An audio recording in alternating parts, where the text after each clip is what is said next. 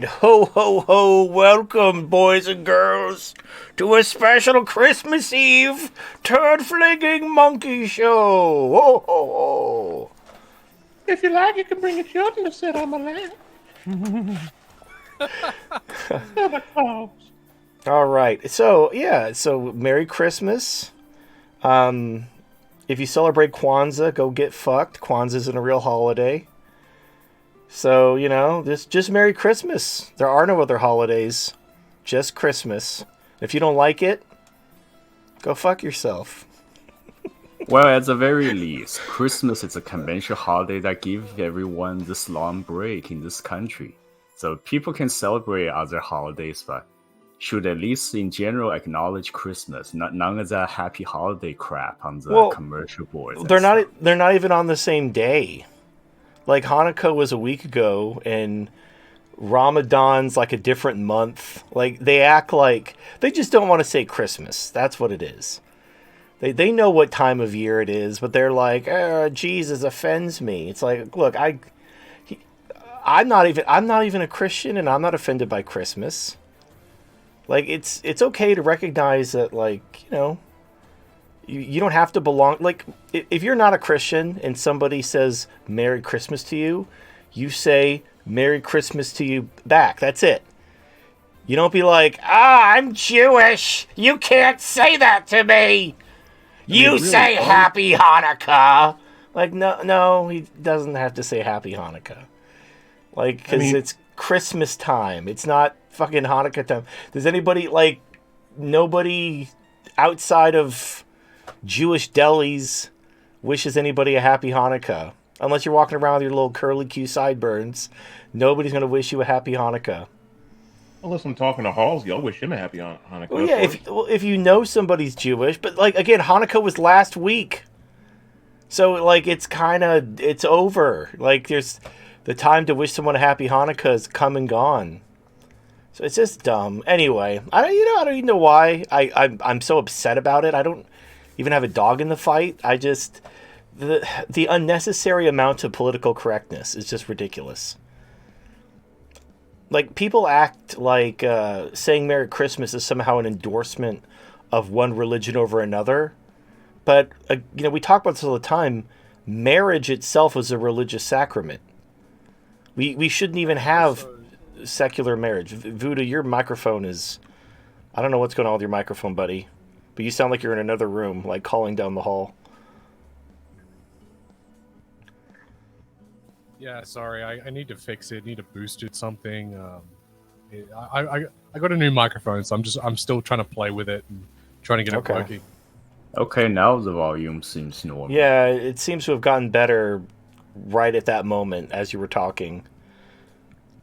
So I don't know what you did, or if it had some kind of some microphones like auto adjust, so the internal settings might be weird. I don't know. Yeah, I think it's just when I start talking. Is it better now? I've boosted it a little bit on my mixer. Yeah, it sounds better now. Seems good. Awesome.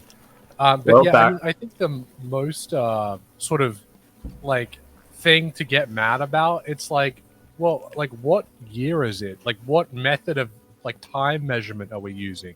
Well, they changed. Like, Is it 2022? Like 2022 of what? Yeah, but they already took care of that. So they replaced AD, which is Anno Domini, basically means Year of Our Lord. They replaced that with CE, which is Common Era. Like, they didn't want to actually redo all the years, so they just took out the words, Year of Our Lord to Common Era. And they're just not going to talk about what caused that era to change. Which is, like, here's what's dumb. All right, like, the days of the week are named after the Norse pantheon. Like, Thursday is Thor's Day and all that stuff. You can talk about the days of the goddamn week without being a pagan Norse, person. You could just use yes, the days of the week came from Norse pagan mythology, but by using the words Monday, Tuesday, Wednesday, Thursday, Friday, you're not, like, endorsing Norse paganism. It's just a day of the week. It just happens to be based, like, for whatever reason, back in the olden times, We took the days of the week from the Nordic Scandinavian pagans for some reason, and it stuck. Just like the year stuck. Just like we don't call it Saturnalia anymore. We call it Christmas. It is Saturnalia. It has nothing to do with Jesus. It's literally a Roman holiday that had nothing to do with Jesus and existed before Jesus. But it became Christmas, and now we celebrate Jesus, and we give each other gifts, and we sing songs from the 1950s exclusively, because everyone knows that the boomer's childhood is the quintessential Christmas. We all have to be nostalgic for the boomer's childhood forever. Well, really, what age did you stop believing in Santa Claus? Just curious. I don't even remember ever, like, it just didn't make sense from the beginning. Like, I don't know, I just have a nose for bullshit. So, like, yeah, I never believed. Yeah, I understand. When I first heard of it, I just thought it's a holiday fairy tale thing to cheer up the kids. Well, yeah, and he was a real person. He was a real person. He was a 3rd century Catholic bishop in what's now modern day Turkey. He was like Saint Nicholas or something. Yeah, he was Saint Nicholas. He was a Catholic bishop in what's now Turkey. He lived in the 3rd century in what was called Myrna, I think. And he did some cool stuff. Like, the reason why there are stockings is because the orphan, back in the olden times, you only had one pair of socks. Poor people did anyway. Maybe if you were rich, you could have like multiple socks sewn for you, but they had to be made by hand. There wasn't any like machines back then. Someone had to sew you a pair of socks, and that was pretty expensive. So poor people usually only had one pair of socks. And so orphans, they would be one of the poor people. So what they would do is at the end of each day, they would wash their socks and they would hang them on the fireplace to dry overnight so they could wear them the next day. That was very common back in the day. It wasn't anything Christmassy. It was just people would wash and dry their socks on the fireplace because they only had like one pair. And so St. Nicholas went to the orphanage while the children were sleeping and he put candy in their socks. Because he basically inherited a bunch of money. And he didn't, he was a good Christian boy, and he wanted to help the poor. So he gave candy to the orphans. And the reason why this is, I learned this a long time ago. I don't remember why. The reason why Santa goes down the chimney was there's a story of this is kind of morbid and kind of not suitable for children, but it's what happened. So there was a guy who, back in the olden times, if you didn't have money for like a dowry, people wouldn't marry your daughters. And if no one would marry your daughters, a lot of times they would wind up in prostitution. So this guy had like 3 daughters, and he didn't have enough money to pay for a dowry, so no one would marry them. He's kind of stuck with them. And so St. Nicholas snuck on the guy's roof, and he dropped like a sack of gold down his chimney so he'd have enough money to pay the dowry for his daughter so they wouldn't be streetwalkers.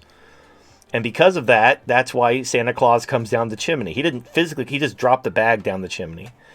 But that's he's the sacred saint of prostitutes. But that's the thing. Like, the thing that's upsetting, I guess, if I cared, is you have a real man who really lived in real life, who did some cool stuff that was so cool, they made a holiday to remember the cool stuff he did. And then now he just has become myth.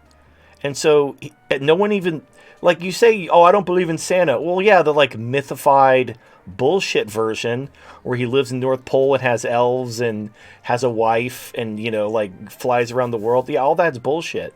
But there really was a guy who the whole point of having these stories and these holidays is to remember the people that they're named for as an example. It's like why we build statues to people. It's when we walk by that statue, we look up like, oh yeah, that guy did some really cool stuff. He's an example. He's a role model for me to follow. And it's a reminder. And when you turn those people into myths and then you dismiss them as bullshit, you completely forget. The whole point of St. Nicholas was to be generous, was to care for people other than yourselves. He inherited money, and rather than like just do whatever he wanted with it, he gave it to poor people. He helped people out in his community. And the reason, oh, by the way, and the reason why he's always like fat and old with a big bushy beard was because back in those days, like, Christians were arrested and persecuted, and St. Nicholas went to jail for decades, and he was only released decades later once Christianity had basically become more socially acceptable, where they let all the old Christian prisoners out of jail. And by that time, he was an old man. So not only was he not like a jolly old elf with magical, rosy cheeks, he was basically a prisoner for most of his adult life after being a generous person and giving away his wealth and dedicating himself to, his community and God and everything. Oh, these are very noble things that we should remember, but instead we kind of paper over it with all these stories of elves and magic. And then now we don't even remember the actual person behind the holiday that we're supposed to be celebrating and remembering.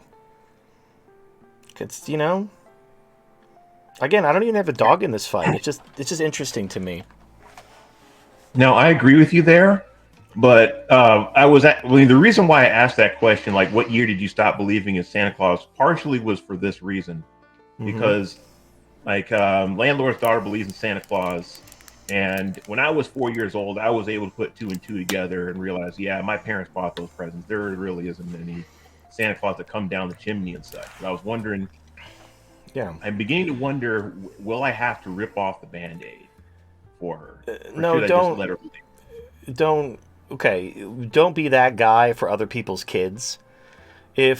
Now, I think it's such a bad. Here's the other thing too. The thing about religion is, it's not real. It didn't happen, but it's useful. But here's the thing: when you start your children on a path of, oh, magic is real and Santa's real and all this stuff is real, and then they figure it out. Oh, you lied to me. Why did you lie to me? Oh, it's just a fun thing. We all lie to each other when we're kids to make them believe in something that we all know isn't true. Time to go to church. And it's wait a minute, you're sabotaging.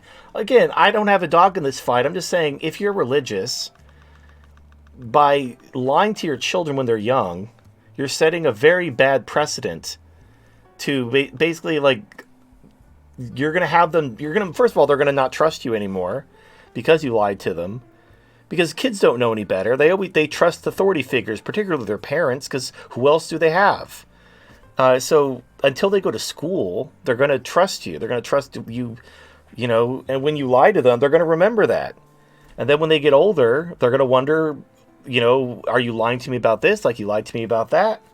Why would you want to taint your relationship? Especially with something so stupid. Something so what purpose does it serve? Why not teach the true story of St. Nicholas? That's what holidays are for. When we celebrate before President's Day, when it was, Washington and Lincoln had their own holidays, the reason why those presidents had those holidays were to remember them, to remember what they accomplished and what they stood for. Now imagine, 50 years, maybe centuries in the future, in some, future Fallout universe, we imagine that George Washington was a cyborg and, that chicken from Aqua Teen Hunger Force, in the year 2525, some kind of, then the fog machine rolls in. At that point, you lose the purpose of a holiday. You honor someone with a holiday because they did something that you want to be remembered, not that you want to be papered over with myth and bullshit. Yeah, before long, you think Abraham Lincoln really is a vampire hunter, like that movie revamped. Right, that's the point. So it just seems counterintuitive to even participate in the whole Santa Claus myth. Instead of just, I understand if you're maybe you have a hate boner for Catholics, and you don't want to acknowledge that St. Nicholas is a Catholic saint, and you're celebrating a Catholic holiday, and that chaps your butt cheeks for some reason. But again, I go back to the beginning. All of us celebrate Christmas, whether we're Christian or not, whether we're Catholic or not. It doesn't matter what you celebrate. It's just a cultural holiday. So it was originally Saturnalia, which was a Roman holiday honoring Saturn and then Sol Invictus, had nothing to do with Jesus. So this is like a extremely hand-me-down holiday. It's an amalgamation of probably like 10 or so different holidays. You have Saturnalia, you have Jesus' birthday, you have St. Nicholas Day. I think there's also like the whole Christmas tree thing comes from a different country where they do like a winter solstice thing. It comes from Yule. It basically comes from like Celts. Yeah, the Yule celebration is basically the winter solstice.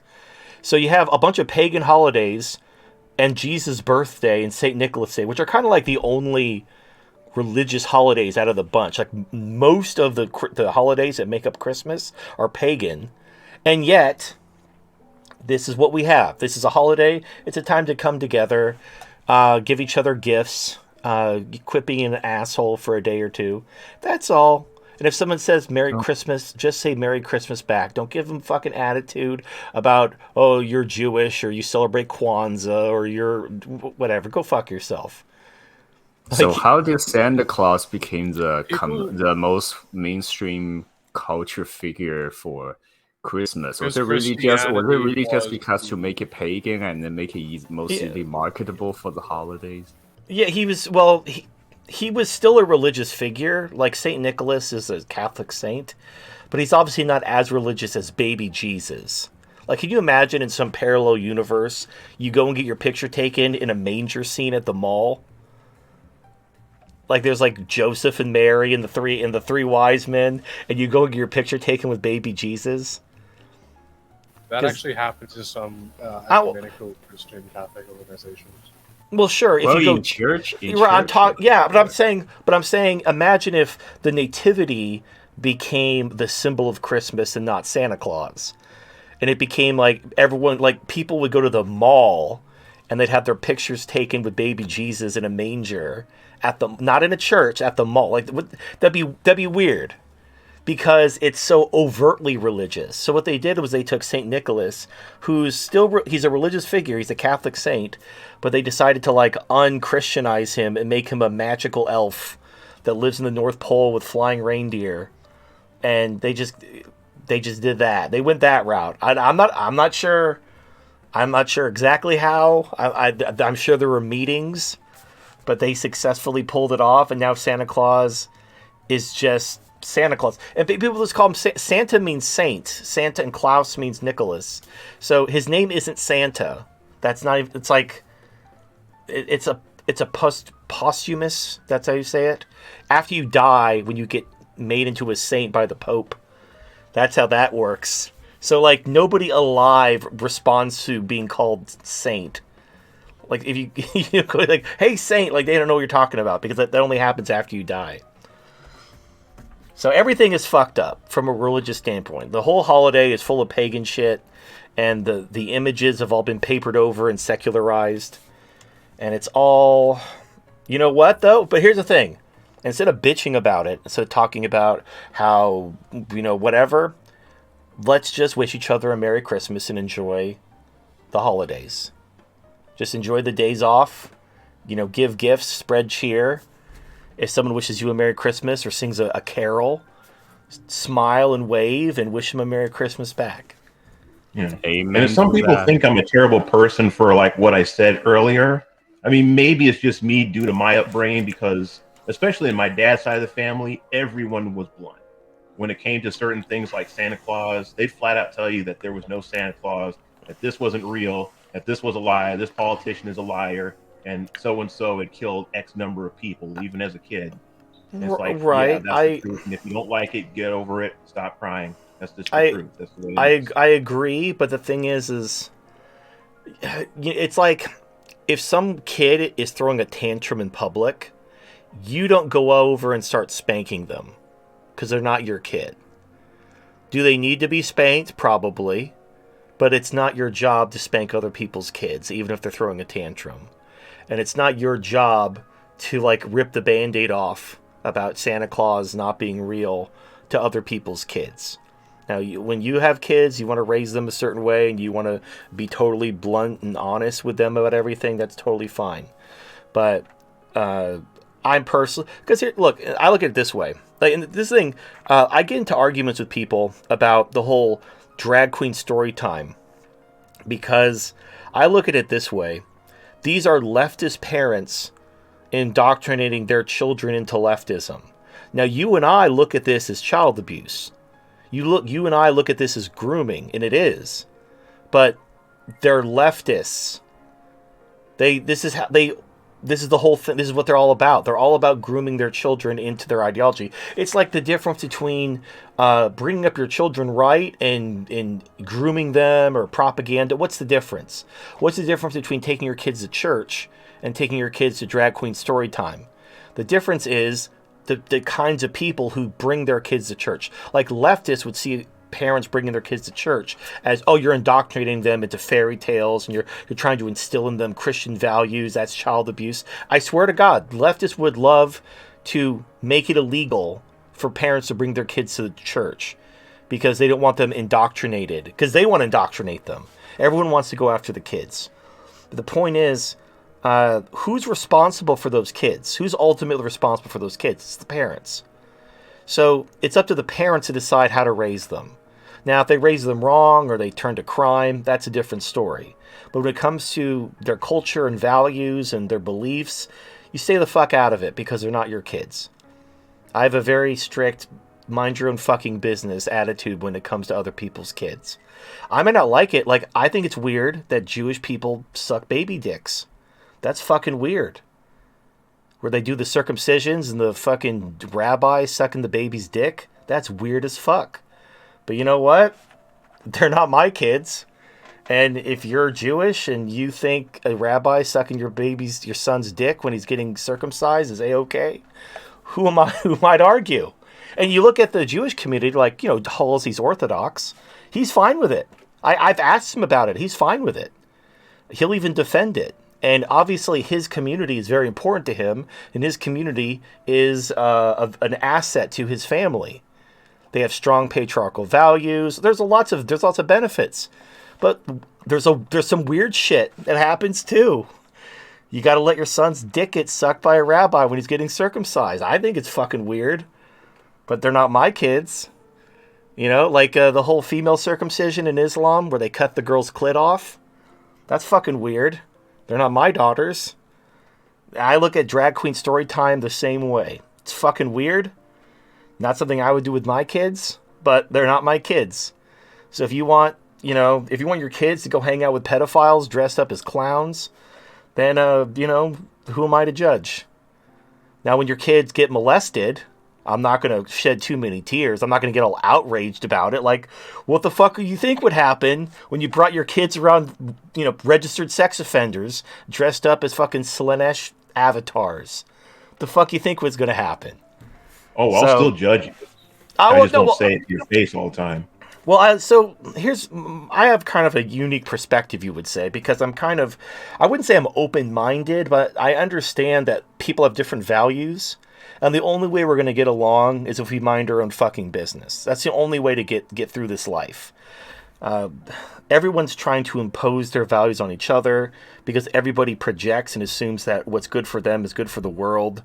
And everyone does this. And I used to do it. My own side does this. So I need to just kind of be cognizant of this kind of mental heuristic that exists in humanity of wanting to project your values onto the world and do everything for the, like that sort of thing. Because it's destructive. It's the cause of a lot of, not just drama, it's the cause of war. I mean, if we would just respect each other's differences and be like, hey, that's your culture, those are your kids, I respect that, that's fine. You know how many wars would have, not happened? Like 90% of war. Basically, every war that wasn't strictly based on resources.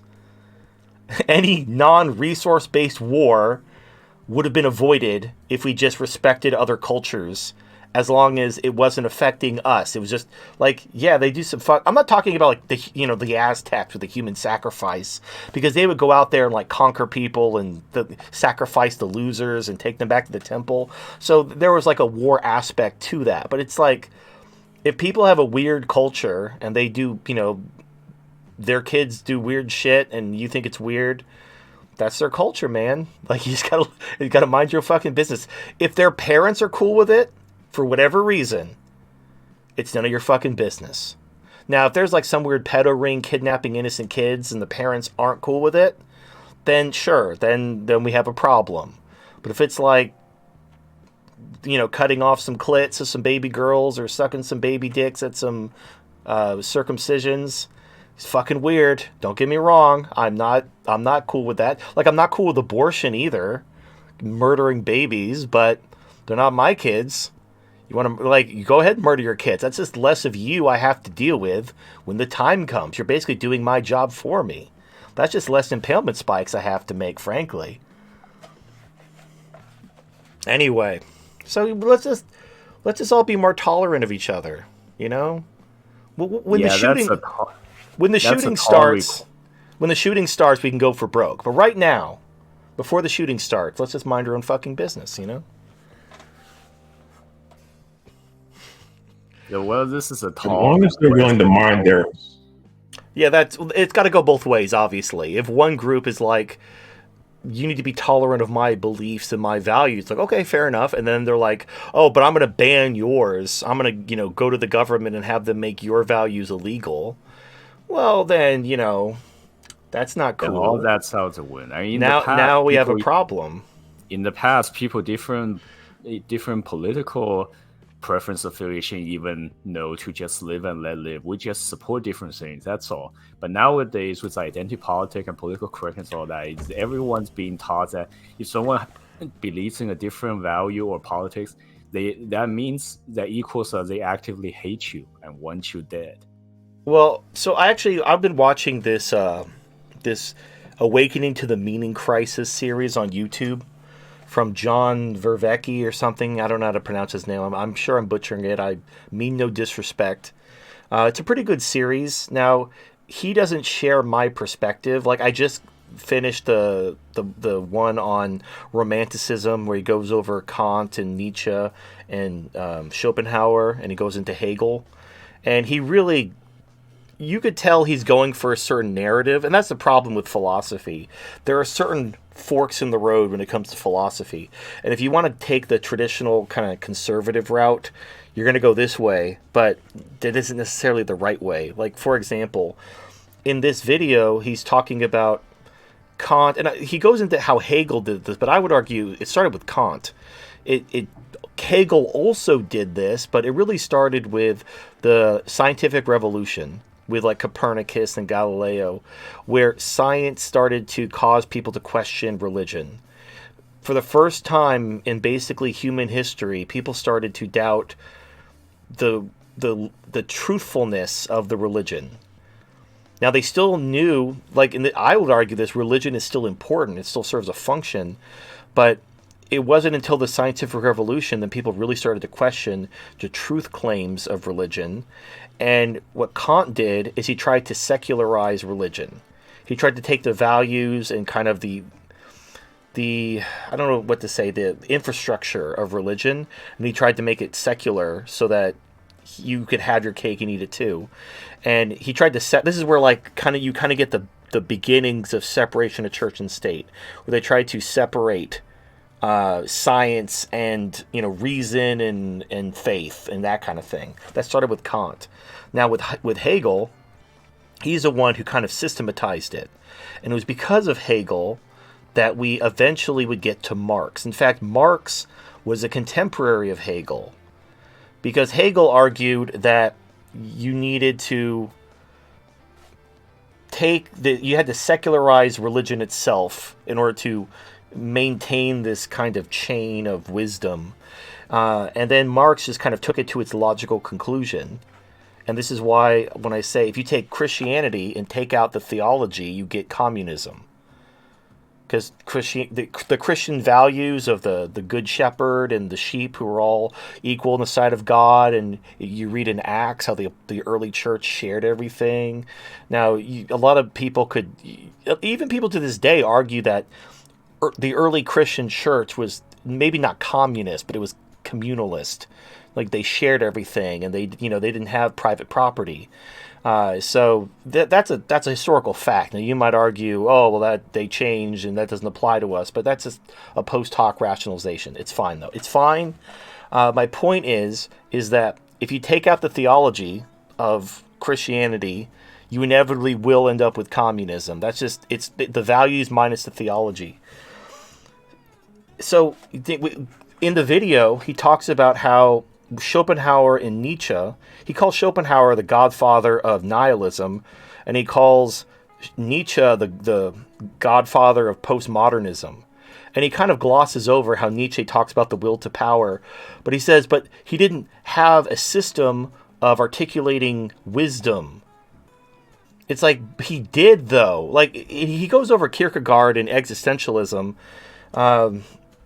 but basically, and look, no disrespect for this guy. He does really good work, and he obviously put a lot of work into these videos, and they're mostly good.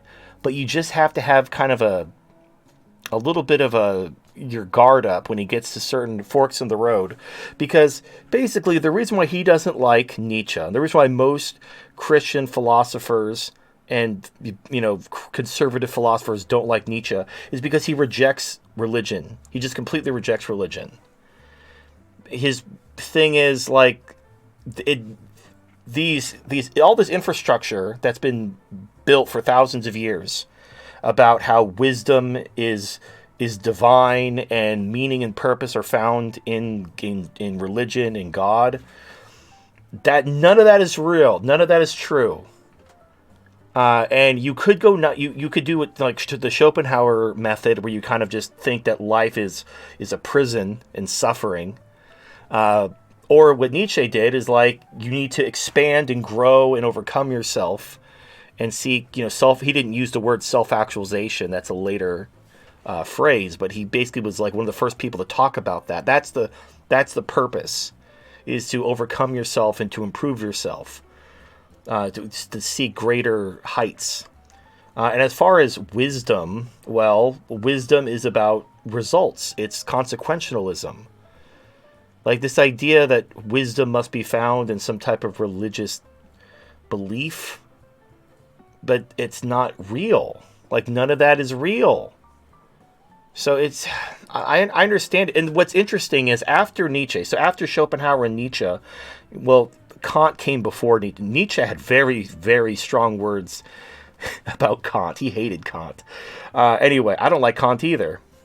Anyway, after Nietzsche, you have Hegel. And Hegel kind of reestablishes this.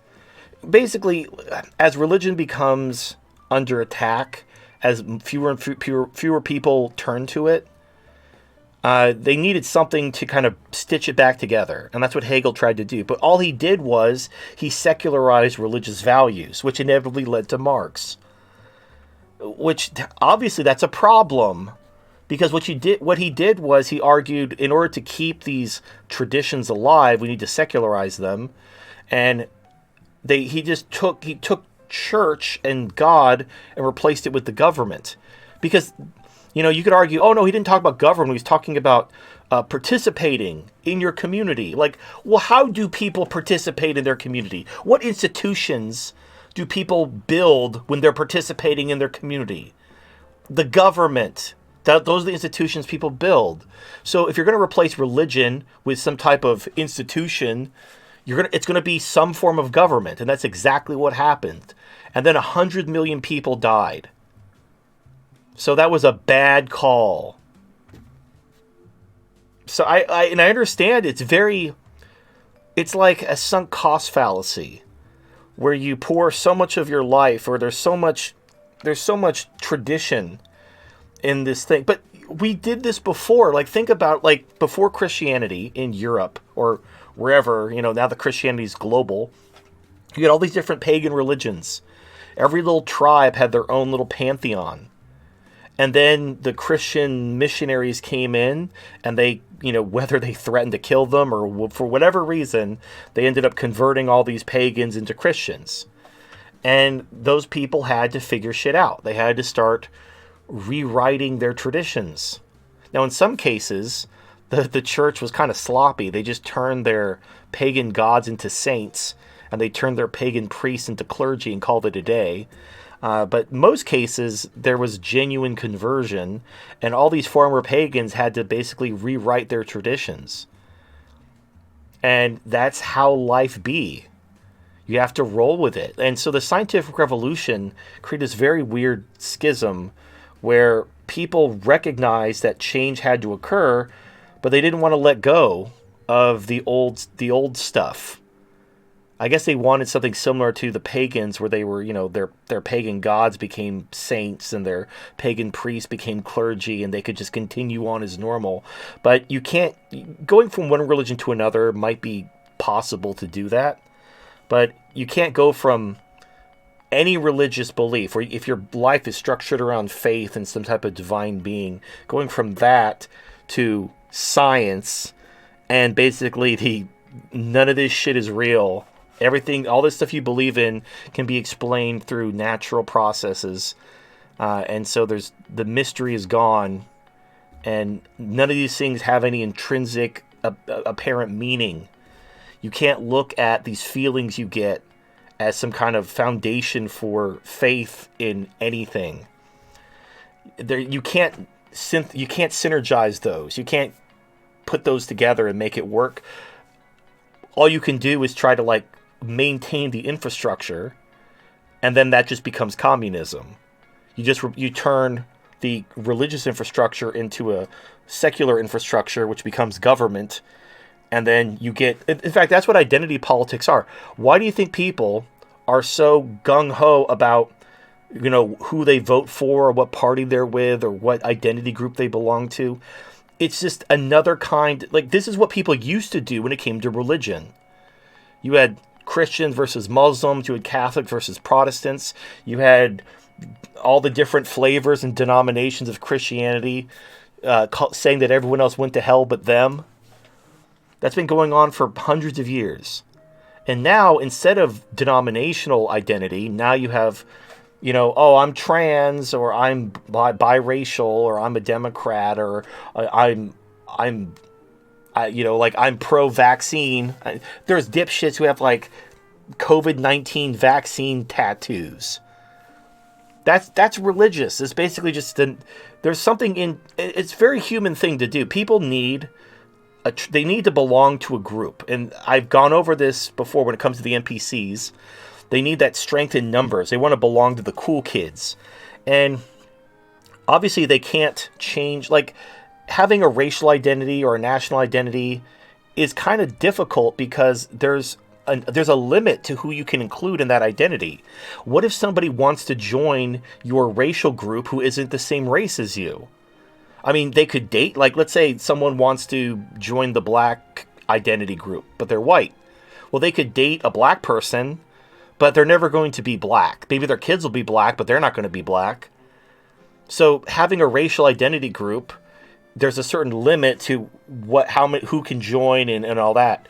On the plus side, it's very obvious who's in the group and who isn't. On the downside, it's not scalable unless you want to widen the definition of the race, like the whole one drop rule, where you might look white as hell, but your great grandfather on your mother's side was black, and therefore you're black because you got 0.01% slave blood in you.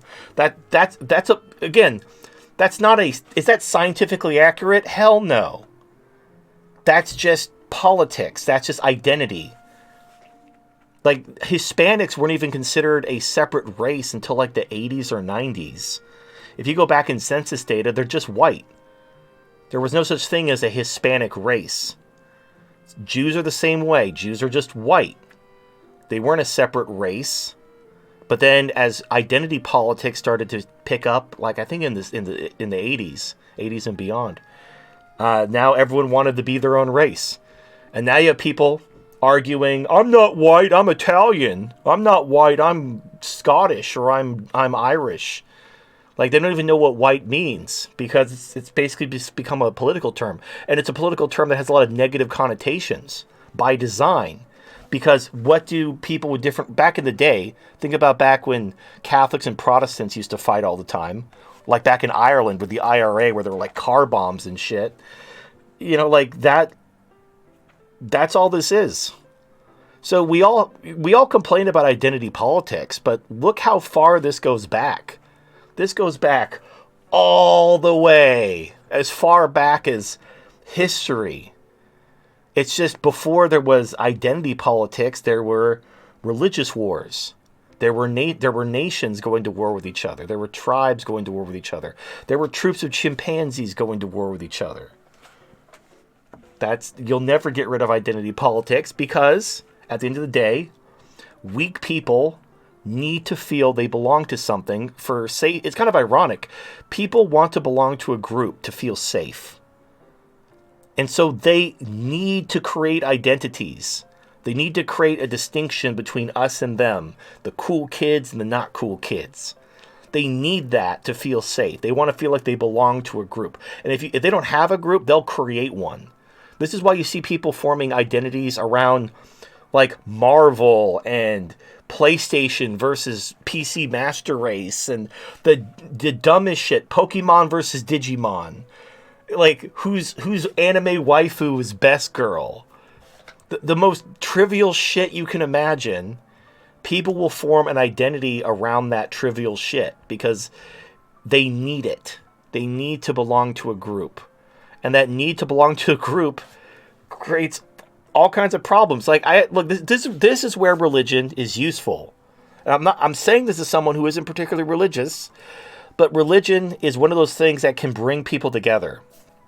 Because, if you have people, especially if you live in a multi-ethnic, multicultural society, which we all do, we all speak English, we live in different countries all over the world. That doesn't happen naturally.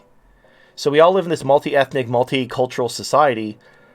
So we feel alienated. We feel isolated. We turn to identity groups, and then these identity groups hate each other. They want to assert their dominance over each other. What can we do to bring us together? We have to have a shared identity. Now, you can't have a shared identity as a human being. That's fucking retarded. And you also can't have a shared identity as like a citizen of the world or any of these like utopian sounding bullshit. There has to be something concrete. There has to be a fundamental thing you can hold on to say, this is my tribe, this is my group. And religion accomplishes that. Having a religious identity can transcend your nation. It can transcend your race. You can have people you can have South American Catholics and European Catholics and American Catholics all come together. Some of them speak English. Some of them speak Spanish. Some of them speak Portuguese. Some of them speak, I don't fucking know. Like all the different, like you have people, all different nations and races. But because they're Catholic and they have that Catholic identity, they see themselves as part of a common group. And that's kind of where Protestantism really lost the narrative. Is this huge, like, it just branched in 1,000 different directions with all the different denominations, and they started like hating each other and going to, not necessarily war. I don't think Protestants ever really went to war with each other, except for like the general national war. But I'm talking like there wasn't really. I mean, different Protestant denominations do hate each other and talk shit about each other, but I don't know if they ever went to straight like open war with each other the way like the Catholics and the Protestants did. Anyway. I don't. Well, also the older, more deep-rooted religions and tradition, at least, they have a bunch of rules and set a bunch of virtues that people have to follow if they want to be part of that community. But when you take that away and replace it with government, and universal suffrage, nowadays it just devolves into just vote for more welfare and via mob rule. Well, it's worse than that because, okay, check this out. All right, let's say you had different people let's say you had religion, okay? So you have different religious denominations, but they form their own communities, and they form their own schools, and they teach their own children, and they mind their own fucking business. You don't have a problem.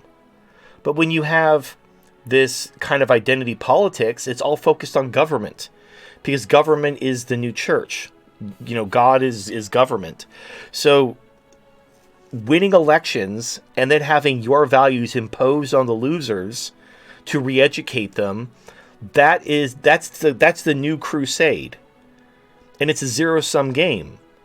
So the left wants to indoctrinate and sterilize your children, and they want to legalize all kinds of sexual deviancy in the name of equality. And then obviously the people on the right, they don't want their children to be molested. And this is going to come to a head sooner or later. I'm shocked that no one's done anything yet with all the dead children that have already happened and the children getting sterilized behind their parents' back. Like, there are kids who are being given sterilizing drugs by the school and the parents don't know about it. And then there's kids being taken away from their parents because the parents won't use their pronouns. So that they call CPS and CPS takes their kids away. But that's happening now. This isn't some 1984 dystopian thing. This is already happening and no one's doing anything. And I'm like, okay, I guess that's it then. But I don't know. People do crazy things, including watching their kids get taken away and just stick their thumb up their ass and don't do anything about it. Oh well, I don't know. There was actually a story. This wasn't in the news or anything. It was like relayed to me by a third party, so it could be bullshit. But I'll relay it anyway. But take it with a grain of salt. I heard through a third party that there was a dad who was Muslim, and he was told that he was told by the school that his kid might be trans, and he had a lawyer friend. Or it might have been like someone in his family who was a lawyer that he talked to, who warned him, they might take your kid away if you're not like supportive. So you need to be very supportive. So he played the role. He ghosted in plain sight as the school was talking about therapy and hormone treatments and all that stuff. He just smiled and nodded and acted like he was very supportive and he was so excited and he was going to be very affirming of his son's new identity as a girl. And then he just sold his house and moved away and just didn't say shit. He just smiled and nodded and then moved away, as basically like that week, and pulled his kid out of that school and went far away, and presumably to a Muslim community where they don't do this shit. And so I know in Dearborn, Michigan, the parents, this is you don't know about Dearborn, Michigan, it's a big Muslim enclave, mostly from like Somalia. But it's super Muslim. They have their own Sharia police and everything. Anyway, so in the public schools, they're pushing LGBT stuff, and the Muslim families were like, "Get this shit out of here!" And they're like, "Oh, these Muslims are transphobic," and it's like, trannies, this isn't a fight. This isn't a fight you want to start. Like, trust me. Like, I don't know if people forgot. If people's memories are that short, they just totally forgot about all the fucking Allahu Akbar, trucks of peace, Charlie Hebdo shootings. Like, you rile Muslims up, they will start fucking shit up. They just need another reminder. Yeah, it's been too long. They need a refresh about why there was a 20-year war on terror in the Middle East. I understand. Look, it's been a while, Maybe they're just censoring all that, too. Because I haven't heard anything from Europe at all for a couple years now. Well, no, it's they just turn a blind eye to it. They basically let the Muslims do whatever they want because they don't want trucks of peace and Allahu Akbar. But then here you have Muslim families in Dearborn, Michigan, which is a huge Muslim enclave, basically telling the school board to knock this shit off. And then you got the LGBT rights people who obviously don't live there and have probably never actually interacted with a Muslim in their life who wasn't like... Now, let me take that back. There are Muslims who basically flee religious enclaves like that of Dearborn, Michigan, and they run to California because they're gay. And so they'll go to San Francisco and they'll dye their hair pink and get their clit pierced and they'll have a lesbian girlfriend and they'll claim they're Muslim, but they're not. they're basically lesbian, but they basically left their Muslim family and their Muslim community to go live in California. And that's the Muslims that these people are aware of. The only Muslims they've actually interacted with in their real life are basically the Muslim runaways who ran to San Francisco to go munch carpet. And they've never actually been to an actual no-shit, no-go zone where the Muslims run the show. And like, we can do this the easy way or the hard way. We can do this the easy way or the Allahu Akbar way. Like, which way is it going to be? Are you going to let us do whatever the fuck we want? Or are we going to have to fucking start fucking shit up and remind you, that when you start hearing people yell Allahu Akbar, you run. You run and don't look back. I mean, I know I'm getting a little long in the tooth. I'm pushing 40. So I know it's one of those things where I get it. It's been a while. These youngsters, they haven't lived through the terrorism of the 2000s. It's been too long. Well, the 2000s to like the early 2010s, it only went away in like the last 10 or so years. I mean, how many years ago they were talking about the grooming gangs, all the Pakistani grooming gangs in the UK? That was a couple years ago. And how the entire police... 2016 to 18. Yeah. That wasn't that long ago. And how the police basically let it happen because they were terrified of the Muslims rising up and rioting and murdering people. So they just let children get raped. Speaking of Dearborn, I remember there being a video of like one guy wanted to come in and record shit, and like the Muslims just told him to get the fuck out. Yeah, and he's like, "Oh, you can't do that. I'm an American." It's like, yeah, look, buddy, I hear you, buddy. I hear you. Here's the thing: those laws, those rights, those are only as good as somebody is willing to enforce them. Laws and rights are they're letters to Santa Claus. Only force can basically counter force. So here's a community of people who will kill you. What are you bringing to the table that's going to enforce your rights? Just talking about how you're an American. That's like Randy Marsh when he's being arrested by a cop in South Park. He's like, "Oh, I'm sorry. I thought this was America. Oh, I pay your salary." Like that never works. Telling the cop that you pay his salary and this is America, that's not going to get you anywhere. Like, so it's stupid. And at the end of the day, what the right does, it kind of upsets. I'm not upset at them. I understand why they're doing it. I'm just so tired of it. It's basically like they're trying to make you outraged. Like, "Oh, but look what's happening. Aren't you outraged? Aren't you outraged?" I've been outraged. What the fuck are you going to do about it? Yeah, I'm all outraged. I'm all outraged out. I'm just biding my time until the shooting starts. So what are you gonna do about it? Don't fucking send me a bunch of news headlines about, "Oh, did you know this little girl got raped and this kid got beaten to death and these people and that people." Look, what are you gonna do about it? "Oh, we're all outraged." Okay, we're all outraged. Then what? "I'm gonna file a lawsuit." No, yeah, we're gonna file a lawsuit, or we're gonna get him in 2024. We're gonna vote him out. I'll stop paying your salary, Mr. Police Officer. Well, I'm gonna arrest you unless you do. Yeah, if you stop paying your taxes, they send people with guns to basically take you away. And look, we're not gonna vote him out. All right, look at the mail-in voting. It went from like 5% absentee ballots to like 80% of ballots are now mail-in voting. That's why it takes like a week to count the votes. It's over. Like, you're not going to win this. Like, elections mean nothing. It may take a few more cycles for it to sink in, but just take my word for it. Elections mean nothing.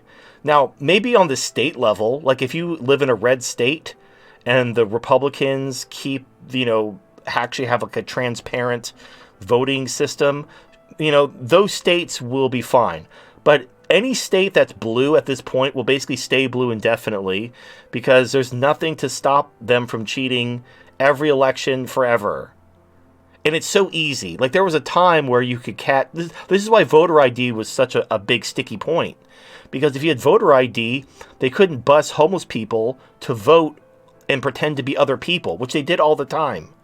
They would bus homeless people around to pretend they were people from different districts who basically, what they do is they have voter rolls, and they know who votes and who doesn't.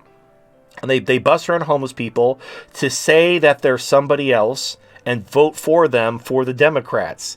They did this for years. And that's why they wanted voter ID to stop that from happening. And the Democrats lost their fucking mind talking about how that was racist and how telling black people to get a voter ID because they're too fucking stupid to know how to get an ID. And now they're pushing for digital ID. So now you need a fucking smartphone. Like, black people are too stupid to get a plastic card from the DMV, but they all have smartphones apparently. So digital ID is A-okay. And it was always bullshit.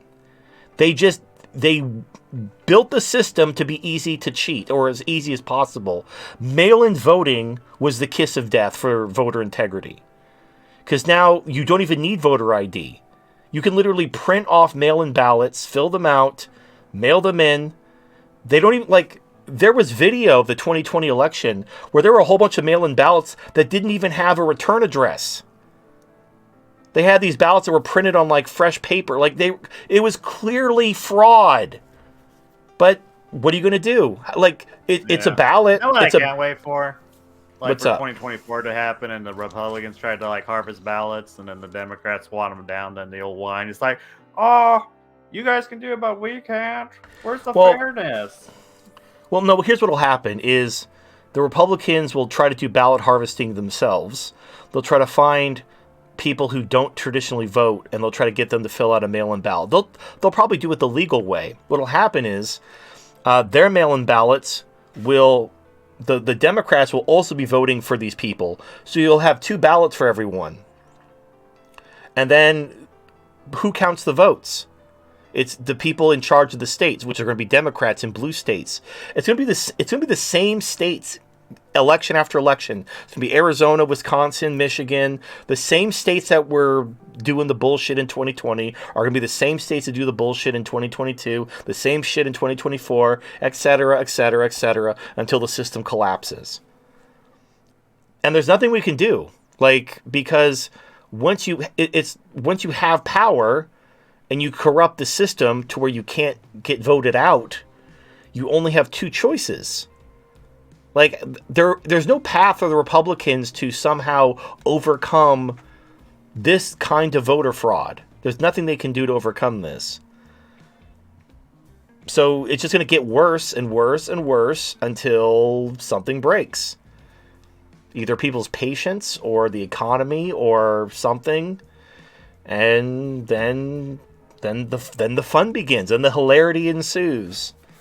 But my point is all these right-wing people who want to spread this outrage porn about all these horrible things that are happening, but they don't have any kind of, like, actionable plan.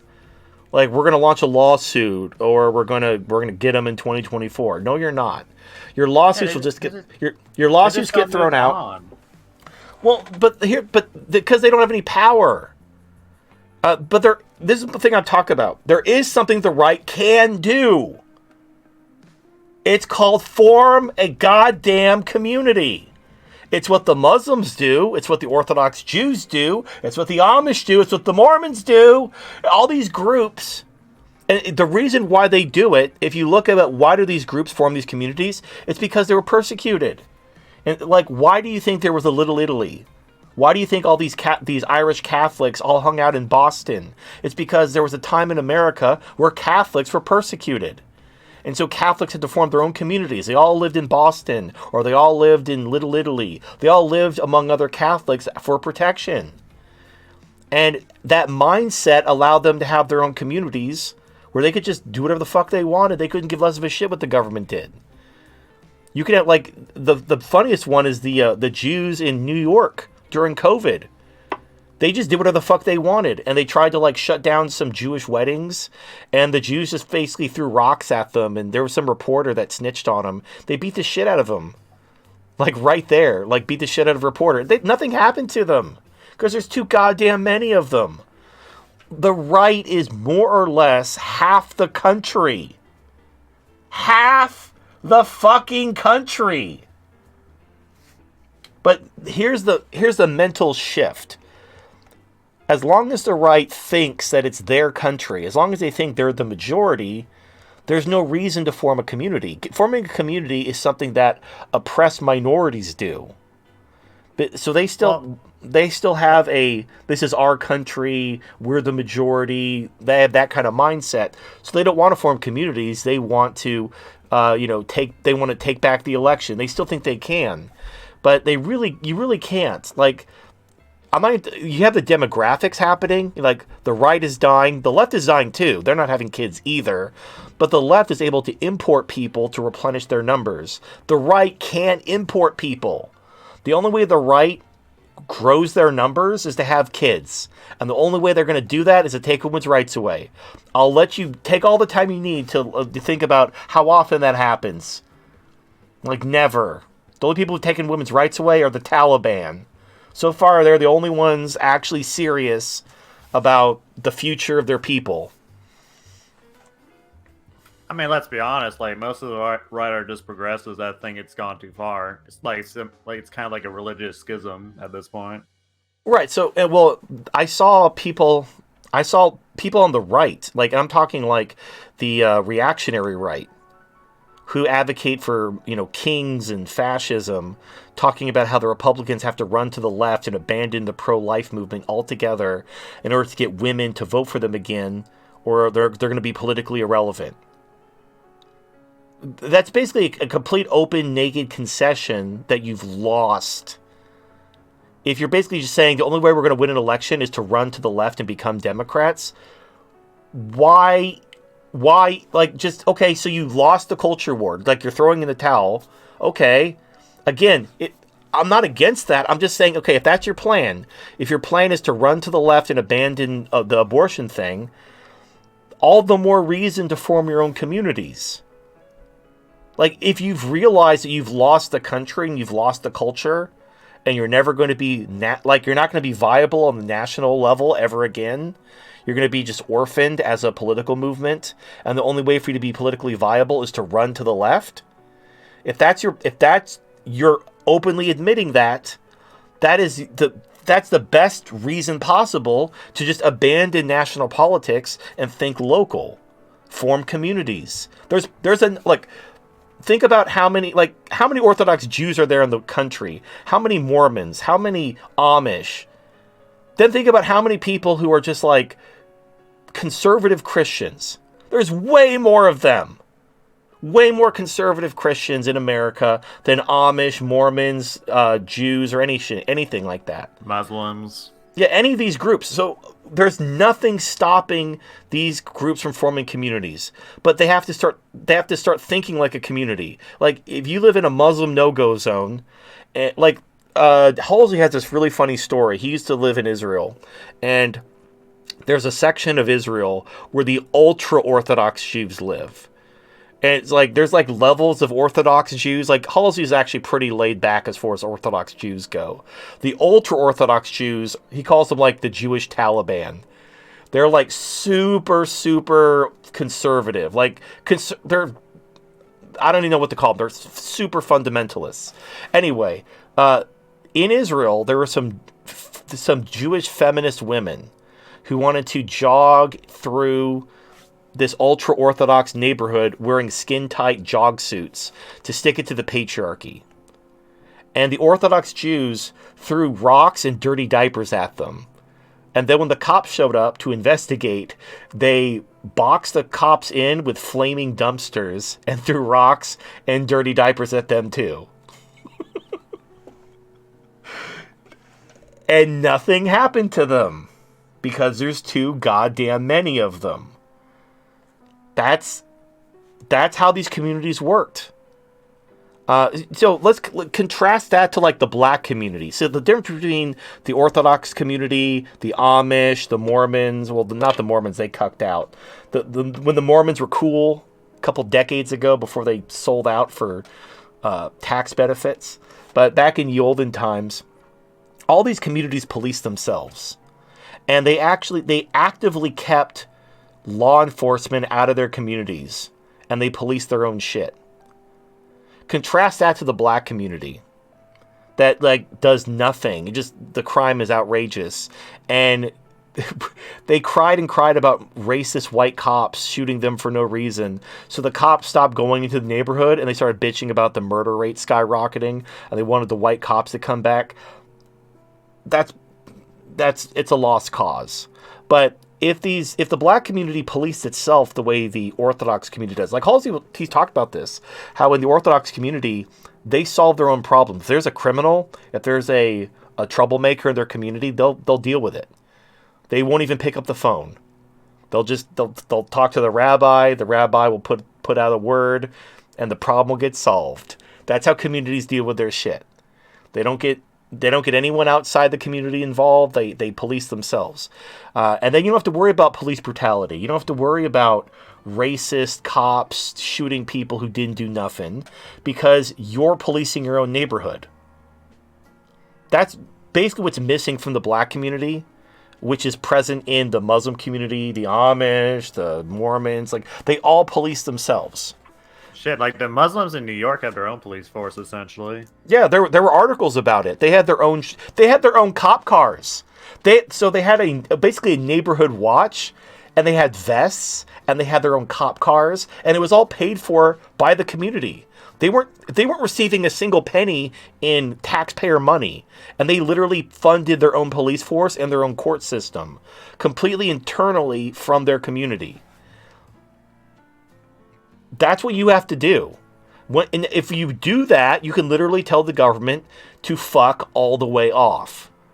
And if the FBI shows up like, oh, you can't do that, this is America, you have fucking 10,000 of whatever group you belong to, tell them to collectively fuck off. And you have like... let the diapers and rocks fly. Yeah, you throw fucking rocks and diapers at them until they fuck off. And then they have a choice to make. Do they want to start exchanging gunfire with 10,000 people? Probably not. Probably not a good idea. So they're gonna fucking back off. It's not gonna be worth it. And that's what these communities have shown works. And the right hasn't gotten it yet because they still feel like it's their country. They still feel like they can win. They still feel like they can make America great again. And I don't know, like, I'm not saying don't vote. If you want to support Trump or DeSantis or Ye, go for it. By all means, vote your heart out. Support the candidate you're choosing. Spread all the dank memes. In the meantime, while you're spreading your dank memes, maybe just start thinking about laying the groundwork, getting some of the gears turning to build a community. Just in case you don't, get them in 2024. Just in case, on the off chance they steal a third election. Just have it as a backup plan. And look, if you don't need it, if you build this community and it turns out, oh, hey, we took back the country and everything's fine, and we saved the kids from the drag queens and we saved the day. Okay, well, now you got this cool little community. You can do something, you do whatever you want with it. It's like, it's not really a loss. Building a community isn't going to be like, damn it, I wasted all that time building a community of like-minded individuals. Now what am I going to do? Rome started as a single community, or basically a single town, essentially. Well, but think about it. Even if you build a community of people who are like-minded and who share your values, there's no downside to that. Oh no, I get along with my neighbors, and I have a strong sense of community to this location, and we take care of each other. Oh no, there's no downside to this. So even if it's not strictly necessary for a survival standpoint, it's still a good thing to have anyway. And it could be vital for your family and your community's survival should it come to that. So there's no reason not to think about community. In fact, the people I follow, because actually, you know what? Let me show you something. My political compass thing, just for your own edification. This will explain things. All right. So here's my political compass. You've seen these before. They're the little authoritarian left, authoritarian right, libertarian left, libertarian right. So that's me. I'm obviously the libertarian right, but you can see I'm pretty up there. So I agree with a lot of what I hear from the reactionary right. I listen to guys like Academic Agent, like Benches Molebug. I'm down for most of what they say. they do an excellent way. Their way of critiquing democracy and equality is absolutely brilliant. I'm not down with their solutions. Like, I think if we were doctors, they would correctly diagnose the disease, but I would disagree with their prescription. So we all agree the disease is democracy and equality. We disagree on what the solution to that disease is. But so anyway, but I just see these people, they advocate for community, but they kind of, they don't like really emphasize it. They still kind of want to talk about getting them in 2024 and waking up normies and winning the culture war. And it's like, that ship has sailed, my dude. That ship has sailed. It's already hit the iceberg. It's sunk to the bottom of the ocean. It's all barnacled over. There's an old lady throwing a necklace at it. Like, it's time to let that go.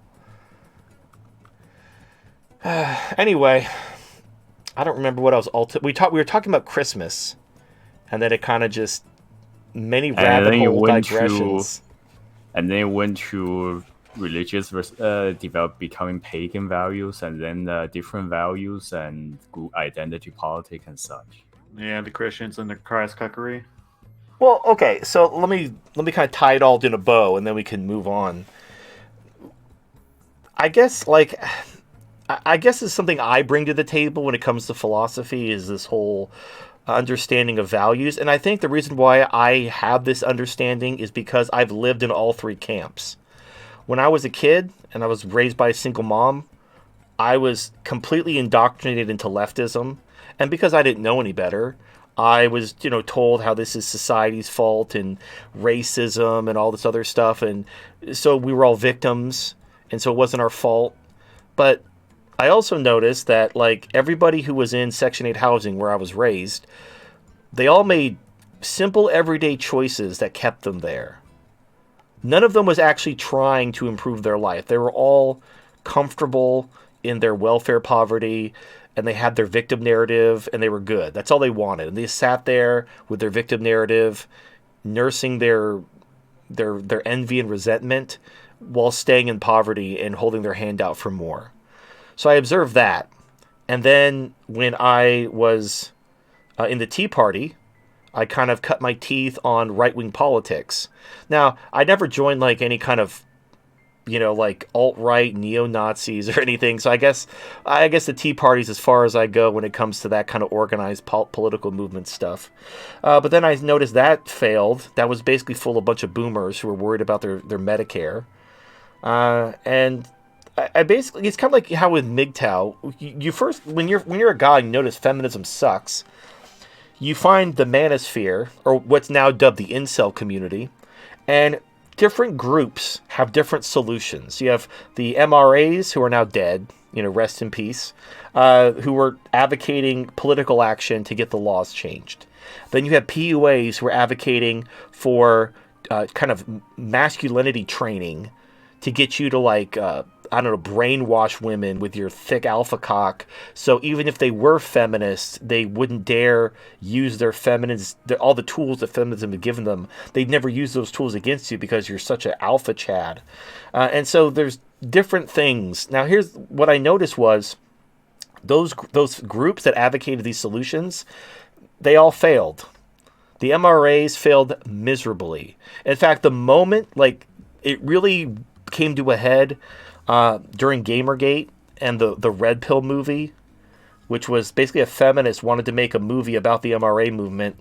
And then when she hung out with MRAs and she heard their arguments, she realized they were right. So between Gamergate and the Red Pill movie, the culture decided to brand MRAs a threat. They were getting too big. They were getting too mainstream. Their ideas were getting spread too far. And they just crushed them. And it happened that quick. The Southern Poverty Law Center and I think some other groups just branded MRAs as sexist, misogynist Nazis. And all the feminine allies, like there were all these women who were associated with the MRA movement, they all abandoned them. All these feminist allies that the MRAs had carefully cultivated all abandoned them. And their websites were shut down, everything was shut down, they were branded a hate group. And it happened like that. Basically, they didn't do anything wrong. They were very careful to never advocate any violence or hate. They just wanted equality. But once they started breaking out into the mainstream, they just got crushed. Absolutely crushed. I remember during the earlier years, nowadays milquetoast channels like Geeks and Gamers, The Quartering, Sargon. So during the earlier years, they were a lot more anti-feminist and not afraid to speak up. But then after this, they basically don't touch that topic as much. As the most sometimes a blatant woman and men's issue article or something came up to say, well, I advocate for both sides. So, and not all women that is that bad. And at the most, a quick mention is that. They completely cucked out. They went from, everyone was talking about how feminism was infecting pop culture and gamer culture and movies and, you know, all these geek culture was all being infiltrated with feminism and wokeness. And when they cracked the whip and says you can't talk about feminism, all these content creators completely pivoted. They started talking about this dumb shit. They were talking about crunch. Like, oh, these video game companies don't give their developers enough time to debug the game. Ooh, it's so like they needed something to bitch about that was video game related, but they couldn't talk about the infiltration of wokeness and feminism and leftism. So they started talking about crunch, and it was just. I understand this is your income. This is the problem. This is the big problem, guys. If you're gonna make content, don't quit your day job. Make sure that you just do this as a hobby. Do not abandon your day job and become a full-time YouTuber. Because what happens is, when your income gets threatened, you're going to cuck out. Because you got bills to pay. You can't afford to be deplatformed. You can't afford to be demonetized. But if you keep your day job, you can. Oh shit, I got deplatformed again. Oh shit, I got demonetized again. Oh well. My bills are still going to get paid. I'm not relying on my fucking YouTube income. I haven't gotten paid in YouTube in, 5 years.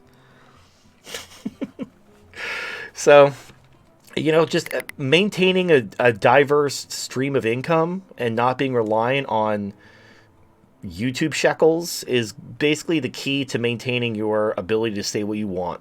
Use the platforms, but don't become... It's like welfare. If you qualify for... Let's say you're unemployed. Let's say you're laid off. It's okay to collect unemployment. If you become short-term disabled, let's say a brick falls on your foot, and you qualify for short-term disability, it's okay to collect it. But don't become dependent on handouts. The second you start to have the mindset of, oh, I can milk this forever, I can claim that my foot injury is permanent, and I can just collect, disability for the rest of my life and never have to work again, that will change your mindset completely. Because you'll go from, this is temporary, I need to keep hustling, this is basically money to get me through this time, to, oh, I'm just going to milk this system forever. Because then what happens is, if that system is ever threatened, you'll become an ardent defender of the system. You'll go out and riot and protest if they dare to take your money, even though it wasn't your money. It was someone else's money the government was giving you. But you'll treat it like it was your money, and you'll go out and riot and protest. This is why, old people, when you look at polls, old people tend to have the most conservative politics. But then you look at their voting, and old people vote for the left. Why? Oh, it's because of Social Security and Medicare. You have people, they graduate from high school, and they're leftists. They're idealistic, poor leftists. They get a job, they start paying taxes, they become more right-wing. Then they kind of reach their peak right-wing as they, their peak earning years in their 40s and 50s, when they're earning the most money they're going to make, and they're paying the most in taxes, and they're presumably not collecting any benefits anymore because they're middle class or higher. Then when they reach 65, they start getting government checks. And then their politics go right back to the left. They go it's like a little kind of a bell curve. They start out as leftists, they go right wing, and they go back to leftists as soon as they start getting welfare. Even if they don't need the welfare, even if they have their own private pension or an annuity, or they have their own investment income, they don't want to lose that money. That's their money. So they'll be ardent supporters of welfare. They'll be ardent supporters of socialism because now they're benefiting from it. And that's just human nature. That is the real evil, insidious nature of welfare, because it's rational for anyone to accept it, but then it ends up destroying the entire country from the inside out. And the entire time, it's not like a disease where you recognize it as bad. Welfare is free money. Who's going to say no to free money? And there, is what it is. I'm surprised the government this couple years they didn't make the requirement that you got to get the jab to get your social security welfare. That would be an easy way to cut their spending without causing riot. Well, there was. What's funny is Republicans are trying to fight against that. Like they're fighting for because again, it's all about trying to cobble together different identity groups to win an election. So there were some Republicans who were trying to fight for allowing people who were on Social Security and Medicare to not have their benefits threatened if they didn't get the jab. Now, so it is what it is. It's fine. Also, COVID's kind of gone away. I know they're trying to make these variants happen, but they're really not happening. No one cares. Even in blue states, no one really cares. Like, I don't even see people wearing masks anymore. Which they're, you read these articles talking about how the hospitals are overrun, people with all kinds of different diseases, the triple-demic, the winter of death, and nobody's wearing a mask. Nobody cares about COVID. So for them to try to go back and try to issue more mandates, that's not gonna fly. Particularly because you look at who's not getting the jab, it's young people. That's why nobody's joining the military, is because of the vaccine mandate. So they recognize that it's kind of too late. It's too late to salvage COVID. They're gonna have to create a new pandemic, which they are working on. It's called SEERS. Now, it may not in the end be called SEERS. I remember in the 2017 SPARS simulation, where they were simulating a coronavirus outbreak, they were calling it SPARS because COVID-19 is a variant of the SARS and MERS virus. So they were calling it SPARS. But then obviously when it actually happened a couple years later, they didn't call it SPARS, they called it COVID-19. So they might call it SEERS, they might call it something else, who knows. But they are cooking up a new pandemic, so they can take your freedom away, and they can use the crisis to take more power, and no lessons will be learned. I'm just going to spoil this right now. When they pull another bullshit pandemic, absolutely no lessons will be learned. Everyone will, because I saw this with Ukraine. There were trucker protests in America, because this is right when the Canadian trucker thing was happening. There were Canadian truck rallies. There were American truck convoys. We were all going to protest about the vaccine mandates and the lockdowns. We were going to protest and And then the Ukraine war happened and everybody fell in line. Everybody fell in line. Like it never even happened. All the protests were shut down. Everybody went home. Everybody busted out their Ukraine flags. Everybody supported the current thing. Like, we didn't just have 2 years of propaganda and bullshit. So all they got to do, the next time there's a pandemic, now if you're on Team ProTag, you're going to be like, what the fuck? Is everybody retarded? It's the same thing they lied about last time. But I'm telling you, keep your expectations very low. When they launched the new pandemic, 99% of the people who are all you think they're your fellow conspiracy theorists, your fellow domestic terrorists, they're all going to cuck out and they're all going to support the current thing. Because this time it's different. No, the government wouldn't lie about that twice in a row. That's crazy. It's so dumb. I promise you they will.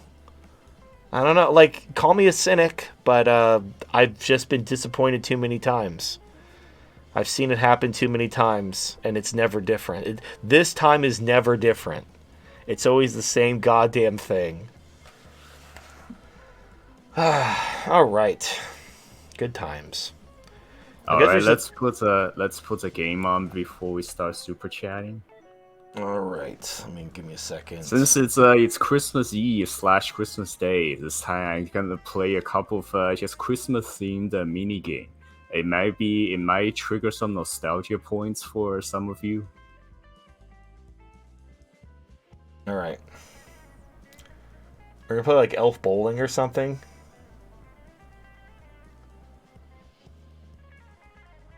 Now this was an old, you can see on the logo, it's an old game from miniclip.com. But Okay. It's recently, just like the other day when I mentioned a lot of the old Flash game has been revived thanks to this new software. Nice. All right, cool. It's called a Deep Freeze. You're Santa protecting his presence from creatures using an ice gun. That's it. Yeah, Flash games were a simpler time. All right, let's go ahead and turn on the super chats and see what whimsy occurs. Lone Smo donated $5. What do you think of the theory that China is preparing for full-blown SHGF? People have been saying that China has been stockpiling massive amounts of gold, silver, metal ores, grain, food supplies, crude oil, medicine, weapons and ammunition, and dumping their reserves of U.S. Treasury bills to accrue more physical goods. And that they face a wave of internal economic collapse due to demographics, declining demand for goods, and a new COVID wave to ease of lockdown restrictions? So there's a lot of propaganda about how China is doomed. There's a guy called Peter Zehan or something like that who just talks about how China's doomed because of their demographics and their geography, and basically he is just a giant cheerleader for how the West is going to ultimately win, and just everything's great. Everything's great. The dollar, like, I'd see people talking about, oh, everybody loves the dollar. The dollar isn't going anywhere. Yeah, like Russia can't win. Oh yeah, NATO's fine. Europe's fine. China's doomed. They don't have the demographics. No. Okay. Take a step back. Again, just look at the bigger picture. Look at the 2 years of COVID propaganda. Look at the Ukraine propaganda. Like, if you watch the mainstream media, they'll tell you that Russia's getting their asses kicked and Ukraine's kicking the shit out of Russia, and oh man, we're sending them HIMARS, we're sending them all these weapons, a Patriot missile system, and Ukraine's winning and Russia can't win. Russia's running out of people, they're running out of missiles. It's just a matter of months until Ukraine declares victory. Now, the difference is there are people. Basically, there's I guess people who are on the other side of that, kind of debunking that in real time. Now, you can choose to believe them or not, but you can look at the facts on the ground. Ukraine is not winning. They're getting the shit beaten out of them in Bakhmut right now. Most of their army is dead. They're relying very heavily on mercenaries. It's gonna get really bad really quickly for Ukraine in the next couple months. The ground is already frozen in northern Ukraine. It hasn't completely frozen in southern Ukraine. And that's going to be GG. Anyway, however, you have the same people blowing smoke up your ass about Ukraine, telling you that China is going to crash and they're doomed and America's going to dominate the world and nobody's going to dump the dollar because the dollar is so awesome that no one would ever think about dumping it. Now, yeah, they're not. Yeah. Look, but I just want you to take a step back, and I want you to turn on your critical thinking skills. These people are lying to you about A and B and C. What is the chance they're also lying to you about D? I'd say it's pretty fucking strong. I think it's a very strong likelihood that they're also lying to you about this thing while they're lying to you about all these other things. I think liars like to lie about everything. I don't think like this is the one thing that they got it all figured out. Like, yeah, they were lying to you about this, and this, but this other thing, you could trust us about this. Now, I don't like the CCP. at all. I think the CCP was the worst thing to happen to China. But they're not on the verge of collapse. They're actually like, yeah, the whole zero COVID lockdown thing was retarded. And yeah, they're saying that the hospitals are being overrun. They're saying that about the U.S. There are articles about the U.S. saying that here's what's funny. There were articles about how U.S. hospitals are being overrun from the triple-demic from like 3 weeks ago. Then when China reopened, all those articles were gone. Like, you can't find any recent articles about overrun U.S. hospitals. They all stopped as soon as China reopened. Now all the articles about how the Chinese hospitals are being overrun. But you don't see any articles about the American hospitals being overrun from 2 weeks ago. It's all controlled. And we know this from the Twitter files, where the FBI, I think all the other alphabet, they had fucking accounts to censor misinformation and put out propaganda directly on the social media platform. Everything is fake and gay. So it's very important for you to think for yourself. I'm not telling you to believe me either. I just want you to take a step back, consider the source, look at all the other shit the government's been lying to you about for the last 2+ years.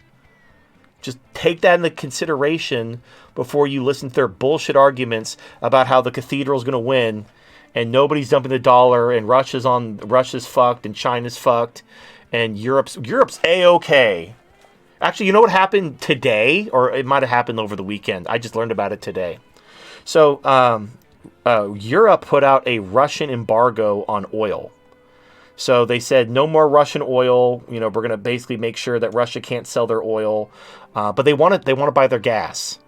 So they want to buy Russian gas. They're going to put an embargo on Russian gas like next year. I think like February or March, like after the winter. They want to put an embargo on Russian gas. But they already embargoed Russian oil. So Putin just said, fuck you, we're not selling you any gas. Go fuck yourself. And Europe's like, what?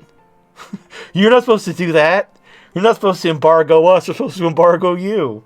We need your gas. But then you hear all these dipshits on the news talking about how, they plenty of storage. Europe, there's not going to be a problem this winter. Europe has plenty of natural gas and storage. In fact, there was a massive gamma squeeze in natural gas futures over the last week. It went from $7 to $5. It's absolutely ridiculous. While there was a polar vortex, while the spot price for natural gas in the spot market went to almost all-time highs. It went almost as high as it did when the war broke out. Like, the spot price of natural gas went fucking straight up. Straight the fuck up. Meanwhile, the futures price went down like 20-30%. It makes no sense. Now, the thing about a gamma squeeze as opposed to a short squeeze. So short squeeze, if you recall, that's like GameStop and AMC. With a short squeeze, you're short. And if you get squeezed, you have to basically cover your short because otherwise you'll get margin called. So you can't just wait it out. You have to close your short. Where if a gamma squeeze, if the market's being pushed artificially low, just chill the fuck out. Like, just outlast it. It's very frustrating. Believe me, it's very frustrating. It's very upsetting to see your asset. It's to see natural gas crash in the middle of an energy crisis in the winter during a once-in-a-lifetime fucking polar vortex cyclone bomb, and then see your natural gas position lose 30% in a week. It's very frustrating because it's like basically the closest thing to a sure thing there is. But then because of some bullshit chicanery in the market makers, they drove it down. But you know what? Just chill and it'll come back. Because look at the spot price. Look at how Russia just cut off Europe. What do you think is going to happen to the price of natural gas now that Russia's cut Europe off like 4 months ahead of schedule? They've also said they're going to cut their oil production. They're going to produce less oil, and they're going to stop shipping all gas to Europe. What do you feel like? Oh yeah, better sell my natural gas. You're fucking stupid. It's fine though. Like, it is what it is. Again, the thing you have to do is you need to think for yourself. Does this make sense? If it doesn't make any sense, but all the people in the media are saying it, Well, maybe everyone in the media is lying, like they did for COVID. Everyone in the media was telling, oh, safe and effective. It'll stop transmissibility. It'll prevent you from getting really sick. None of that was true. The vaccine did not prevent transmissibility. You're more likely to be hospitalized if you're vaccinated. Also, there's a very strong correlation between being a conspiracy theorist and not dying of myocarditis. It's like a 1-for-1 correlation. Like, if you're a conspiracy theorist, you don't have heart inflammation and you don't have fucking gummy worms in your blood. It's crazy. What's the chance that they're also lying about China? Do you think there might be a chance? Yeah, I think there's a very strong chance. Go ahead. Yeah, I was gonna give a quick update about the situation in China. Essentially, just people mass protested. The government decided to open up against COVID lockdown because they're gonna have to do it anyway. Their economy was come to a screeching halt, a freeze. They couldn't keep it up any longer. They were running out of supplies and food. So now they opened up and the protests stopped. And I checked out some Chinese sources and website. This time the CCP went actually kind of easy. They only arrested about 20-ish something people, the leaders of each of the mass protests in the cities. So because they kind of agree that they have to open up, otherwise the whole country's economy is gonna just crash. Right. But so now the people are actually rather divided. A whole bunch of people who think the opening putting up everyone in danger and hate people who protested against lockdown versus people who are glad the lockdown is over, and especially younger people who don't believe COVID is much threat. In fact, they made a pun out of it. You know how the Chinese word yin yang, it means a shadow and sun, and also a positive and negative, good and evil, all of that.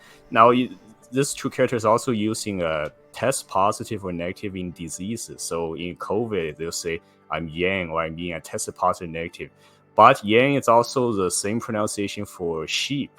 So now the younger folks, especially who don't believe in COVID as much, they're calling the people who still do sheep. And especially when someone says, what if I tested positive? What if I'm yang? And then the younger people say, yeah, you are yang, you're a sheep. But all in all, still, they can't do anything. They can't really do anything much against the CCP itself, which is what I expected. I was hoping, put a little hope on maybe something more, but ultimately, it went as expected. They just opened up. They opened up against the lockdowns and not really much out of the protests anymore. Yeah. So the CCP's power is not going to get threatened anytime soon. What's funny is if you're a person who still thinks that COVID is a threat, you can still wear a mask. You can still stay in your home. You can get your groceries delivered. You can do all those things by yourself voluntarily. That's what I said right from the beginning when they're starting the lockdown. But a lot of people who believe in COVID still, they don't think so. In fact, I saw video clips of in China where some people they openly who believe in COVID, they openly berate, mock, yell at, or even throw food or pranks at the people who are not wearing masks outside in public. Yeah, again, but I don't know. Well, I know Asian culture, wearing a mask when you're sick, but it's when you're sick. The whole point of wearing a mask when you're sick is so you don't cough and sneeze on people.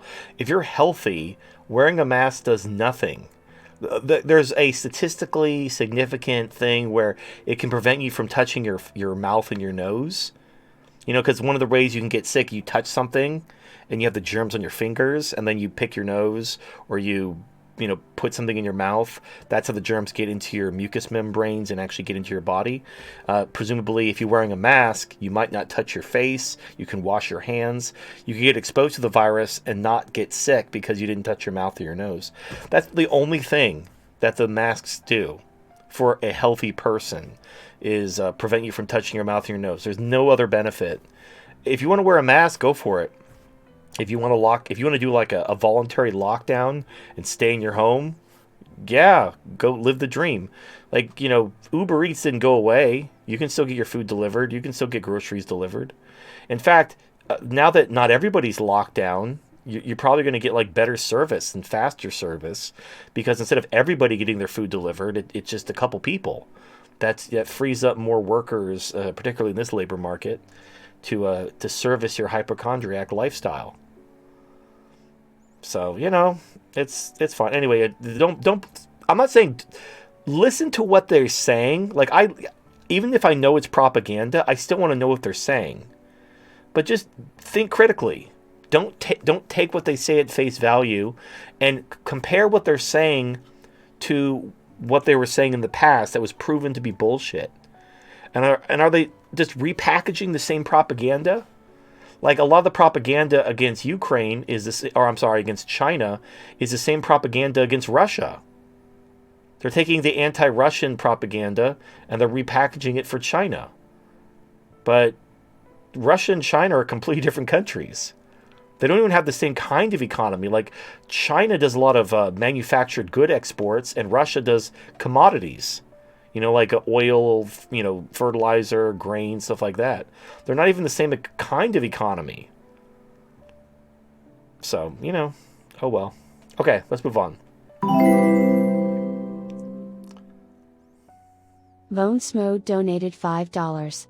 Do you think many former leftist political pundits like Jimmy Dore, Dave Rubin, Russell Brand, Tim Pool, are genuine agents and true believers, or are they doing it for the grift?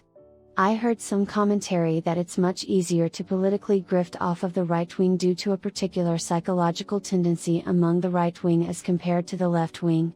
Do you think there is any validity to the theory that the right wing is more predisposed and vulnerable to political grifting? Oh, I just remember Okay. we didn't go through the sponsors tonight yet. Oh, you're right. Okay. All right. Thank you. I totally forgot about the sponsors. I apologize, sponsors. Answer this question and then go over. Well, I'll just do it now. All right. Our sponsors are the Dollhouse, purveyor fine waifu and waifu accessories, the Vertex.io, their aggregator site. You can get content from different websites there. They're going to be adding new features in 2023. Stay tuned for that.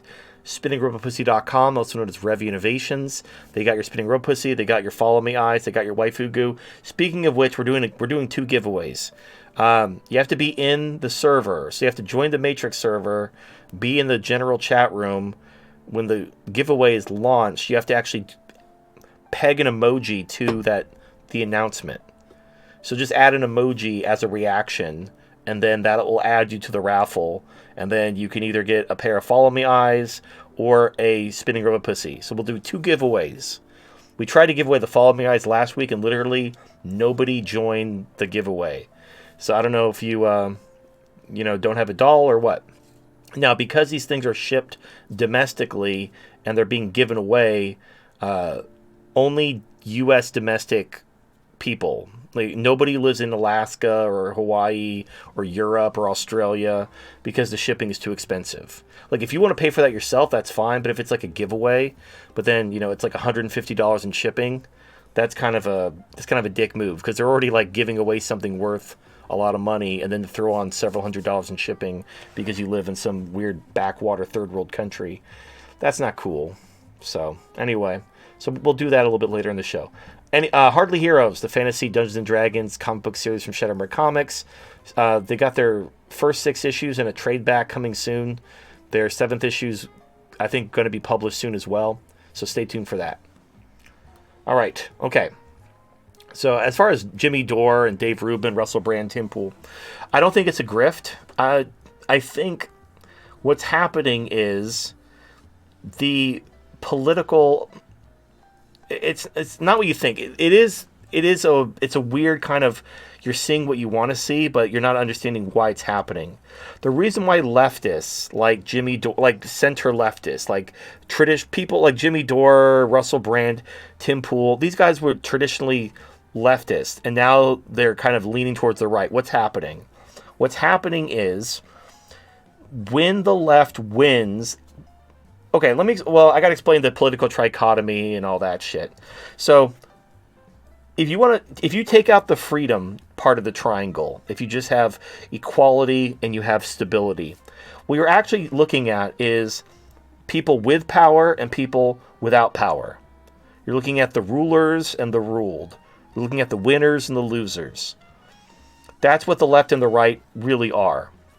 The people who believe in freedom are kind of just, they're kind of like outsiders. They're not really participating in this tug of war between the rulers and the ruled, and the haves and the have-nots, and the winners and the losers. But what you generally have is the people in power don't want to lose power. When you have power, when you're a winner, when you're one of the haves, when you're one of the rulers, the only thing you fear is losing that. So your value is going to be oriented towards stability and order, because you want to maintain your position in the ruling class.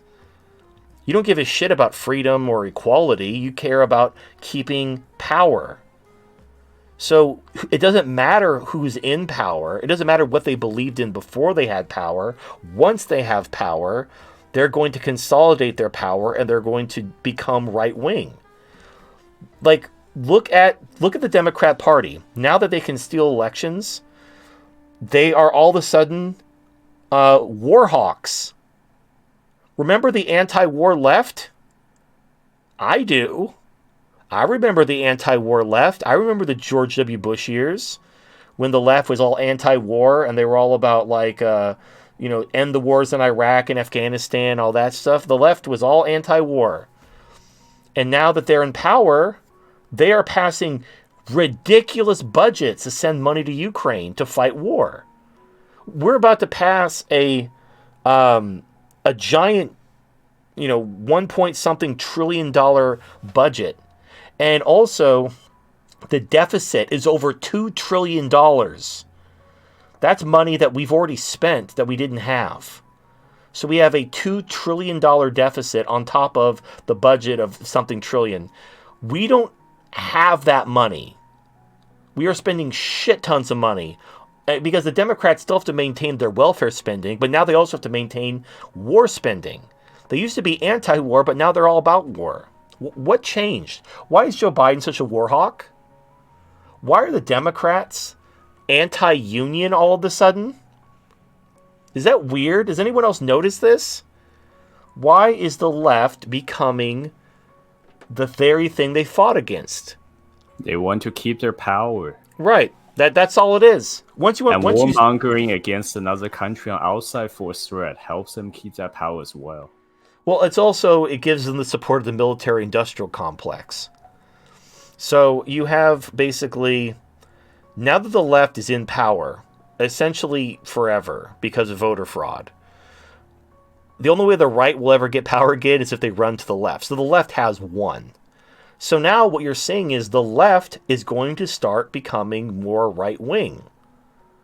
Now, that doesn't mean, they're still going to hate white people, and they're still going to, boo, straight people and all that. The culture stuff is going to be the only thing that separates the two.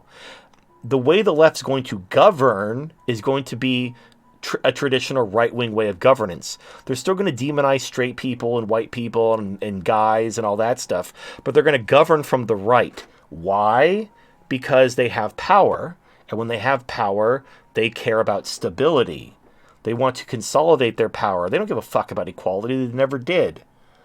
They used all these identity groups to take power. Now that they have power, now they're going to start governing from the right.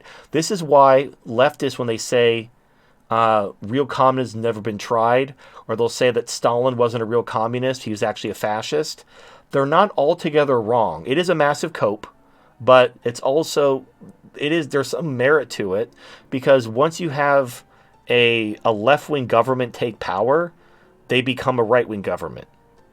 For that very reason. It happens very quickly. They go from revolutionaries fighting for the people to, here comes the new boss, same as the old boss, where, you have the authoritarian communist dictator who's ruling exactly like the king or the czar that he got rid of and replaced. This was literally the plot of Animal Farm, where the pigs got rid of the farmers and then started acting like farmers as soon as they were in charge of the farm. That was like the whole kind of message of Animal Farm. This isn't a new thing. So what does this have to do with Jimmy Dore and Russell Brand and those guys? Well, as the left has changed, you'll hear this very common. If you talk to what I'll call open-minded progressives, they will talk about how the left abandoned them. Because these people have certain beliefs, and they've noticed the Democrat Party moving away from those beliefs. Maybe it's a belief in being anti-war, or it's a belief in being pro-worker, or it's a belief in, like religious tolerance, or racial tolerance. Maybe they're not all down with the anti-white racism.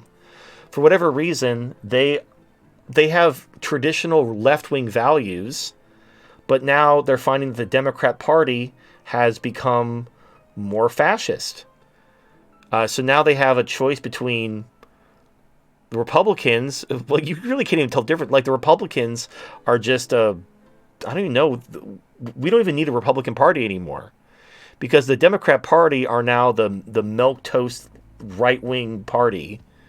They're basically right-wing party, except with anti-white, anti-straight, anti-male propaganda tacked onto it. But then you have the Republicans getting in bed with TERFs. So it's all bullshit. Anyway, that's what I think. I don't think it's a grift. I don't think Russell Brand or Jimmy Dore and these guys are trying to grift money from the right. I think they're genuine in their beliefs, and I think they see that the Democrat Party has abandoned them. They've abandoned traditional left-wing beliefs to consolidate their power, because that's what people in power do. It's kind of sad, because this is something that in the book, The Machiavellians, Defenders of Freedom, the only time there's actual freedom is in the tension between the two sides. If either side wins, you basically get authoritarianism. And you're seeing that right now. When the right was comfortably in power and they had a majority, they had no qualms about forcing their values down your throat. They had no qualms about banning violent video games and comic books and trying to ban Pokemon because it had evolution in it. And they wanted to put prayer in school and teach creationism. But now they don't have that kind of power anymore. Now the left has that kind of power. What are they doing? Oh, they have no problem cutting your son's dick off, sterilizing him, indoctrinating them with drag queens. You see, it's like the same thing. I know, like, you could argue indoctrinating a kid into Christianity isn't as medically intrusive as cutting their dick off and sterilizing them. I'll grant you that. But at the end of the day, it's two sides trying to indoctrinate children into their value system. And they're trying to do it to the other side's kids. The left wants to indoctrinate the right's kids in order to capture that demographic to win. And the right wants to indoctrinate the left's kids and teach them about Jesus so that they'll be born again and become a right-winger. And this is why my philosophy of just minding your own fucking business is like the answer, but neither side wants to concede that because they both see value in indoctrinating children. So we're never going to actually solve this problem. But yeah, I don't... Anyway, I've already repeated myself. I don't think it's a grift. I think it's just a reaction to the left taking power, consolidating their power, and their values shifting from left to right wing. And now they're speaking out about it, which is fine. It just, will it come to anything? Probably not. But, what can you do?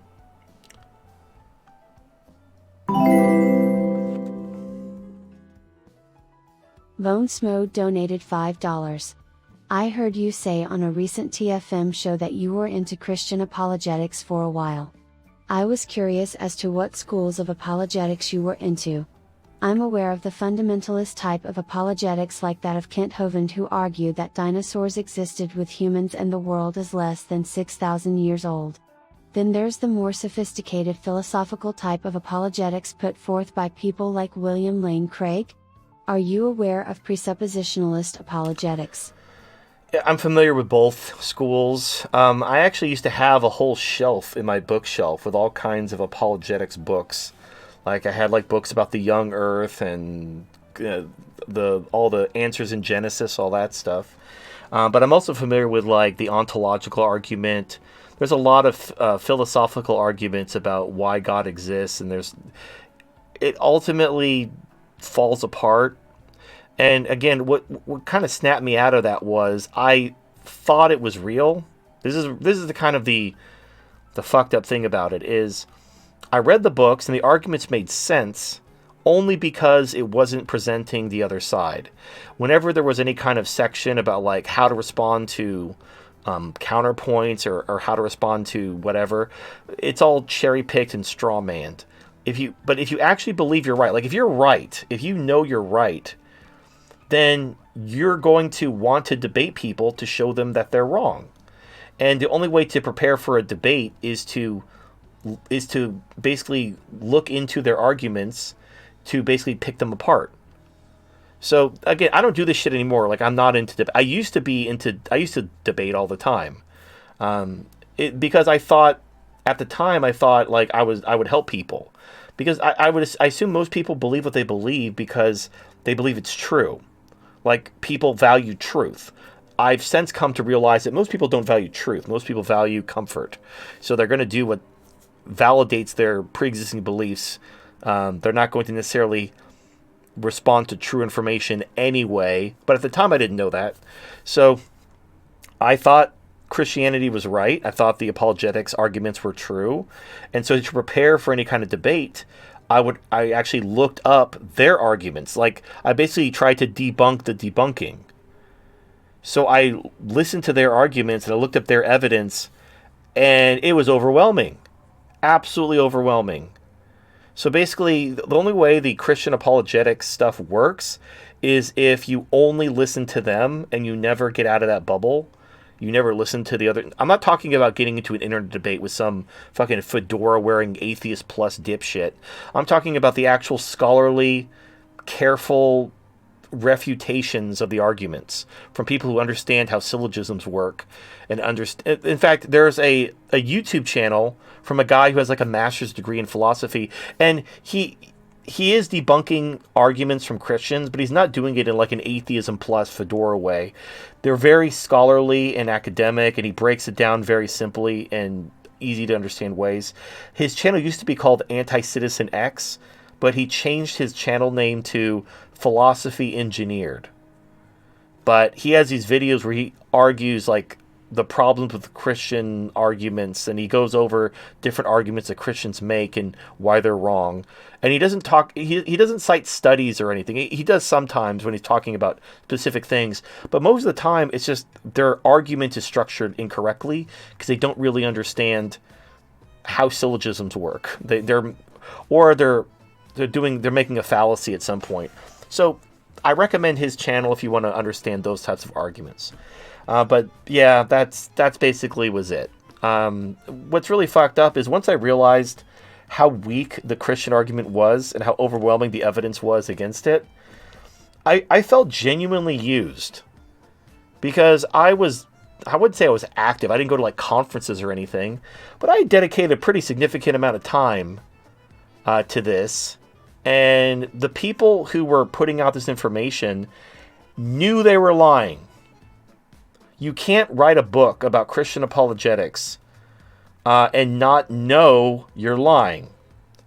You have to, because you can't write a book about something and be completely ignorant of the other side. If you're going to write a book, you're going to at least explore the other side. That way you can cherry pick their arguments and straw man them. You have to be at least aware of them. So they have to know they're lying. And I ran into this when I was arguing with these Nazis, where I was talking about the Native American IQ. And I used, because they don't do IQ testing anymore. The closest thing you can get to IQ testing is SAT testing. So if you look at SAT scores, Native Americans score between whites and Hispanics. They're just under whites. In fact, most Native Americans are majority white, like genetically. Most Native Americans are at most 30% Native American. Like, Native Americans are basically white people with a little bit of Cherokee or Sioux or something. Anyway, so pretty high IQs from an average perspective, but they have horrible outcomes, like highest crime, alcoholism, human trafficking, drug use, being shot by the police, absolutely horrible. So it can't be IQ. Now, when I was doing when I was looking at the statistics for SAT scores, in all the years, the Native Americans scored just below white people, except for 2017. I'm not sure what happened in 2017, but for whatever reason, 2017 was an outlier, where you had the Native American scores kind of trending along a certain line, and then in 2017 they crashed for some reason, and the next year they were back up. So I don't know if like 2017 there weren't that many Native Americans, or maybe, you know, the fucking something was in the water. They all showed up to take the SAT drunk on fire water. I don't know. But the Native Americans really bombed the SAT in 2017. Now, I made this argument about Native American IQs to debunk the race realists, and some alt-writer made a video to debunk me, and he just used the 2017 data to do it. Now, there's literally no way he could have made that video and not been aware of all the other years, and he could have not been aware that 2017 was an obvious outlier. There's no way he didn't know that. But he made the video anyway, knowing he was lying, in order to maintain his belief in race realism and maintain his little group of people who want to blame everything on low IQs. And that's... Shill the sponsors. I already shilled the sponsors. Okay. There you go. We're all good. So it's annoying. I just hate people like that, because don't you want to be right? Like, I'm not like, if race realism were true, you know, that's pretty important. That's an important message to let people know. If everything is just IQ, if everything's genetic, then we need to know that. But if it's not true, that's important too, because that means we need to start looking for other explanations. We need to start finding, because I assume we all want a better world. We all want to create a better world for ourselves and for other people. So we can't do that unless we live in the real world, unless we seek true information. If we're just going to do comfortable bullshit that makes us feel good, we're not going to build a better world. That's all communism is. Communism is like, it sounds good. Hey, remember when you were a kid and your mommy and daddy, probably your single mom statistically, but you know, your parents took care of you and you didn't have to work or worry about money. Food was just prepared for you. And you said to eat it and say, I love you. And your parents took care of you and you didn't have to worry about like bills. Wouldn't it be great if life were like that? That you were just taken care of. You didn't have to worry about like money and jobs and responsibilities. If you say no, like, oh no, fuck that shit. Like, no, come on, man. That sounds pretty sweet on the surface. Like, if you don't think about it too hard, if you don't think about the knock-on effects for that, that sounds pretty sweet. I mean, it's basically like being on vacation for the rest of your life. Who would say no to that? It just happens to be that, like, the ideology that basically endorses that also killed 100 million people. And doesn't know how economics works and, you know, whatever. It sounds good, though. It sounds good. It feels good. It sounds wonderful if you don't understand economics. But it leads to massive starvation. Mass graves of dead, starving people. So it's like, I assume you don't want to starve to death. I assume that's kind of pretty high on your priorities list. So maybe understanding how things work in real life, because it doesn't matter how it works in your head. If you starve to death in real life, that's it. You're GG. The thing is, a whole lot of people don't care much about the truth. In fact, they don't want to be right. And nowadays, especially in recent media, a lot of people, you know, the smart people, the people who are always right, usually are depicted as rude and obnoxious, and people get annoyed. Everyone runs and get annoyed and say, "Why do you have to be right about everything?" Well, that's just their insecurity. I think there's also there's a certain amount of, if you're trying to be right in order to basically like puff up your ego and rub it in their face, they're going to get defensive and angry at you. But if you're genuinely trying to help them, people might still get angry at you out of a sense of inferiority. But I've found that if people know that you actually care about them, you're genuinely trying to help them, and you're not doing it to try to show them how much smarter than you are. You're just trying to help them because you care about them. They're not going to get defensive if you are right. So it's like there's a saying: people don't care what you know until they know that you care. There's a lot of truism. That's a truism. Like people, if you just go around talking about how smart you are, people are gonna be like, "Go fuck yourself." But if people know, like, "Hey, man, I actually care about you, and let me try to help you. Here's what I found. Here's what I think you need to do. Here's my reasoning for thinking this."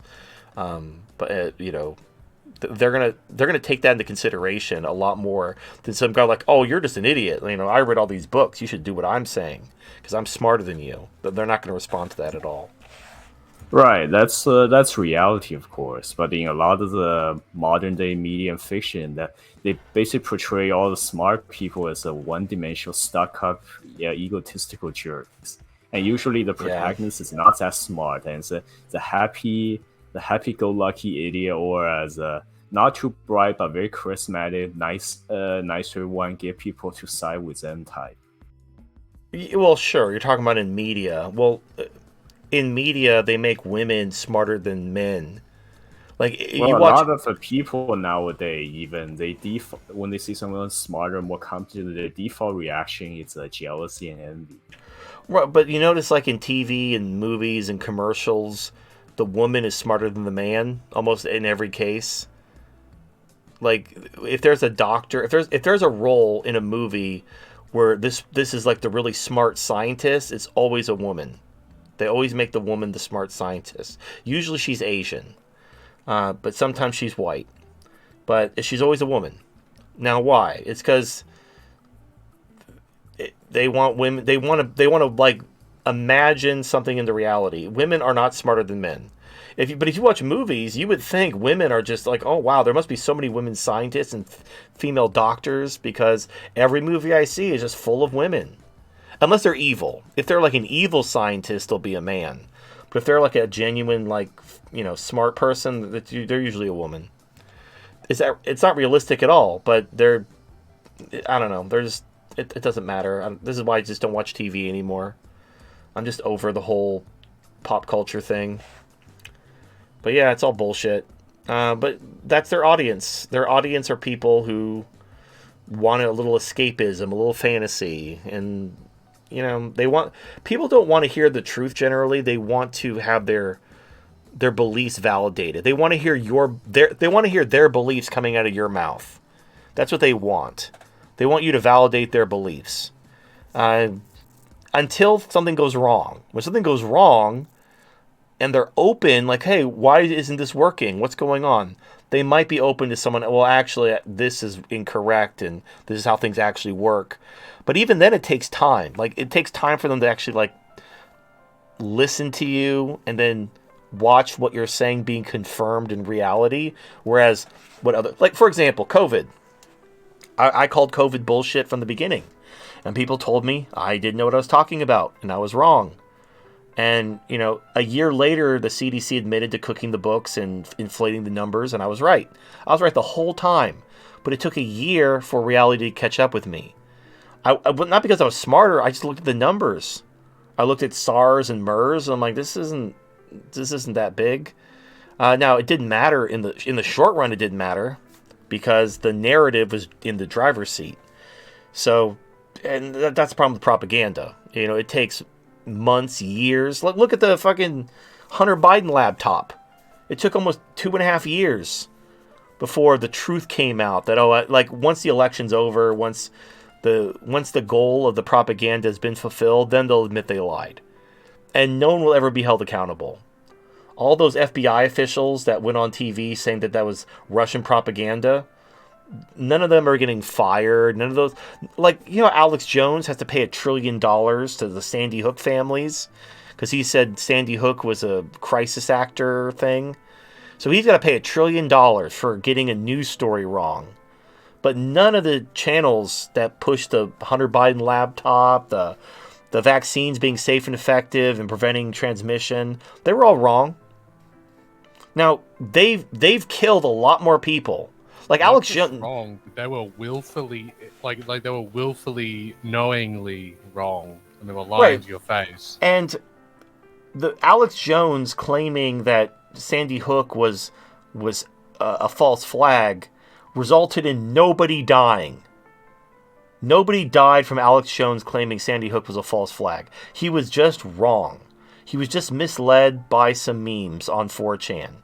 He didn't do it. He didn't do any independent fact checking before he talked about it. But reporters can be wrong. Reporters can go off half cocked and say something that turns out to be wrong.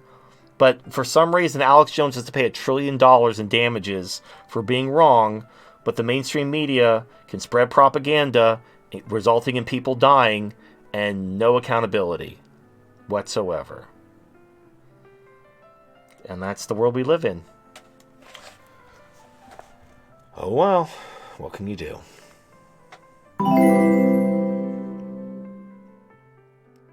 Phase 1 Ghost donated $5. Hey TFM and crew, Halsey, happy Hanukkah. I wish your family many blessings. Voodoo, you're that guy, keep chucking those boomerangs, my guy, it'll hit something eventually. The main thing. Sometimes I wish the Wednesday show started an hour earlier. Getting so close to the end hurts and I have to rush out of the house for work while listening to you guys. Would you consider it? Alright, so this is from Wednesday. It was a carryover comment. So obviously Halsey's not here, but I'm sure he sends his best. So I can't do the Wednesday show any earlier. I can barely prepare for the Wednesday show at the current time. So it can't happen. Like, yeah, we barely get it going at the time it is. So unfortunately, no. I understand. We all have our own schedules to keep, and it'd be nice, more convenient. Basically, if we didn't do it live, if we did a pre-recorded thing, I could publish it whenever.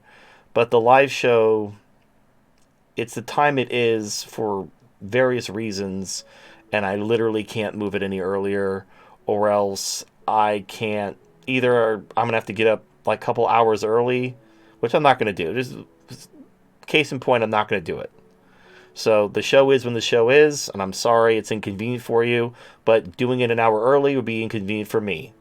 So sadly, my convenience is more important than your convenience. But thank you for the $5. All right. Flyer66 donated $5. Monkey, Nixon took us off the modified gold standard after 1, the French were emptying Fort Knox for dollars, and 2, the Germans had already floated their currency. By all rights you should be hating on the frogs and the krauts, as well as, Tricky Dick. But, okay, no, because that was a response. So when the U.S. government was printing way too much money, that is when the French and the Germans and other countries realized that these dollars were being basically not going to be honored. And so there was basically effectively a run on the bank. And the run on the bank took the form of countries trying to trade their dollars for gold to get their gold, because that's what a dollar was. A dollar was worth a certain amount of gold, and they wanted their gold because the government was printing way too much money, and they didn't think there was how does a run on the bank happen? It's when your money's in a bank, and that bank has problems, and you're worried about shit. I may not be able to get my money out of the bank, and so you rush over there to pull your money out as quick as possible before something happens to the bank, and then you actually cause like a death spiral where the bank has to, give out its deposits, but it doesn't have all the cash on hand, so they have to do all this shit, and it actually causes the bank to fail even more.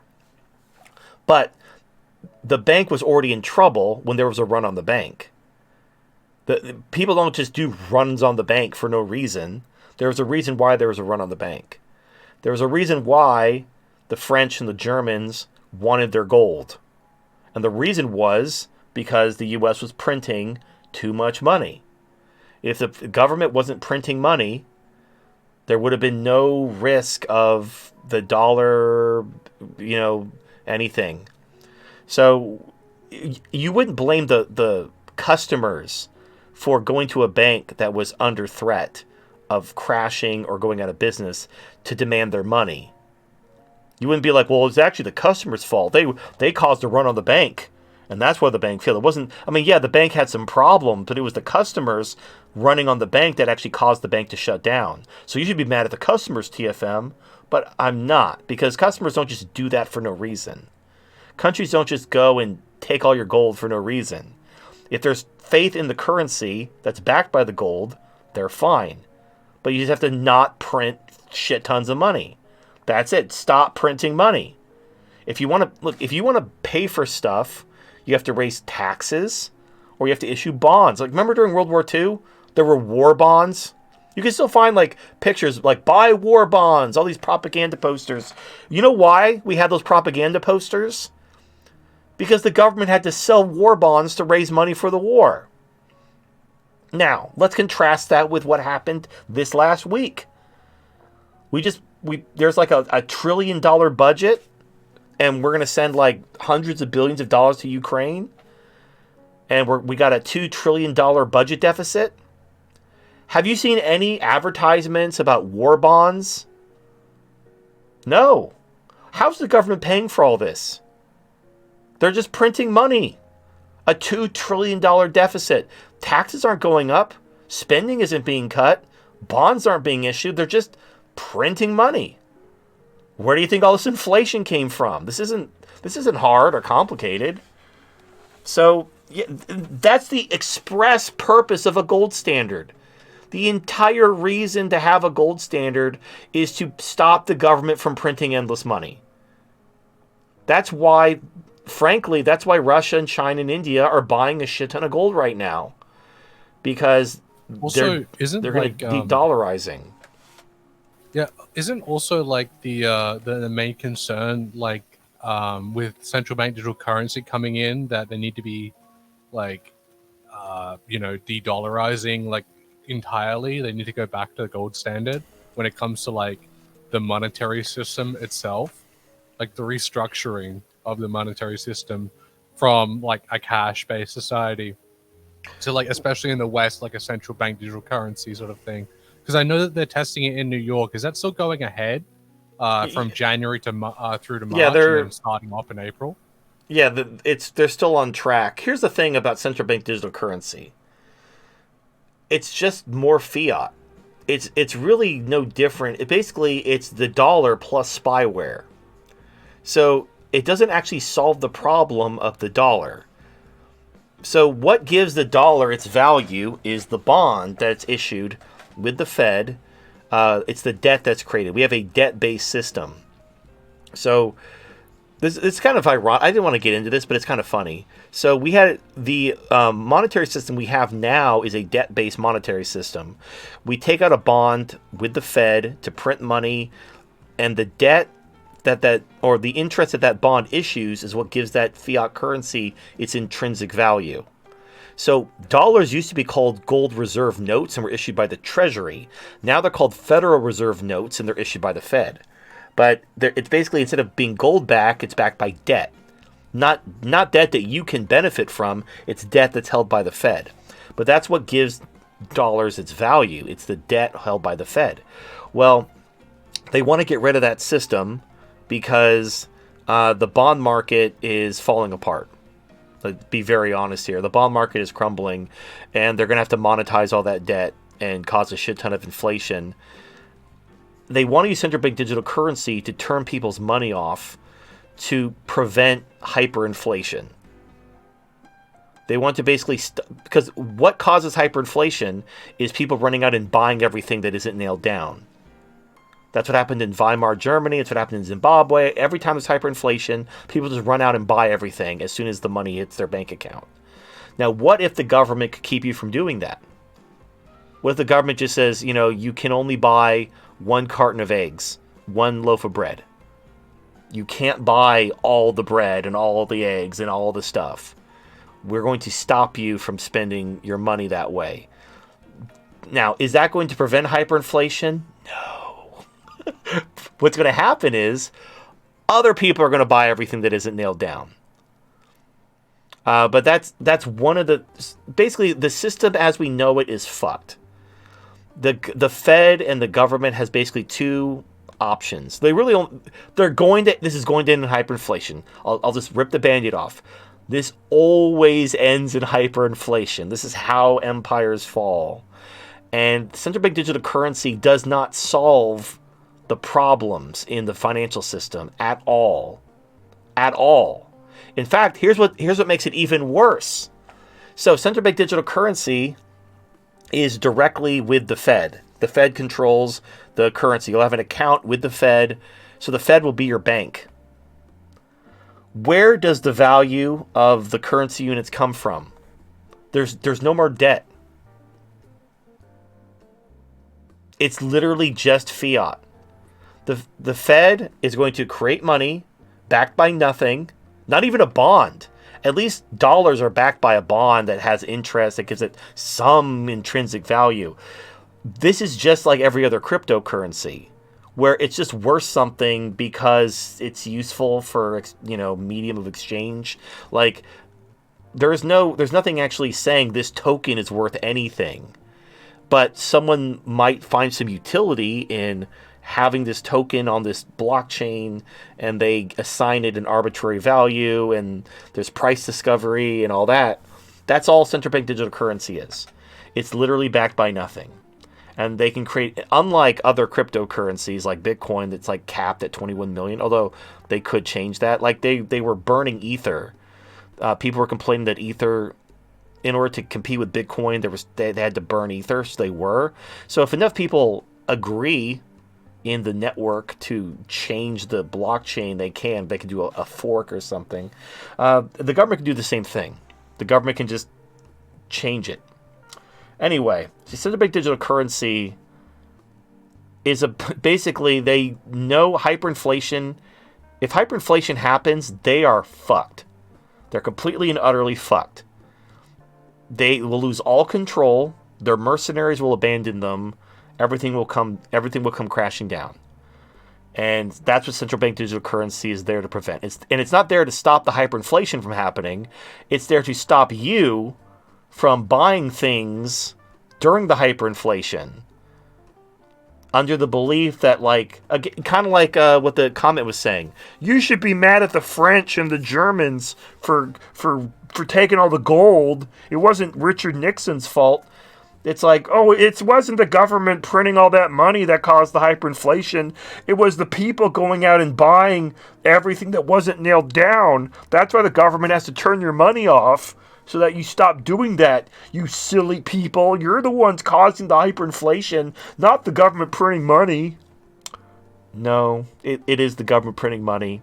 That's why other countries, even countries that have central bank digital currency, like China has a CBDC, India has a CBDC, they're still buying gold.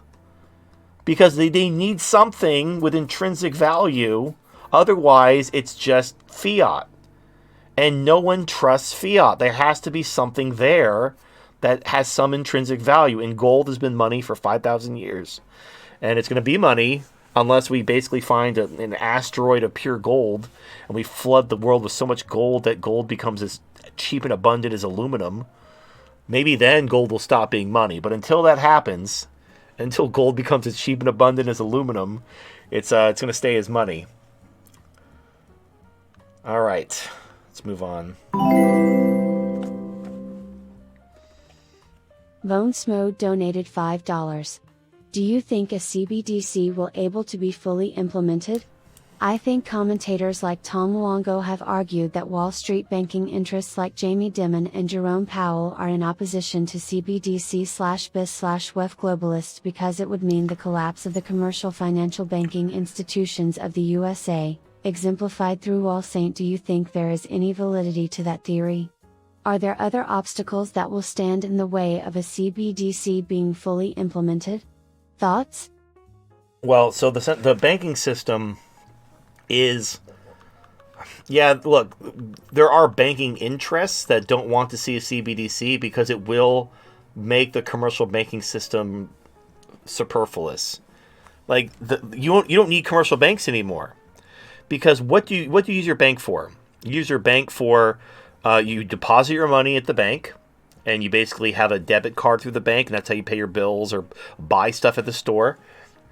And you go there for loans, right? That's what banks are for. You basically apply for loans and you deposit your money. Well, if your money is with the Fed, okay, eliminate that. So banks won't have deposits anymore. So you'll only go to a bank to get a loan. Well, you can just have a hotline. You know, like you can have a private lender that, when you go to a car dealership, they have in-house financing where you can apply for a loan at the car dealership. All right, so you already have these financing companies. What do you need banks for? If everyone's deposits with the Fed, and you'll just have financing companies that issue loans that will just turn around and sell those loans to like Freddie Mae or Fannie Mac or whatever, or Fannie Mae and Freddie Mac, which are basically where they sell real estate mortgages to. But yeah, like you don't need commercial banks anymore. So all those commercial banks will basically go away. And so there's obviously a lot of interest in having that not happen, because you will destroy entire industries. All these people will be out of a job. And so there's going to be some pushback. But again, here's the problem, because we got to keep in mind, if without CBDC, the government can't turn your money off. They need to turn your money off. Otherwise, there's going to be hyperinflation. Because it's the people buying this stuff that cause the hyperinflation, not the government printing too much money. It's the evil people who want to buy things as soon as they get paid. They're causing the hyperinflation. So that's the problem. Now, to Tom's point, there's a little bit of a little Game of Thrones drama happening in the cathedral. Because you have Klaus Schwab and the World Economic Forum, and they want a one world global government run out of Europe. They want the Belgium and the Germans, and they want the EU to basically be the seat of the one world government. Now the problem with that is, right now the United States runs the world. And so why would the United States cede their authority to Europe? Why would they let Klaus Schwab and the World Economic Forum be in charge when they have the power? Like, what's in it for them? So this is where we went over this on the show a couple months ago. There was a RAND paper where it talked about United States intentionally starting a war with Russia in Ukraine in order to cause an economic crisis in Europe, in order to get basically middle-class, educated Europeans to move to America. Basically, we're going to do a brain drain in Europe and fuck you in the ass and take your talented working class into America by causing basically a refugee and an energy crisis throughout Europe. This is why they push for shutting down pipelines and blowing them up. Like, it was all to basically screw over Europe in order to get their working class to move to America, because America has a demographic problem too. So America, they're not going to take women's rights away or anything. What they're going to do is they don't want to basically throw open their borders to Africa the way like Europe has. So what they're going to do is they're going to basically take all the middle class, productive Europeans out of Europe. Basically Europe will become, I don't know, Northern Africa, like even more North Africa. You have North Africa, then you have like the other side of the Mediterranean, North Africa, where all the Africans will just take over Europe. And then all the Europeans will come to America, and America will become the new, I don't know, the great Atlantean home of the Aryan race. And that's kind of that's the plan. And the reason why is because it's kind of like, you ever see a heist movie or a supervillain movie or anything like that, like a group of supervillains. The problem is once they defeat the heroes, they always turn on each other. Or a better. There was a movie. It had Kevin Costner and it had Christian Slater, and they were playing bank robbers, and the whole beginning of the movie was there's a bank robbery, and in the first 10 minutes, they all started killing each other. And in the end, there were only 2 guys left. Now, then the whole movie starts. It's just these 2 guys who were bank robbers. And basically there was a double cross where they wanted to kill each other so they could keep the entire haul to themselves. Instead of splitting it evenly and just going about their business and going their separate ways with all the money they stole, they started killing each other so that they could take the other guy's share all for themselves. And in the end, there were only 2 guys left. And then they, that's the movie. The point is that's basically what's happening between the United States and the World Economic Forum. They're on the same team. They're all about that one world global government. They're all about, living in the pod and eating the bugs and taking your freedom away and sterilizing your children and, all that shit. They're all on the same page about the owning nothing and being happy. Where they disagree on is which country is going to be where the one world government is based out of. The Americans wanted in America, and the Europeans wanted in Europe, and that's why you have a little bit of a tiff between the United States and Europe. The problem is Europe doesn't really have any leverage.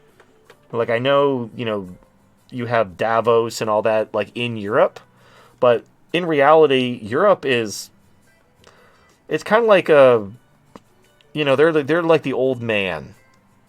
They got the history, they got the castles, they got the old money, but you could build a shrine to Moloch anywhere, really. You don't need to have it in the basement of some ancient castle full of dead babies. You could build your shrine to Moloch in California or New York. Anywhere really. Just the sky's the limit. So that's what's going on, in my opinion. But CBDC is going to be implemented. It's just there's a lot of open questions about, because you see countries like China and India buying gold. Is America going to start loading up on gold in order to back their CBDC with something? And if they are, what's going to happen to the price of gold? They're probably going to make gold illegal again, by the way, just like FDR did in the 30s. Basically made it illegal to own gold. And it wasn't legal until literally they got off the gold. Once America got off the gold standard, then it was legal to own gold again. But during the 1933 to the 1970s, it was illegal to own gold. You could have it, but you couldn't, if you tried to turn it in or sell it, you could be arrested or have your gold confiscated. They weren't going door to door looking for it, but you couldn't do anything with it. So yeah, good times are coming. Good times. All right.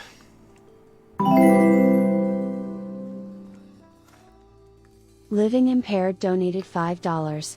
The Director of Parliamentary Affairs at Health Canada during the pandemic suddenly dies for no reason at 35. He lead the team of Canada's response to COVID and really pushes the vaccine. Can we get the heart attacks on? I think it's warranted. Yeah, well, I heard about that. Yeah, so this guy who is a mate. This was interesting because that one of the questions I had was, why is it that none of the politicians are dying? It's not you see all these people dying, but it's never the politicians, which leads me to believe they didn't actually get vaccinated. But now you're seeing some. Now these aren't like the Clintons, dying of heart attacks. It's like some guy who's he's basically he's not an appointee. He's not an elected politician. He's like a executive of some kind of department or something. So he's the director of parliamentary affairs at the Health Canada. But he was pushing the pandemic, or he's pushing the vaccine, and then he just has an unexpected heart attack at 35. And and doctors are baffled. They don't know what's causing it. So this is for you, Canada.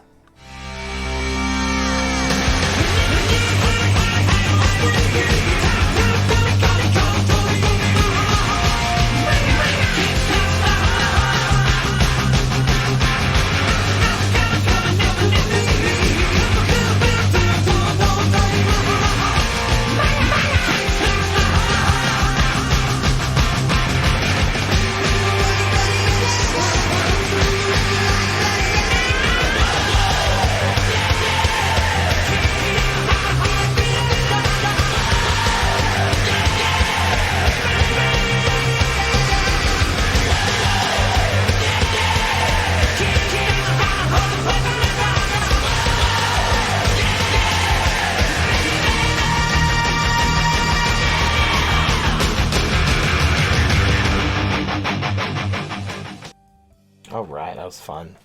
Well, All that right. was a good call when I heard you mention the heart attack song. I paused here and waited until it's done before going to the next level. All right, there you go. Someone is making the point that you can't build the temple unless there's a ley line underneath. So I'm not. Now I heard this somewhere. I may be wrong. I don't know anything about ley lines in magic or any of that shit. But I've heard that a lot of temples were built on springs. So basically, there was a spring, like some primitive civilization. There was a spring, and that spring became like a gathering place, and then it eventually kind of became like a holy place because it had this water coming up.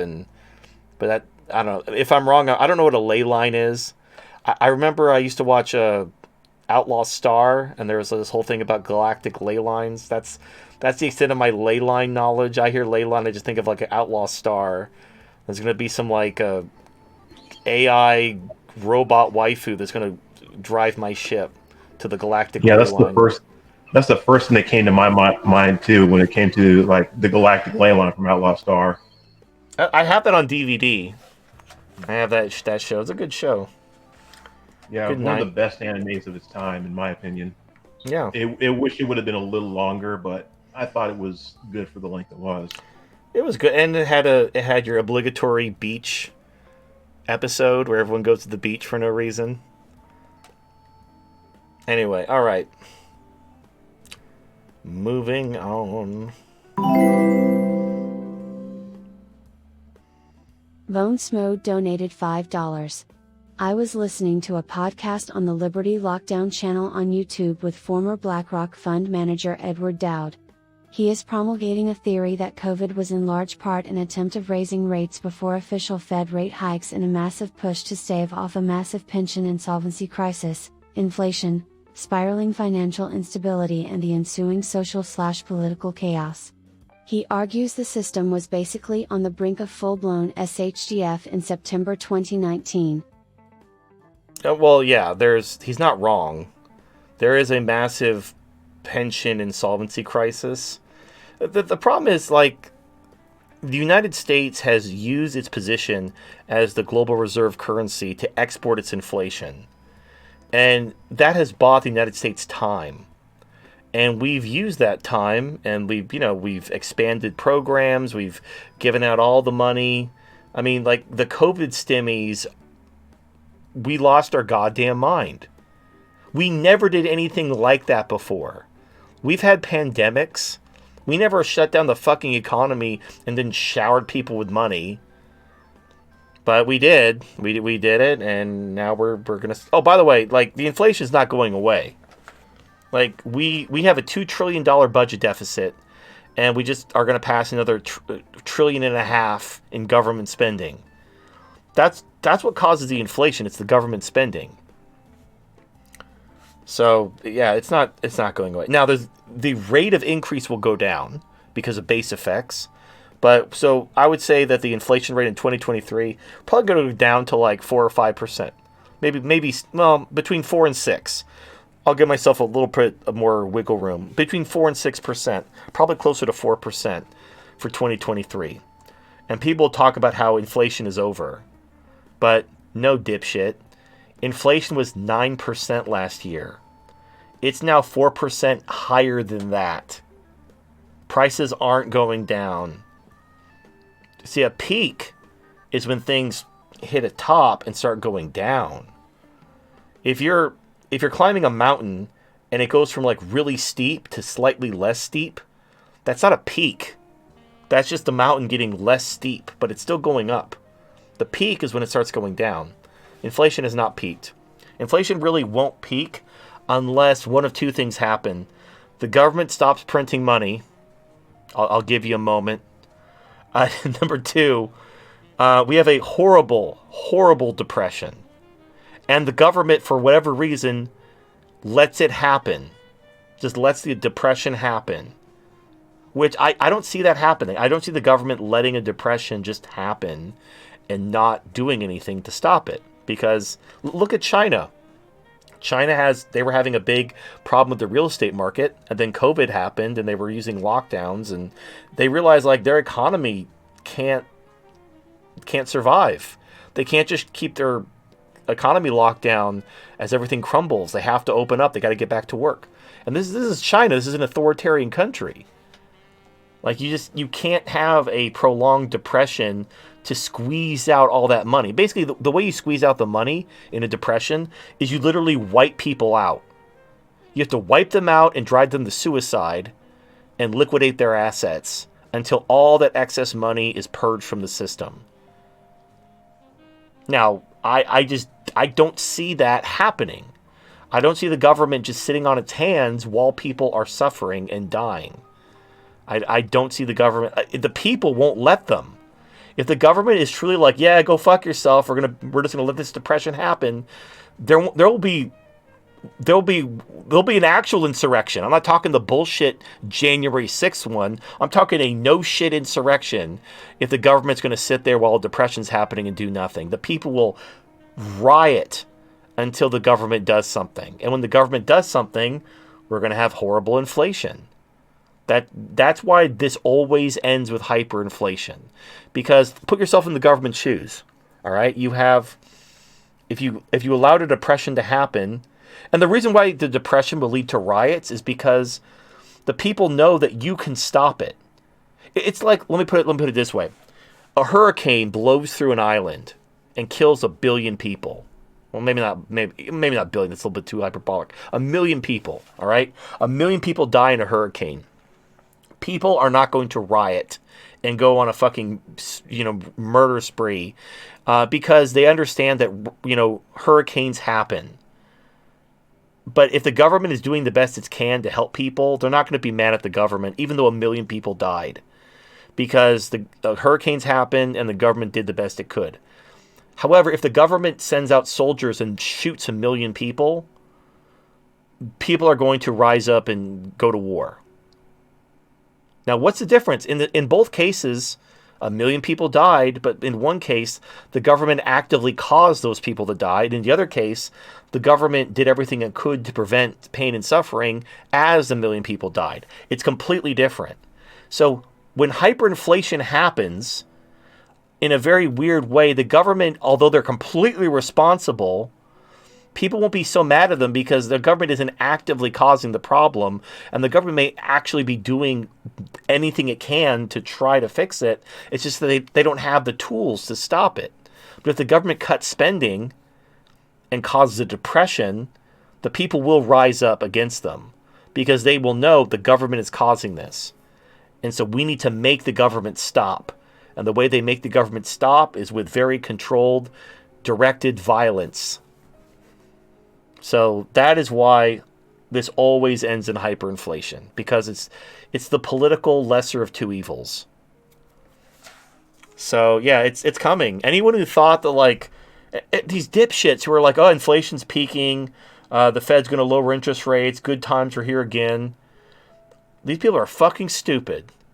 I don't even understand. Now, what's crazy is because, they don't understand economics because, look, the market is driven by just the average investor. So even though these people are completely retarded and don't know anything they're doing, they can still drive the markets in the short term. Like, for example, natural gas going down $2 during a polar vortex while spot prices hit $50. Insane. But what happened is basically, the prices are going to do what the prices do. You have to just kind of ride the roller coaster and trust that the economic fundamentals will ultimately vindicate you. And don't use any margin or leverage or any kind of time-sensitive strategy that could bite you in the ass, because it probably will at some point. All right. Let's move on. Transformational Synergy donated $10. TFM, I watched the Yuta stream and noted that there you talk about dissolution in maybe 20 years. Here on your channel you talk in terms of a year or 2 or 5 or 20. I find it interesting the difference in prediction by audience. Prediction remains difficult, especially about the future. I thought what is happening now was going to happen in 2007 to 2009, so I myself am only 15 years late. So here's the thing. I'm talking to you in terms of a few years because you need to start making things happen now. I'm not saying the country's going to dissolve and balkanize and there's going to be a boogaloo in the next 5 years. What I'm saying is we're going to have central bank digital currency next year. We're going to have digital ID in the next year or two. We're going to have gun control in the next 3 years. Okay? When those 3 things happen, if you haven't gotten something prepared by then, your options are going to be shockingly diminished. Because once there's CBDC, the government can stop you from buying things. They may not want you to buy survival equipment and off-grid supplies. They may want you. They may want to force you to live in the city. They may want to shut down the suburbs, force everyone into the city to live in their pod. All right, so if you have to get something going in the next couple of years to give yourself any type of options so that you can buy property and have the supplies you need and be independent and all that stuff. That doesn't mean that a civil war is going to break out in 5 years. Like things are going to get it's going to be like falling in love. It's going to happen slowly and then all at once. There's going to be a slow squeezing of the economy, of inflation, of civil unrest, of the loss of your freedom, the loss of your independence, encroaching government authority. It's going to happen slowly and incrementally.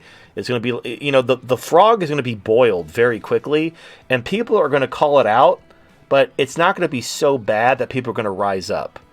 It's going to be like COVID. It's going to be like watching your children be taken away from you because you wouldn't support their transition.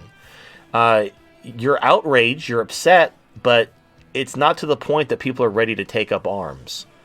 And by the time it is, it's going to be too late. Actually, let's use an example that has nothing to do with economics.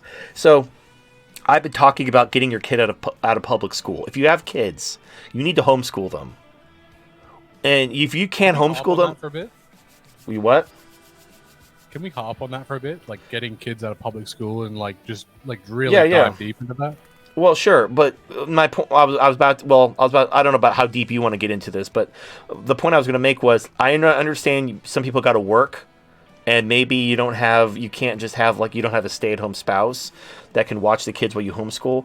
There are like Christian co-ops where different parents will take turns letting the kids do their online school at their house, and it changes so that like parents can basically pool their resources and make it happen. There's different things you can do. You have options. I understand a stay-at-home spouse isn't really common anymore, so homeschooling may be difficult for some families, but you need to explore your options because they are indoctrinating your children and cutting their fucking penises off. And if you care about your son, you absolutely need to make that your priority. Now, here, the reason why I'm going to bring this back to this whole timeline. All right, like when are public schools an absolute hellscape right now? Not really. Yes. I mean, well, they are. Yes, look, they are in some places like inner cities and stuff like that. But in Australia, every single school is like the inner cities for you guys. Every single school. Well, that's unfortunate. So, but if you live in a good neighborhood, in a not diverse town or the public school is probably fine. Maybe they're trying to sneak in some LGBT stuff. They're going to talk about gender. They're going to teach your son how to put a condom on a banana. Stuff you're not cool with, but it's not worth the hassle of homeschooling. It's not worth the hassle of, all that stuff. Right? So that's kind of where most people are. They recognize the schools are shit. They recognize that there's some indoctrination happening, but they're not at the point where they're ready to pull their kids out of school and go through the hassle of homeschooling them or enrolling them in some type of program with other families in the neighborhood. And also, I just want to interject really quick here. So basically, in Australia, you actually need to be qualified as an educator or have a religious reason to actually homeschool your children. Well, you get your religious reason. I mean, now they're talking about taking away that. They're talking about removing religious exemptions, which is actually against the First Amendment. I don't know if Australia has protections against religious liberty or not. I don't know. Australia has a constitution, but we only lords and ladies have free speech, and I'm in support of that as long as they improve they include edge lords in the description there of lords. What if you do that thing they do in Scotland where you buy 1 inch of land and you become a lord? I have heard of some people in Australia actually doing that, and that has held up in court. There you go. So you just buy a 1 inch square plot of land. I am Lord Voodoo of the 1 inch plot square. That's actually been exposed as more of a scam by established titles. It is. Well, the problem with established titles is they are a scam. They don't actually they don't actually sell you the plot of land. What they do is they just lie to you and plant a tree in your name and say they're basically reselling the same land, but they're not really selling the land at all. It's all bullshit. It's like if you want to that whole star registry, it's another scam. Because they don't actually. What they do is they identify a star by its coordinates that nobody has a name for, and then you give it a name, and they register that name by publishing a book at the Library of Congress that has the coordinates and the name you give it. But that's not how stars work. Publishing a book at the Library of Congress doesn't mean that star is now this name. But that's all they're doing, is they're publishing a book at the Library of Congress saying that this star coordinate corresponds to this name, but those books have no authority. It's the scientists, they give them scientific names like HD something something something.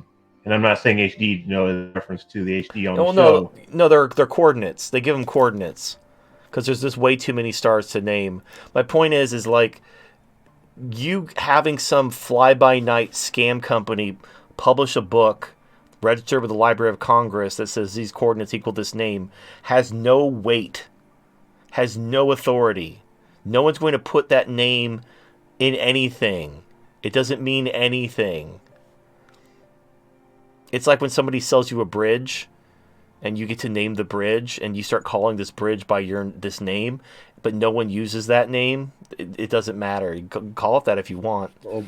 No one cares. God, you reminded me of a case in Moldova. So the National Theatre had some really cool stone lions, and some millionaire wanted to buy them.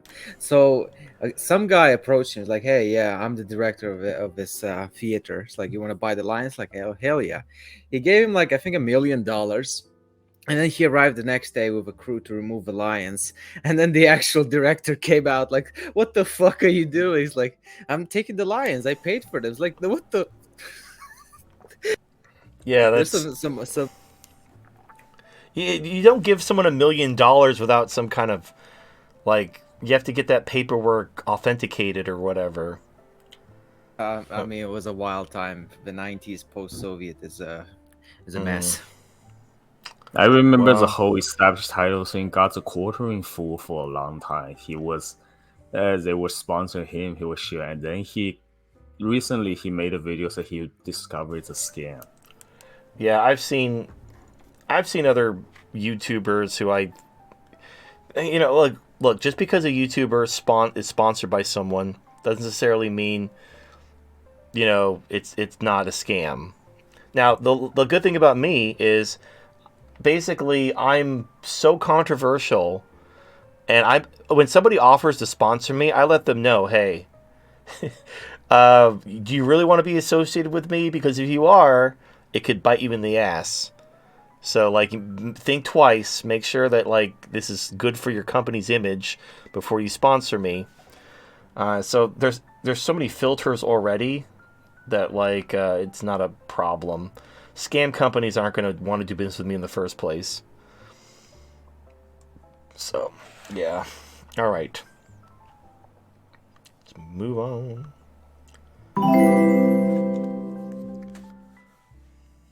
Phase 1 Ghost donated $5. They're not going to give up the monetary system because of our design or what we recommend. The system has to fail. And the people have to lose confidence in their elected leaders. Jacques Fresco, 1916 to 2017. Well, the system is going to fail. That's the thing. Now, confidence. Here's the problem. The left is actually really smart about this. They're already seeding the ground with their own controlled opposition to themselves. So there are people who are protesting, like what's happening with the Democrats and the left, but they're basically, it's leftists. Like leftists are protesting leftists, and the reason why is they're going to blame capitalism. That when the financial system collapses because of all the welfare, it's welfare. That's the funniest part. The welfare spending is why we have so much debt. Period. It's not the wars. It's not. It's literally just the welfare spending. And it's the people who demanded all the welfare spending. It's the people, like, even, when we are having all this inflation caused by all this money printing, people are demanding the government, do rent controls and forgive their student loans and pay for their health care. And it just gives me that for free all day, every day. And so when the financial system collapses due to all this welfare spending and all this free shit that the people demanded, they're going to turn around and say that, like, capitalism has failed and we need more government. We need government to rein in the evil bankers and the evil speculators that are causing all the inflation. And I know this because that's what they always say. Yeah, this part is pretty infuriating to people who value freedom. Yes, because it's capitalism that builds up the wealth and the prosperity. That afford welfare in the first place for these people, and then when they bleed it dry, they say capitalism failed. Well, this is something communists called late stage capitalism. Basically, capitalism, it empowers people, and empower people to demand free stuff, and the people destroy the financial system and then blame capitalism and then embrace communism. And so you go capitalism, communism, then there's a mass culling of the poor and weak, and then people eventually shake off communism because they're tired of eating dirt cookies and watching their children die, and then we go back to capitalism. It's literally the cycle of strong men create good times and good times create weak men and weak men create hard times. It's just that, except with economics. So free market capitalism it creates the good times. But then the good times create entitled welfare sponges, and the entitled welfare sponges vote for communism, and communism creates massive starvation and kills all the poor people, and then the people who are tired of starving to death reject communism and turn to free market capitalism. And then the good times come back. And the sad thing is you can't prevent the entitled welfare sponges from fucking everything up. Because it's like, if you're prosperous and rich and you're letting people suffer, people are like, why don't you help them? You have money. And that's what happens, is you have this free market, this miracle of free market capitalism creating all this wealth. But there's always going to be very poor people. There's always going to be people who are disabled. There's always going to be people, who fall through the cracks. And if you have money and you're not helping them, people are going to call you a monster. But once you create a system, and this is how welfare was originally created, to help widows and orphans and people with crippling disabilities. That's who welfare was created for. It wasn't created for every fucking person who turned 65 to stop working. It was designed for escalate. It'll eventually escalate to every form of inequality of any kind. Well, another example of this is handicap stickers for your car. Where you can park in the handicap spots in front of the store. That was originally for people in wheelchairs. But then people realize, whenever the government creates a benefit for somebody, everyone starts dogpiling, wanting the same benefit. So now you could get a handicap sticker for anything. So now the people with wheelchairs, they have to park way in the back because all the parking lot, all the handicap places get taken by people who are just fat or have autistic kids. They get handicap stickers now. So they don't even have a wheelchair. They can walk, But, they get a handicap sticker because it's a benefit. So once you create a welfare state for widows and orphans, then you got to give it to the poor, and then you got to give it to old people. Then you got to give it to these people and those people and these people, and give me that and give me that. And then flash forward 100 years, and the entire system is bankrupt. And the problem is when you use debt and inflation, you can disguise the problems. Like normally, if you are spending money you don't have and you run out of money, you basically have to tell your family, oh, we're out of money, we're broke. And then your family would be like, well, go borrow money. They won't give me a loan, I have no money. Well, start counterfeiting money. No, I'll go to jail. You quickly realize it's over, and then you got to get your shit together. But the government, they can borrow money, and the government can print money. They can do things that you can't do as an individual, so they can basically prolong their stupidity and basically drink away their hangover until they die of alcohol poisoning. So they just, every time they start to get a hangover, they drink more alcohol to keep the hangover from hitting until they die of alcohol poisoning, and that's how this always ends. And that alcohol poisoning is hyperinflation. And this is it. We have spent all of our money. We have borrowed all the money. We have printed all the money. We are at the end of the road. There's nothing left. We're going to have inflation, and it's going to keep getting worse until we have hyperinflation. Well, and if the government tries to impose a depression to try to squeeze that money out of the system by destroying people's lives, they will start shooting people. There will be blood in the streets. And people will and if it's the Fed doing it, people will attack the Fed. People with guns will go into the Fed and start killing people. Because they know they're causing this. People in this building are ruining my life. And they're going to take a gun and they're going to start shooting people. So that they might try to do that, and maybe if a police state is basically imposed, they might try that, but I really don't see that happening. They're going to eventually capitulate, and they're going to start printing money again, and inflation is going to just get worse and worse, and you're going to have hyperinflation, and then that's all she wrote. That's it. That's how the story always ends. And more than likely, the next revolution is probably going to be either communism or fascism. People are going to be like, oh, the evil rich people, it's all their fault. We need socialism that works for us. Because it's the rich people that ruined the system. It wasn't all the welfare we demanded. And again, this is why you need to have a community. You need to have a homestead. You need to be self-sufficient.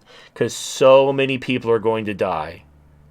And this isn't even taking into account any kind of long-term vaccine-related gummy worms or AIDS or any of that bullshit. Just talking the economic situation, so many people are going to die. So it's going to get really, really bad.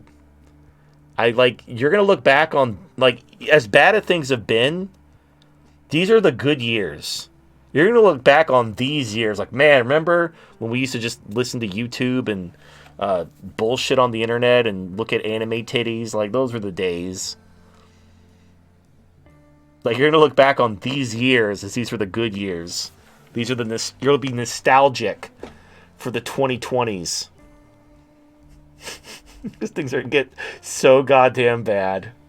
As much as I hate to say it, I already feel that way sometimes, because at least in 2020, there were all kinds of things that I could get back then that I can't get now. And I actually had some fun times during the early 2020s, at least before the riots. I mean, in the house I moved into, it's this is a pretty nice house. I actually liked the people I lived with. There was a Croatian guy, and yeah, it was just good times all around. Plus, I learned more about gunsmithing. I actually had a lot of fun in that house. Nice. Was he as racist as we know? I'm sorry, what? The Balkans, very racist. The Croatian guy? Oh, no, he was not Ustache or anything like that. He was Croatian American. All right.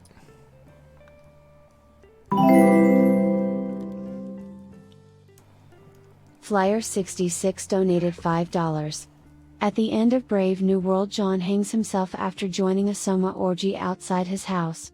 He had failed to change the world with his volume of Shakespeare he had brought back from the Savage Reservation. Previously he had met with Mustafa Mon, the world controller, who had his own book collection. He said he read them and it was no big deal.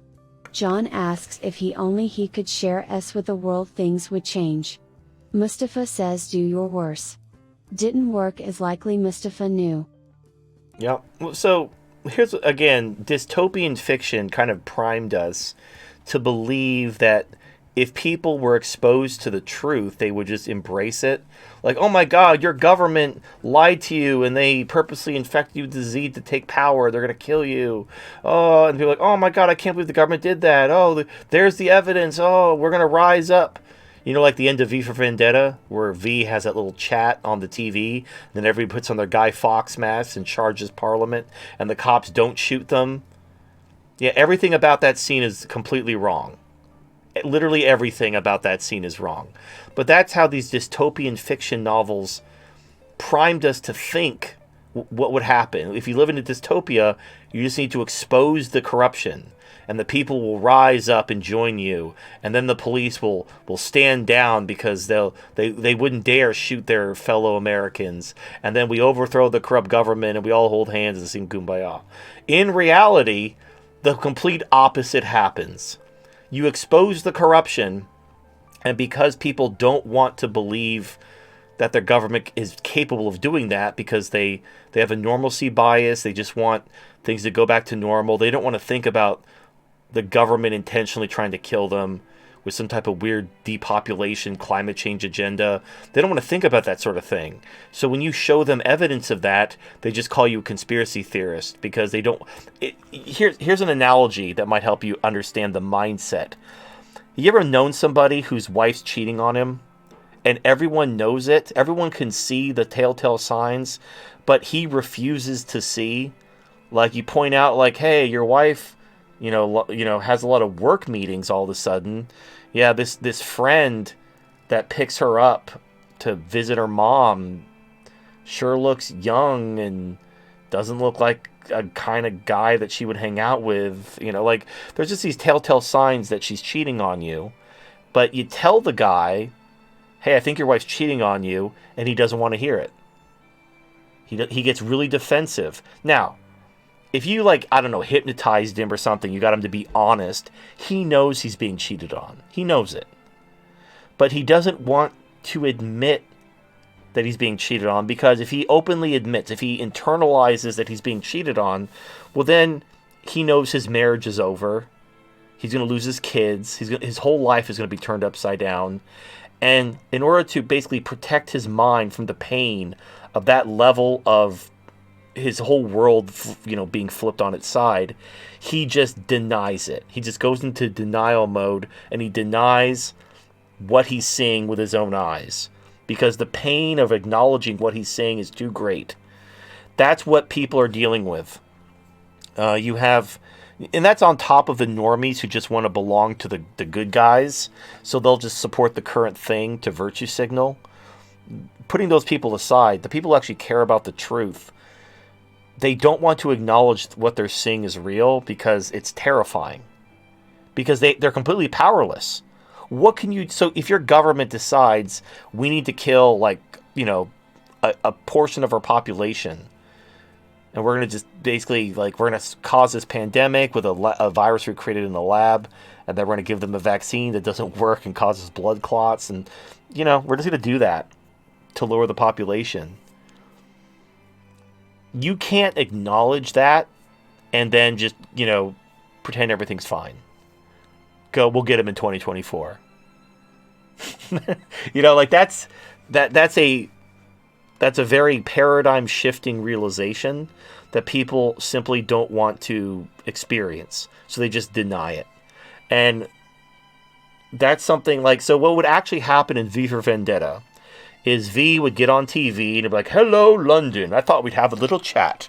And he'd have his little chat, and he'd say, join me in the Old Bailey, and we're gonna give him a night of 5th of November, they'll never forget. And then the 5th of November happened. Well, immediately after that broadcast, the government would declare him a terrorist and a conspiracy theorist, and they do a lockdown, and they would just, like, nobody would show up. And if they did show up, the police would arrest them or shoot them. That's what would actually happen at the end of V for Vendetta. They'd shut it down. They tell everyone, they come up with some story how this guy's a bad person, and anybody who wears a Guy Fawkes mask is a domestic terrorist, and make sure you know, if your kids or your relatives or your neighbors, you see them wearing a Guy Fawkes mask, you call the police because they're an evil domestic terrorist and a conspiracy theorist. And they would. The people absolutely would. Exactly like how January 6th is remembered by the mainstream. Yeah. Everyone knows it's bullshit. In fact, there was a guy who, like, everyone's like, they just pushed the narrative, oh, January 6th was such a scary time. It was an insurrection. Not like the time the Democrats stormed the Capitol over Kavanaugh or stormed the state capitals over Roe v. Wade. Those were fine. But when the right walked into the Capitol to take selfies, that was an insurrection. And if you don't go along with that narrative, they get rid of you. They fired people from media companies, and like right before Boris Johnson lost his job, he said January 6th wasn't a big deal, and then he was gone like the next day. Like, this narrative of January 6th being this horrible insurrection, they're just going to keep lying to you until you repeat it. It's an obvious lie. Anybody who's seen any kind of thing that happened that day knows it's bullshit, particularly when juxtaposed against the Black Lives Matter riots, where they were burning shit down for 6 months, and everyone told it was mostly peaceful, but, you know, walking into fucking and taking a selfie, that's an insurrection. But burning down half the country for 6 months, that's fine, that's free speech. Like, fuck you. But that's the narrative. So they're going to push the narrative, and they're going to demonize anyone who doesn't push the narrative. And if you protest, and that's the other thing too, at the end of V for Vendetta, nobody had a gun. They all just showed up with their Guy Fawkes costumes and walked through the police, and the police didn't do anything. That would not happen. The police would, like, they would beat the living shit out of, once they basically draw a line, and they say, you cross this line, we're going to kick your ass. Someone would cross the line, and they would beat them to death with, like, they literally beat, on January 6th, by the way, 2 protesters were beaten to death or shot to death. Unarmed. Both of them were unarmed. No weapons. But the cops, they shot one, and they beat one to death. And there's nothing will ever happen to those people who beat those unarmed protesters to death. The only time the police or the guards won't do anything is when they're ordered not to, so that they can, like, have a narrative going. Like, for instance, when they let the people into the Capitol. Right. Or now the other instances when the military is in on the coup. When the military allows, when the military is allowing the coup to happen because they don't like the government either, so they're going to let the protesters in to basically clean house.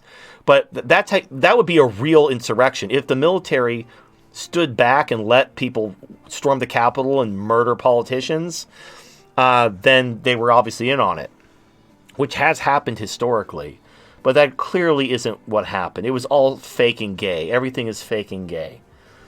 But yeah, that's, unfortunately, there's no big moment where we expose the corruption and we wake up the average person and we all take back our country. That is not going to happen. It's great in fiction, but in real life, people are cowards. So what you do is you just fuck off. You just fuck off. You know, you go to Galt's Gulch, or you do like Lao Tzu and you just fucking go to Tibet. You just leave out the West Gate and head off to Tibet, never to be seen again. That's why he left. You know, like, here's the thing. I know this is legend. It probably, like, there's a lot of evidence that Lao Tzu never even existed. That a lot of the things attributed to Lao Tzu are just a collection of wise sayings by presumably dozens of different people that are all just attributed to him. But according to legend, when the nation was in decline, he just left.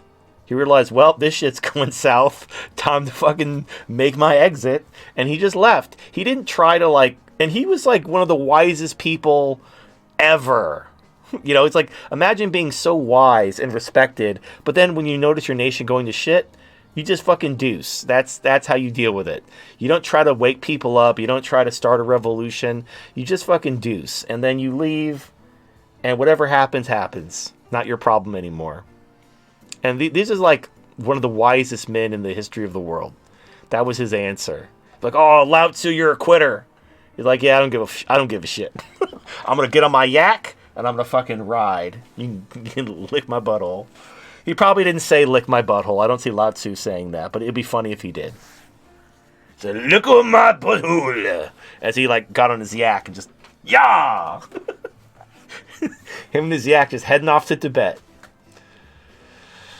All right, let's move on. Mark Strong 537 donated $5. Merry Christmas, everyone. So, TFM, I messaged you on Subscribestar. Please check it. I was looking to send you 2 art pieces. The first one, TFM and Celestina in a Terminator-style waifu.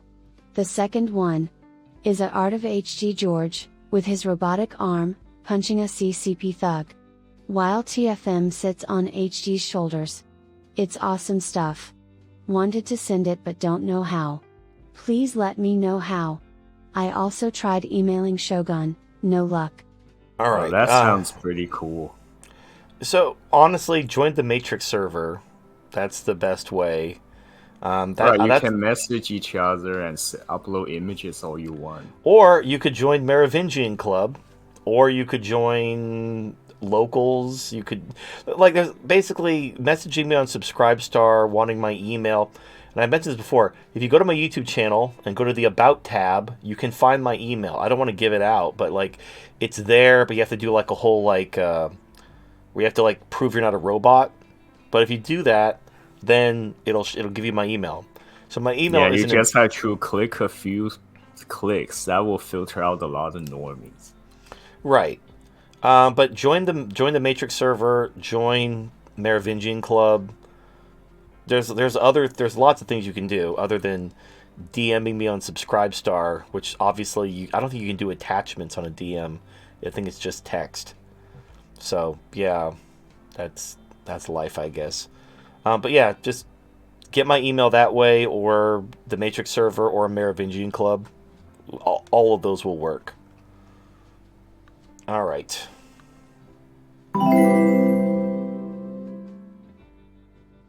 But World's Man donated $5. Again, update your firmware on Sargon. Every time you bring him up as a vaguely right-wing figure who believes in equality, I laugh. Ask him about equality and women's rights in current year. That one cringe liberalist movement will be held against him for the rest of his life, won't it? If only Trump tweeted about Gamergate, we could have had a better world. Lol.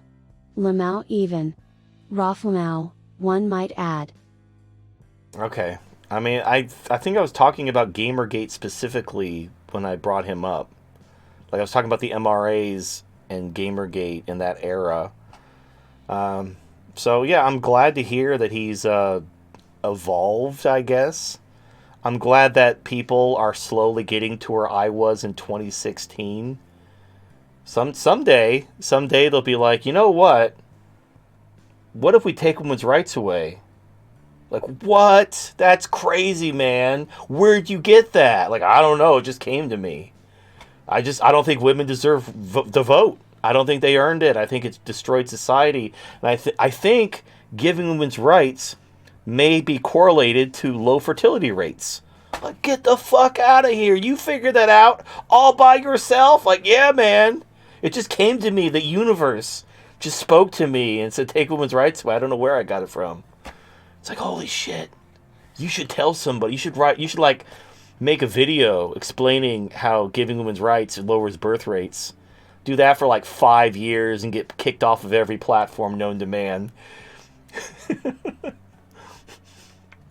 And then in 2023, when everything starts going to shit, people are like, hey, I got this crazy idea. There was this guy who saw this shit coming like half a fucking decade ago. And he spelled it all out. He figured he did all the fucking work for us. Like, here you go. Here's the problem. Here's the solution. This is what you got to do. When you're ready to do it, I'm right here. Nothing between us but air and opportunity. I'm ready to take women's rights away like yesterday. Put me in, coach. I'm ready. The fucking Taliban are doing it. The Taliban. Like, we're going to let the Taliban show us up? Come on, guys. We can't have the Taliban beat us twice. Fucking Taliban. It'd be hilarious if some guy from the Taliban like reaches out to me like, "Thank you, brother monkey. You showed us the light and we took." I don't know why my Taliban is a Jamaican accent. Just go with it. Well, you showed us the way to take women's rights away, and now our Islam has the future. Praise Allah. It's like, thank you, Hassan, for something. It's pretty weird because I was in the military during the whole Iraq and Afghanistan thing. The irony would be delicious. Like, here I am, an Iraq veteran, inspiring the Taliban while I can't even inspire my own people to, like, fix their shit. Anyway. This is what it is. But World's Man donated $5.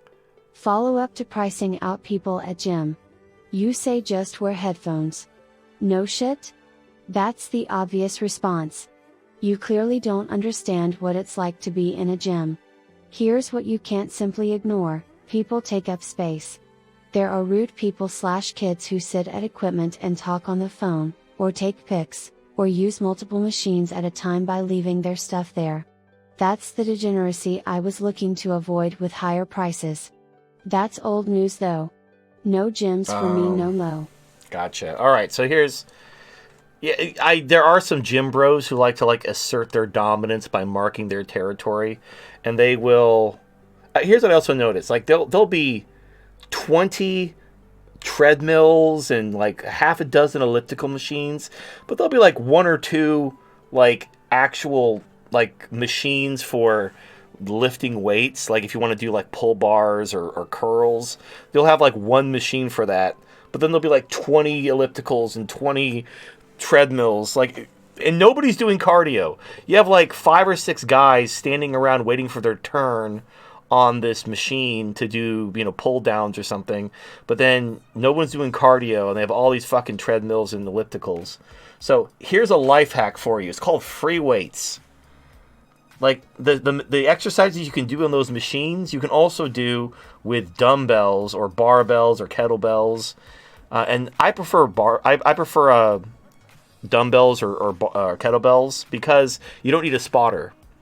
If you're using dumbbells, if for some reason you slip, like you lose your grip or something, worst case scenario, you're going to drop your weight, maybe it hits your chest or something, which will hurt. But when you have a barbell, you could like choke yourself to death, because it's going to pull the bar down on your neck. And you're going to be like, and you need someone to spot you to pull the bar off your neck before you die. But if you're using dumbbells, you just, drop the dumbbell. And it's not going to kill you. You might dislocate your arm or something, but you're not going to choke to death as a bar chokes you out.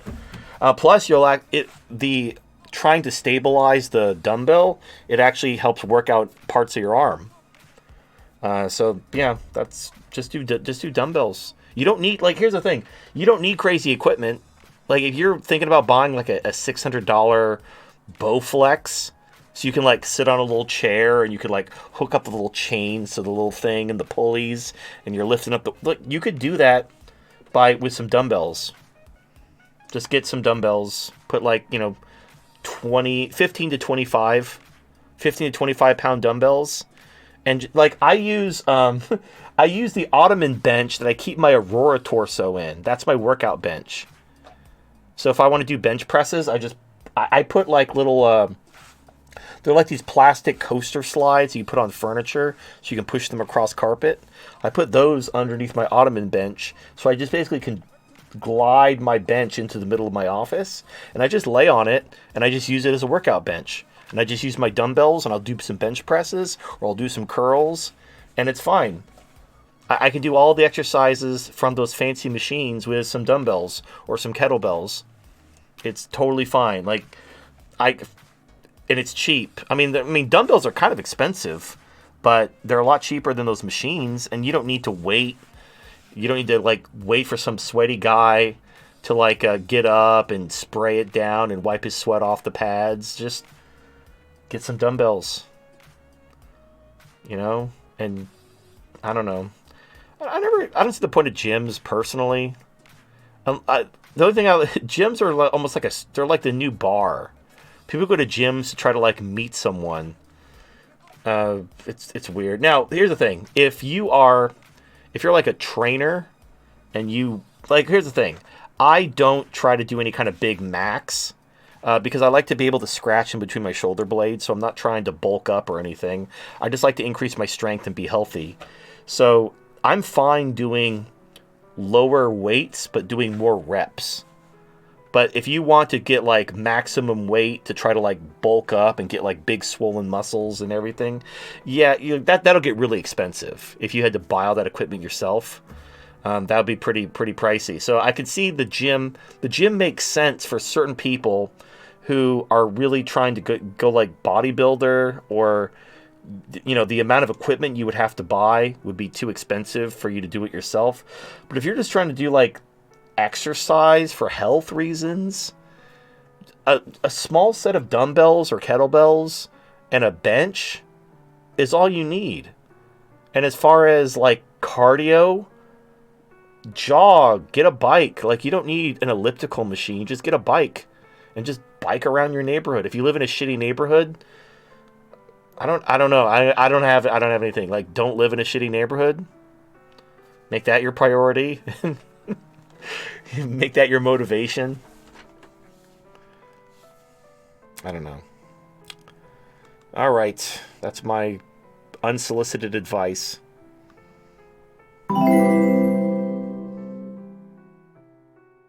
But World's man donated $10. Rikieta had an interview with a predator poacher who had an amazing story. They got a 1-year-old abusing pedo tranny to come meet them, and a white woman with kids was accosting the pedo hunters saying leave them alone. The normie was told they're pedo hunters. Still did her white woman virtue signaling. The cops also did nothing. Trannies are the new aristocracy. Progressivism is absolute fucking cancer. Good night. Merry Christmas. See you next week. So, right now, trannies are the minority of the week. Sometimes it's black people, sometimes it's feminism. Right now it's trannies, particularly trannies who want to molest children. I don't know why. Well, I do know why. The ease that people are defending pedophiles is kind of terrifying. Like, I understand, defending black people, because it's like, it's just this color of their skin, it's their genetics, like, they're not hurting anyone, they're just black. Like, that kind of stuff makes sense, why you would want to come to their aid. But pedophiles are molesting children. They're not just innocent bystanders who, like, you want to dress like a clown, go for it. When you're a child molester, you're not an innocent persecuted minority. You are a danger to children. Yes, the ironic part is they continue the continued vocal antics for fictional 2D children is still louder than ever.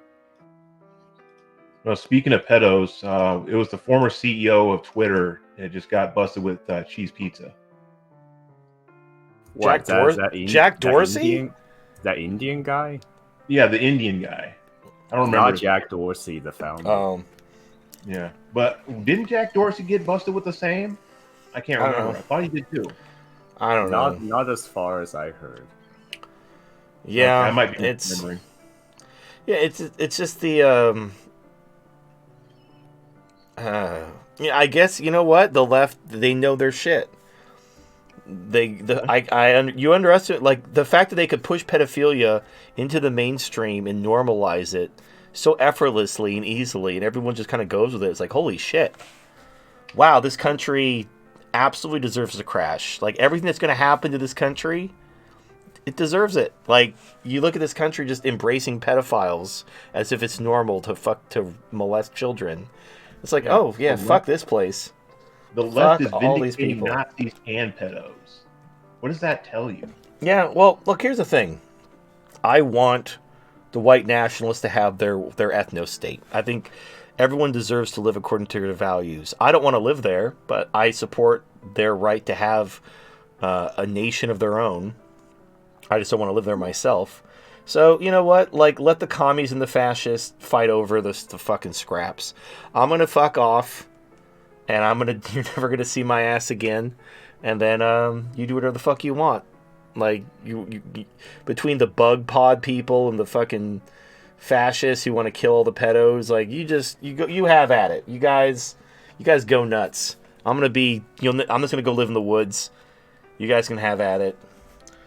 And I'll never see you, and whatever happens, I don't give a shit. You guys don't deserve to be saved. But yeah, it's disgusting. Absolutely disgusting. But kind of going back just very briefly, if you have children, it's your responsibility to protect them. It's not the government or a political party. They're your children. You need to protect your children. And if you're letting your children go on the internet, if your children have like social media accounts, if you don't know what they're doing and they come out as trans, that's your fault. You fucked up. Mistakes were made. And it's not society. It's not that you need to get, you fucked up. Fault. You need to police your kids online. You need to know what they're talking about, where they're going, what they're doing. And your kids are going to get mad at you. And, but it's one of those things where be a fucking parent. You're not there to be their friend. You're there to protect them and mentor them into adulthood. And that means sometimes you make the hard decision and they get them upset. But a whole lot of parents don't understand that. And a whole lot of older parents, they don't understand the internet at all. They just put their kids on them to keep them entertained and out of their hair, and then they get all shocked and terrified when they see something they shouldn't see, and then demand the government shut it down or censor for every single person who uses the internet. I think a lot of it has to do with single mothers, and I think it has to do with the fact that men are the protectors. It's men who protect and provide. It's not the women who protect and provide. So if you don't have a man in the house because you have a single mom situation, you literally don't have anyone in the house with an intrinsic protector instinct. The women don't care. Like, they'll parent when they'll do the bare minimum parenting to shut you up so they can go back to what they were doing. But they're not going to have that, like, protector instinct the way a father will. Like women have like a mama bear instinct. If their children are being physically threatened, they might intervene, but they're not going to be proactive when it comes to their development or their influences. They're going to be pretty laid back. Whereas fathers, it's literally your job. Now, if you were kicked out of the house because you married a woman who decided she wasn't happy and she doesn't love you anymore, mistakes were made. Mistakes were made across the board. And this is the thing, like, you can't fix this. The system is so fucked. It's fucked every which way you can imagine. And there's just no way to fix this. Until the only way it's ever going to get fixed is if it gets so bad that people are finally ready to do something. But I don't think it will get that bad until it's past the point of no return anyway. Like, once we're already actively, like, people are actively being cold, then they'll be like, oh, we should do something. Like, yeah, you think? We should do something now? Now that we're basically living in our pod, being spied on, we have no guns. Now you think we should do something? Yeah, good thinking there, dipshit. So I got a story about my sister. I'm sorry. I tried to pause it, and I WKZ fucked Works up. donated $5. Sorry. Give me Ever one catch moment. yourself wishing the death note was real and in your possession? I'll just answer this real Boy, quick. I do. I'd have so much fun with it. Heart attacks? Bullshit? Cause of death? Spontaneous human combustion. maybe some exploding heads, following hard sneezes of course. I'd burn down entire political parties, lobby groups, and governments. I'd have so much damn fun with it. Merry Christmas, by the way. All right, let me address this, and then we'll circle back to the story you wanted to tell. So here's an epiphany I had. I thought about this. I actually sat down and had a really long think. If I had like Omni-Man powers, like I was just like I was living in a world as Superman, but there was no kryptonite. I was basically invincible, and I could basically kill anyone I wanted and do anything I wanted. There wasn't a goddamn thing anything could do to stop me. Now, I don't want to rule the world. I just want to basically like end the bullshit. But this might help you. It's an epiphany I had. Maybe it'll help you too. So here's what would happen. First off, you go for the low-hanging fruit. You pay some people a visit. You squish their head like a ripe grape. You move on with your day. Well, what would happen is the very people that you want to save, they will turn on you, and they will support your enemies to try to destroy you or bring you to justice for the murders you're doing. They wouldn't be appreciative of the fact that you're basically killing their enemies and paving the way for reform.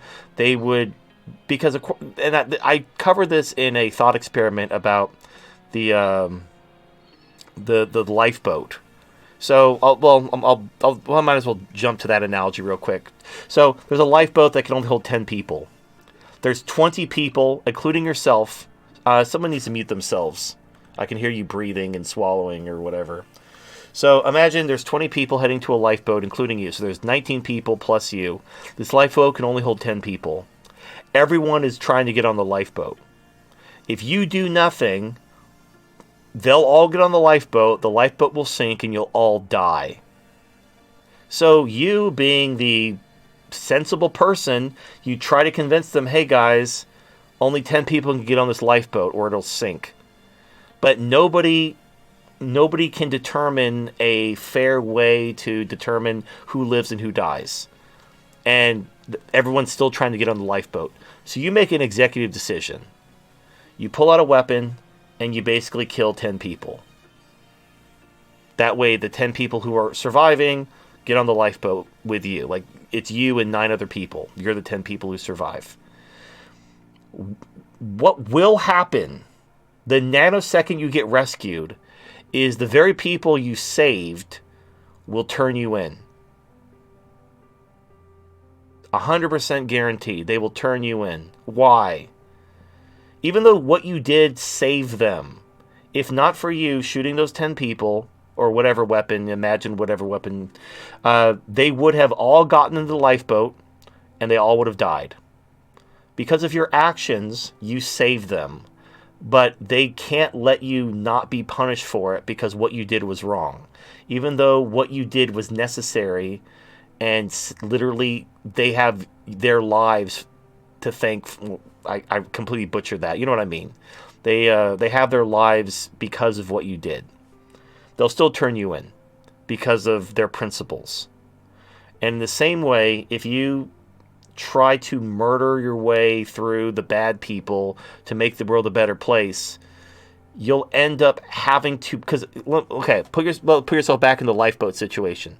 You overhear the 9 people you saved conspiring to turn you in. So you did this whole thing to live. There was a ship sinking. You didn't want to die. You went to the lifeboat. 20 people were about to sink the lifeboat. You had to kill 10 of them to not die. You're just trying to get home. You saved as many people as you could. Now that you saved these people, they are actively conspiring to make sure that you go to jail for murder for what you did to save them. The only way you get home is if you kill them too. That's the only way you're getting home. You have to be the sole survivor. Because if anyone lives, they're going to turn you in for you killing those 10 people, so they all have to die too. I mean, it's still a net gain of 1 from 0. But here's the thing. now let's change the context. This whole like, oh, if I had a Death Note, or if I had Superman powers, or if I had the ability to basically murder my way through and solve all these problems, what you'll end up doing is you'll have to kill everybody, including the people that you wanted to save. The very people that you were hoping to help will have to die as well. You'll have to kill everybody until you're the only one left. And at that point, what the hell did you do it for? Like, you're just going to kill everyone and then like rule among the ashes? What was the point? Well, you did it for yourself and yours. Right. So now let's bring it all home. So once you realize that you can't, even if you had superpowers, to try to force salvation, for lack of a better word, onto people will simply result in them turning against you and having to be killed as well. You realize you can't save those people anyway. So, and the only thing you can do is you could save yourself and whoever is, not a fucking retard who will join you. But you can do that without superpowers. So the existence and application of superpowers doesn't actually change anything. So if you don't have Omni-Man powers, if you don't have a Death Note, the normies will kill themselves. The normies will destroy society, starve to death, and die. And you can't save them. If you try to save them through force, you'll have to kill them too. The only people you can save are the people you can save without superpowers.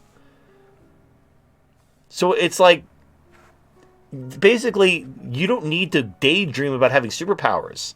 Because at the end of the story, you have the same option with or without superpowers. Because you can't save the normies because of their principles.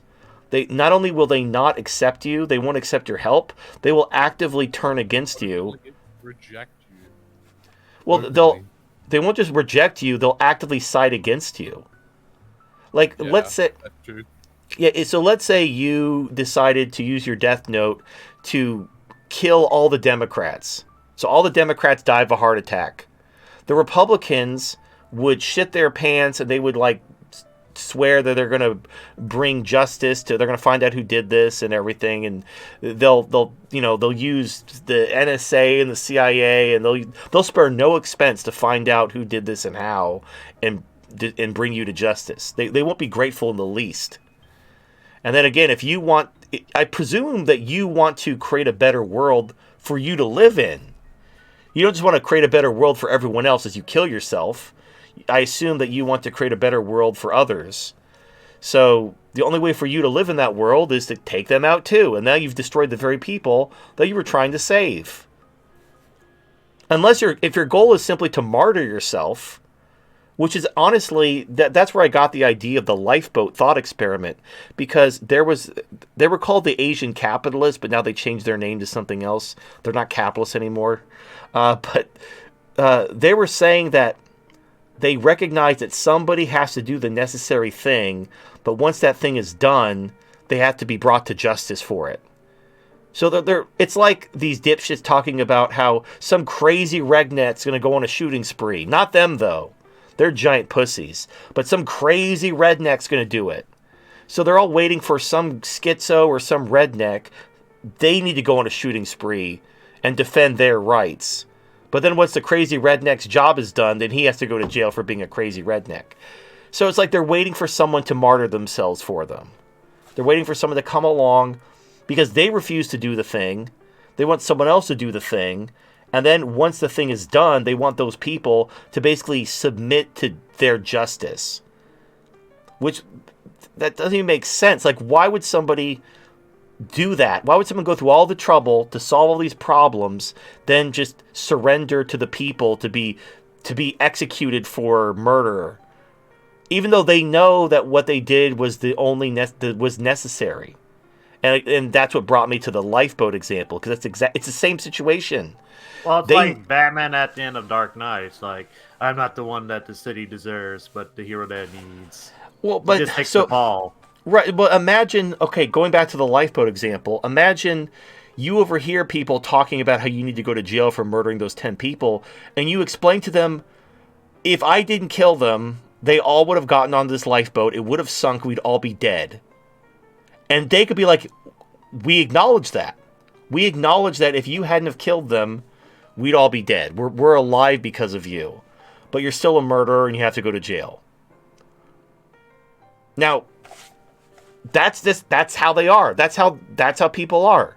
It's because of their principles. I think that's fucking retarded, but that's how the normies think. And if you do something, and that's why the right can't do anything, because of their morals. They'll just sit there with their thumb up their ass as they slowly get walked into the gas chamber. And that's their fate. They want to live by their principles, they can die by their principles, and they can go to heaven or something, who gives a shit? You can't save them, and if you try to save them, they'll betray you. So just don't worry about them. You save who you can. So going back to the lifeboat example, maybe you realize there's 20 people about to sink a lifeboat, and you say, you know what, fuck that. That lifeboat's fucked. And you run and you go and you make a raft. You tear a door off of a hinge, you float on that, just a lifeboat for one. Maybe that's your best bet. That's the way you don't become a murderer. That's the way you don't, instead of having to murder 19 people to save yourself on a lifeboat, you just commandeer a door and you float off on that. And that's, that's probably the better option. So instead of even getting into that lifeboat and dealing with these moral dilemmas and, whether you live by principle or whether you live pragmatically, just leave the normies to drown and go get a door or find a life jacket, get something like that, and then leave the normies to sink the lifeboat. All right, so someone had a story they wanted to say. Yeah, I did. Go ahead. So basically, my sister was on the fucking verge of becoming trans, and I had to fucking save the day. Because my parents fucking refused to do anything about it. Because we can't confront her. We can't confront her. I fucking went straight in. It's like, what the fuck you doing? What are you doing? And she was talking about atheism and shit and that, and she also cut her hair short. And I was like, what happened to you? So basically, at school, they started talking about trans things. Because she doesn't exactly have a lot of friends, she started going a little bit crazy. So my mom absolutely refused to do anything about it because, either she's tired from work or that she shouldn't confront her. And my dad is a little bit kind of spineless. He's pushing 65, so. Wait, so your younger sister, still in high school or lower, I assume? Yeah. She's 14, 15. Yeah. So. Oh, and your dad has her pretty old. Yeah, my dad had her 50s. So yeah, she became kind of spineless, and my sister almost became fucking trans. And I had to put my foot down. I was like, look, enough of this bullshit. And my mom actively tried to stop me. And I looked at her like, look, you're gonna get abandoned. Stop. Let me fucking do this shit. I will teach her. Because neither you can. So most likely what happened was she just wanted to belong to some group. That's the whole point of this identity politics. So maybe she couldn't, I don't know, she didn't fit in with any other group. She felt lonely. She wanted friends. She literally was looking for a group to conform to. So she's like, okay, well, if I cut my hair short and I start wearing black lipstick and calling myself non-binary, then I'll have friends and I'll be part of a group and I won't feel lonely anymore. And that's all it was. That's all it was. Wait, Mr. Horse, how did you stop her? Did you just be tough and be the man, say you're not allowed to do it, or any? Yeah, I just said enough of this shit, or I will whoop your fucking ass. Literally, neither mom or dad will stop me because I will fucking whoop your ass. I will belt you until it's bloody. So you're having this wokeness problem in Moldova too? It's fucking insane. Yeah. There's all over the place. The propaganda, the machine is insane. You got people talking about trans. You got these gay marches just going on every year, sponsored by the fucking government. You got NATO just showing off weapons in the middle of Chisinau, in the capital. And it's like, what the fuck is happening? It's All been right, it's only Moldova. been 10 years. All right, It's only Moldova, Global homo is happening. the country between Ukraine and Romania we talked about last week. Yeah. Man, Yeah, I am was the one who sorry, but I'm donated. losing respect for your country if that's happening. Well, look, global homo it's not just Western homo, it's global homo. It's everywhere. They're trying to push this shit in fucking Afghanistan for 20 years. Listen, we had the principle of before is like it's to each of his own family. If there's some domestic violence going on, nobody talks about it. Let everyone self-regulate. But now they're just pushing the fucking court system everywhere. And actually, I'm gonna go into the story maybe when is like the guest time to just tell Okay. about everything, a little bit of history. Well, this is the guest time, right? Well, yeah. I mean, it's like a Christmas Eve special. Like, it's fine. So I have a Alright. quick question. Like in the region that you live, are the elders dependent on their children to take care of them? Yes, because actually the corruption actually saved us. So, ironic thing to say. So the government is so fucking corrupt. They stole all the money from the pension fund, and basically the elders now still depend on their children. And it's basically still somewhat a semblance of community, but it's starting to get quickly eroded away because of more money printing and bullshit. Well, that's probably why your mom backed off, because she's dependent on you. So if you threaten to cut her off, Well, there's nothing really she can do the about problem is your dad being basically your dad fucked up. I understand he's tired from work. He doesn't want to police his children, but it's like, look, man, you came in her pussy. That's if you didn't want to be a dad, you shouldn't have raw dogged that pussy. That's his second wife, so I'm the second roster. So All right. Well, yeah. yeah. Who's blowing their nose with their Is that microphone you, on? Mr. Sorry, I thought Ford? my mic was muted. Sorry. Yeah, mute. No, We didn't even introduce two guests to the audience yet. Maybe give that first. We'll have Mr. Horsetrack from Moldova, and where's Mr. Apple State Monk from? I don't know. Well, you don't have to talk. If you just want to hang out, it's fine. Yeah, and then I you guess wanted it's to talk not here about right now. us about the politics after the post-Soviet collapse between Moldavia and Yeah. Romania.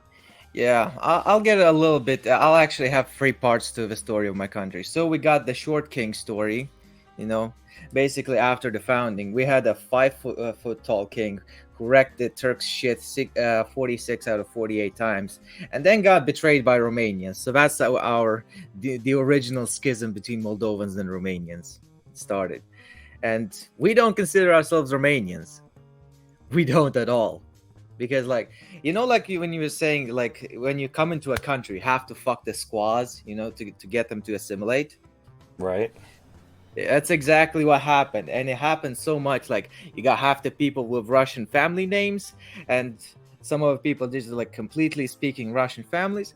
And actually they stopped giving a shit. It's like everybody's Moldovan, everybody speaks both Romanian and Russian. But now that's starting to go away because of the propaganda, and they stopped teaching Russian in school. Yep. So basically, Moldova is like halfway. Basically, it's like ethnically half Romanian and half Russian. Right.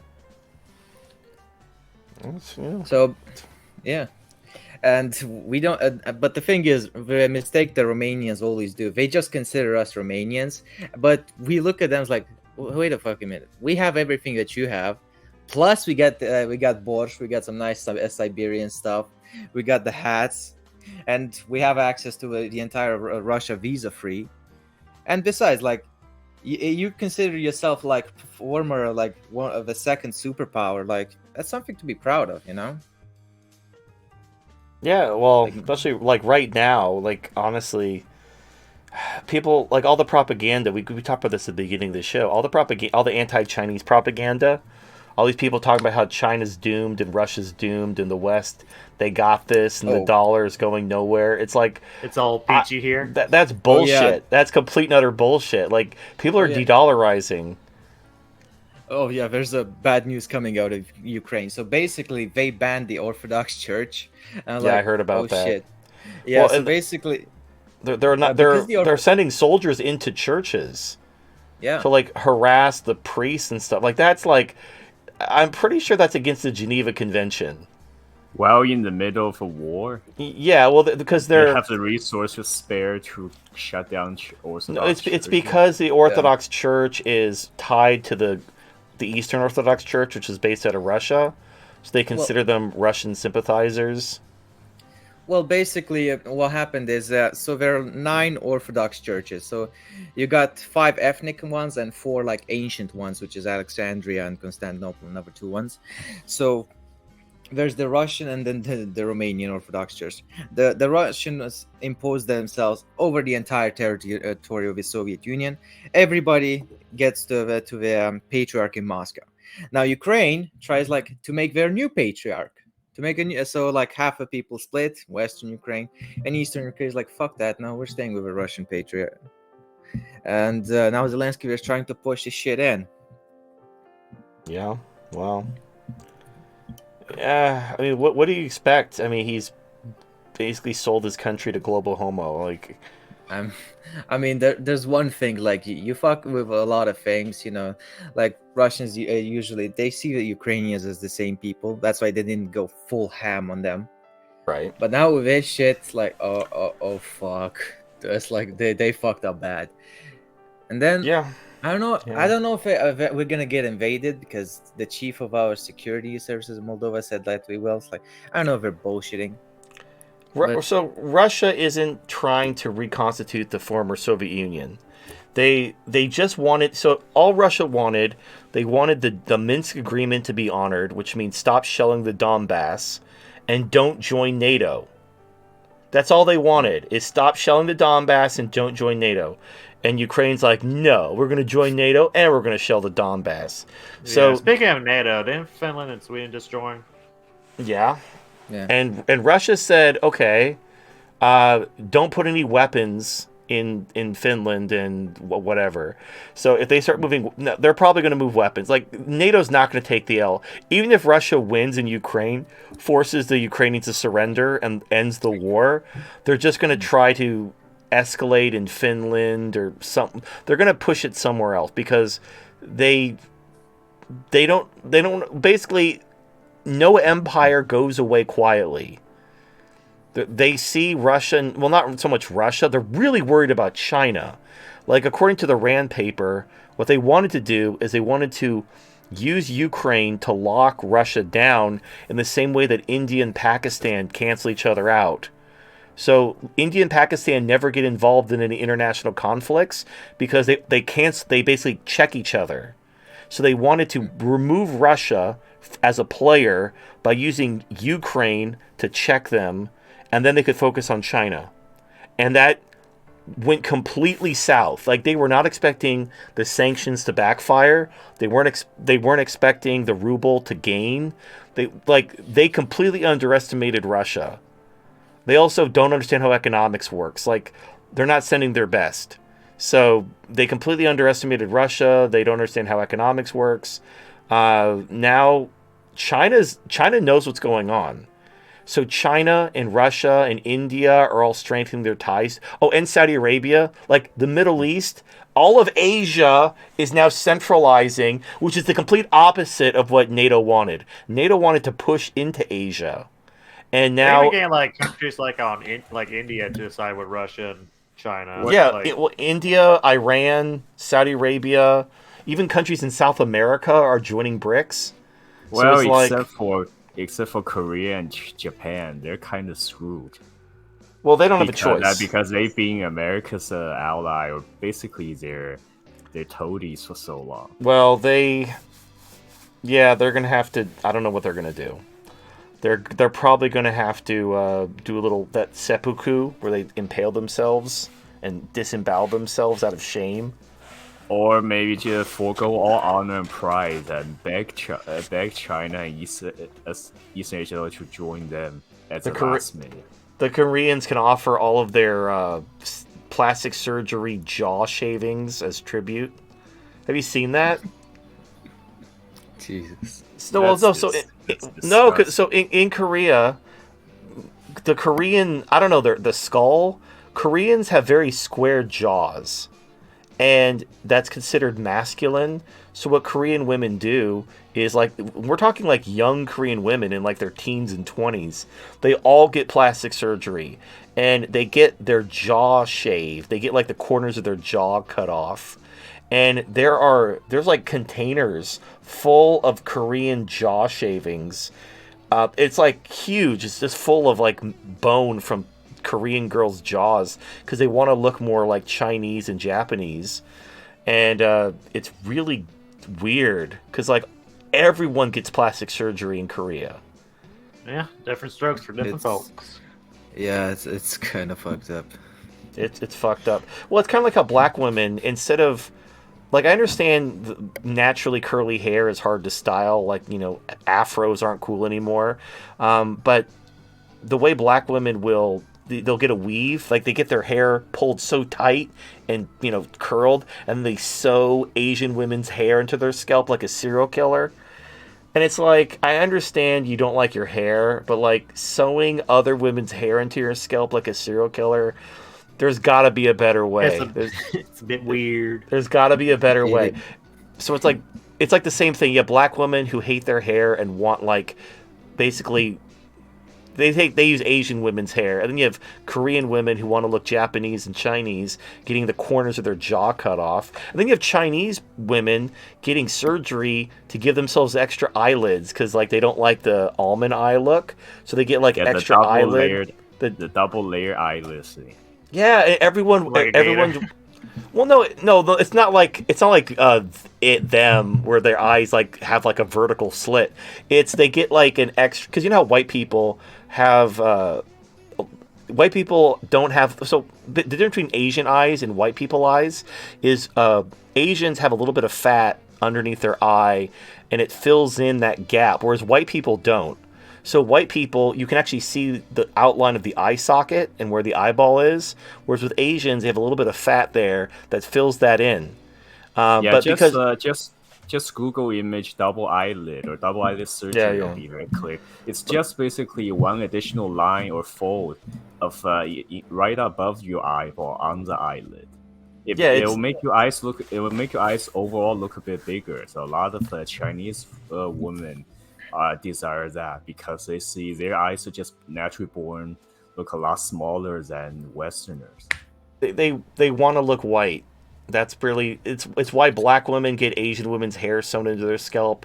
It's why the Koreans get their jaws shaved. It's why the Chinese women get the eyelid surgery. Is because white people are the standard of beauty. That's why everyone hates white people. It's all they be jelly. They're totes jelly. Asian women are overall more feminine, but white women's facial beauty it's more popular. See, I like regular, like, I think Asians are beautiful the way they are. The only thing about Asians is usually the Asians who don't get the eyelid surgery, they usually have really fucked up teeth and they need orthodontics. So it's like you get like a jungle Asian that doesn't have she's not trying to look white or anything. She'll usually have really bad need of braces, which isn't their fault. Like, you know, you live in the jungle, you don't have access to braces. I get it. It's never too late to get braces. Like, it's just like the pressure from the teeth cuts off blood and then it dissolves your jaw. That's how your braces rearrange your teeth. Well, so. Yeah, look, I don't think anybody can pull off having fucked up teeth. If you got like Baraka mouth or what I call Molina mouth, where you got like the fucking teeth going every which way, like, yeah, you got to get that looked at. That's just having fucked up teeth. There's just, you know. Wait, where does the term Molina mouth come from? It's from Mortal Kombat. You know, Katana and Molina. So Molina she's got the Baraka mouth because she's like half Tarkatan. So she's got like she's got like these sharp, like Nosferatu teeth. In fact, actually, I had a magazine that talked about the behind the scenes in Mortal Kombat 2. So Baraka, his face is actually a Nosferatu mask with Lee press-on nail teeth. So his teeth are actually Lee press-on nails, and his head is a Nosferatu mask. And that's how they made Baraka. And now we know. Now we know. Now we know. Knowing is half the battle. G.I. Joe. Okay, any more tales from Moldova before we move on to the next super chat? All right, I'll do 2 more. So let's start off with our separatist regions. We got 2 of them, you know. All right. We got the Autonomous Republic of Gagauzia, which is like Turkish Orthodox inside of Moldova in the south. It's like lovely. They speak Russian. They're not down for the global homo. And then we got Transnistria, which is like the same as Donetsk and Lugansk. And basically Moldova in 91 attacked them because they declared independence. And then Russia and fucking Ukraine helped them to stop us from getting them under control. Ukraine did this to us, and like most Moldovans, when they look at Ukraine now, it's like, how's that feel, bitch? Oh, you fucking did this to us. The Serbians are the same way, because basically when Kosovo was breaking away from Serbia, NATO came and pushed Serbia's shit in, and then but then when the Donbass wants to break away from Ukraine, NATO is basically literally taking the opposite position, only because Ukraine has all those biolabs and they got like Hunter Biden on the fucking board of Burisma. It's just corruptish. Basically, Ukraine paid their corrupt, money, whereas I guess Serbia and Moldova, they were behind on their protection money payments, so they get NATO's wrath. No, it wasn't NATO. It was like it was literally what's it called? Ukraine was doing the thing that's happening to them now.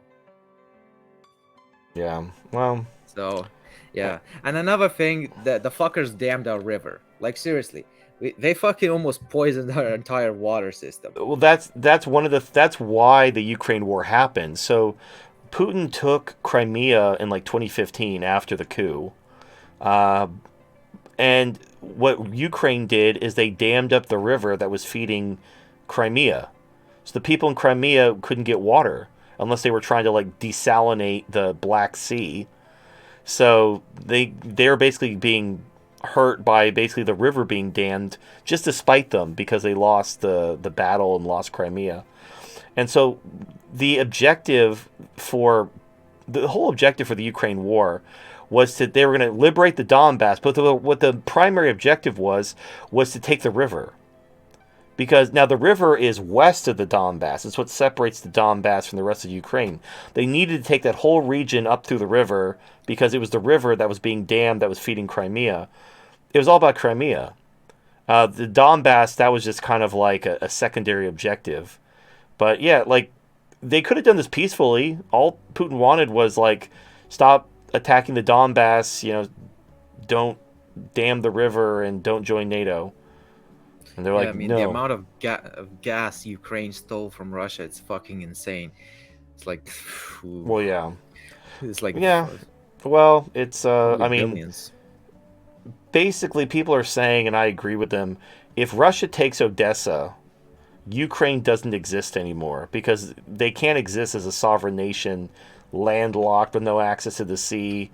They already Donbass. The Donbass is where a lot of their resources come from. Western Ukraine is mostly like farmland, and if they don't have access to the Black Sea and they're just like some farmland, you can't have a nation like that. So either Russia will take Ukraine over completely, or they'll take over most of Ukraine, and then Poland will get the western part. I don't think they're gonna let Poland get the western part because I think they're sick of their shit. Because Poland's like has been the one with the big provocateur, just fucking throwing shit at Russia and see what sticks. And then the second like a little Russian missile, a Ukrainian missile landed on them, they got fucking scared the shit out of. I mean, even if they take Odessa, couldn't like NATO basically just build like railroad lines through Poland and Ukraine just to supply the war effort? Yeah, but I'm talking about as a sovereign nation. So what happens when the war is over, and because we are sending so much fucking money to Ukraine, this is our hill. This is the hill that NATO wants to die on. So eventually this war will end. And without it, if the West isn't sending welfare to Ukraine 24/7, and Ukraine doesn't have access to the Black Sea, and they don't have access to their resources, they don't have a nation anymore. I mean, they'll probably just get completely annexed by Russia if Yeah. they want to do a death war. Well, I mean, what'll mostly happen is the Western Ukrainians will just immigrate west, and they'll just abandon Ukraine because there won't be anything there anymore. It'll just be. That's why either it gets taken over by Poland officially, or they'll petition to be annexed or something, because you can't have a sovereign nation that's landlocked like that. I don't think they're no gonna way. get taken over by Poland, because I know with Romania, when they joined NATO, they had to give up the claims to what's it called, the Bujak, which is the southern region of Moldova, which was given to Ukraine by Khrushchev. Fuck him. And then the northern part, which is Bukovina and Chernouts. That's the ones that Romania basically gave up claim for. So I mean, it depends if Russia's like forced to like completely occupy all of Ukraine to end the war. Because at that point, like, it doesn't make sense for Russia just to abandon the West and give it to Poland for free. It's like, Well, we had to fight over this. No, they're gonna. Well, yeah. When they do their offensive, they're gonna have to. They're gonna send troops to the west through Belarus to cut off the supplies. So they're just because all they got to do is take over the railway. That's how all the equipment's being brought into Ukraine from Poland. So all they got to do is, now they tried bombing the railway, but it's fairly easy to repair a railway. It's just steel. So it did make economic sense to bomb a railway with like a bomb that costs $1 million, and then they use like $100 worth of steel to repair it in a day, and then the trains are moving again. So they're going to have to basically invade and hold. But if they can invade and hold the rails, then Ukraine is cut off. They can't receive any more equipment. And then if they hold the north and the east, the army's already getting its shit pushed in, and they already have most of their army is mercenaries at this point. And if they're getting cut off from their supplies and they're not getting paid, the mercenaries are just going to surrender. They're like, oh, fuck this shit. I'm out of here. I don't even belong here. I'm here for a paycheck. Yeah, it's a really ridiculous situation.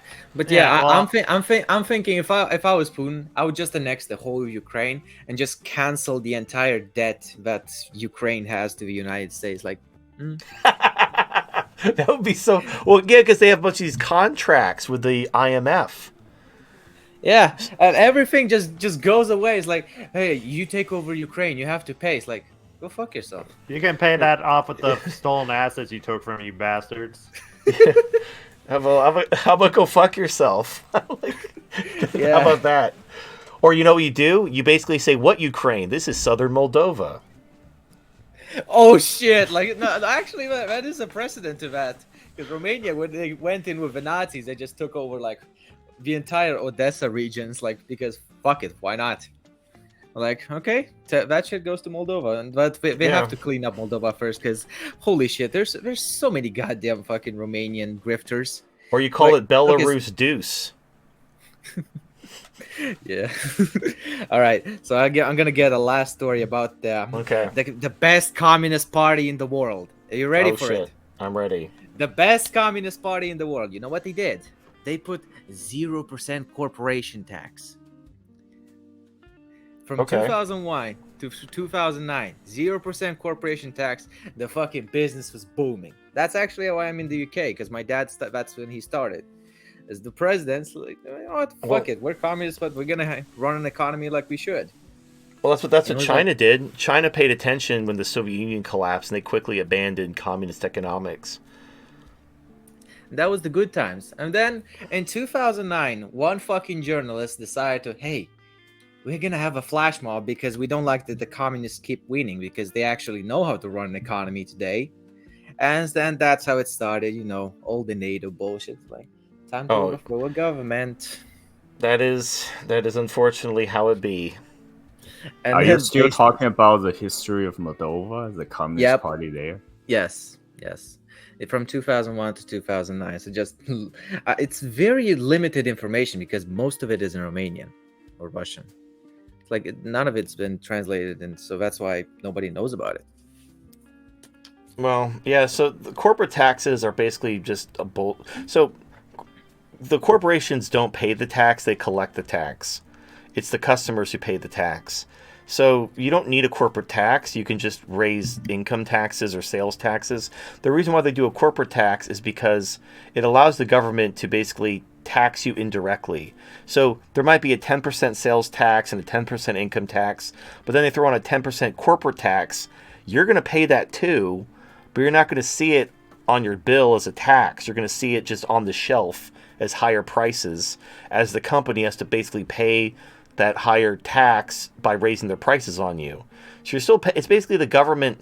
If they just took all the taxes that people pay and they just consolidated it as one tax, you would look at that number like, holy shit, this is how much money I'm sending the government? What the fuck am I paying for?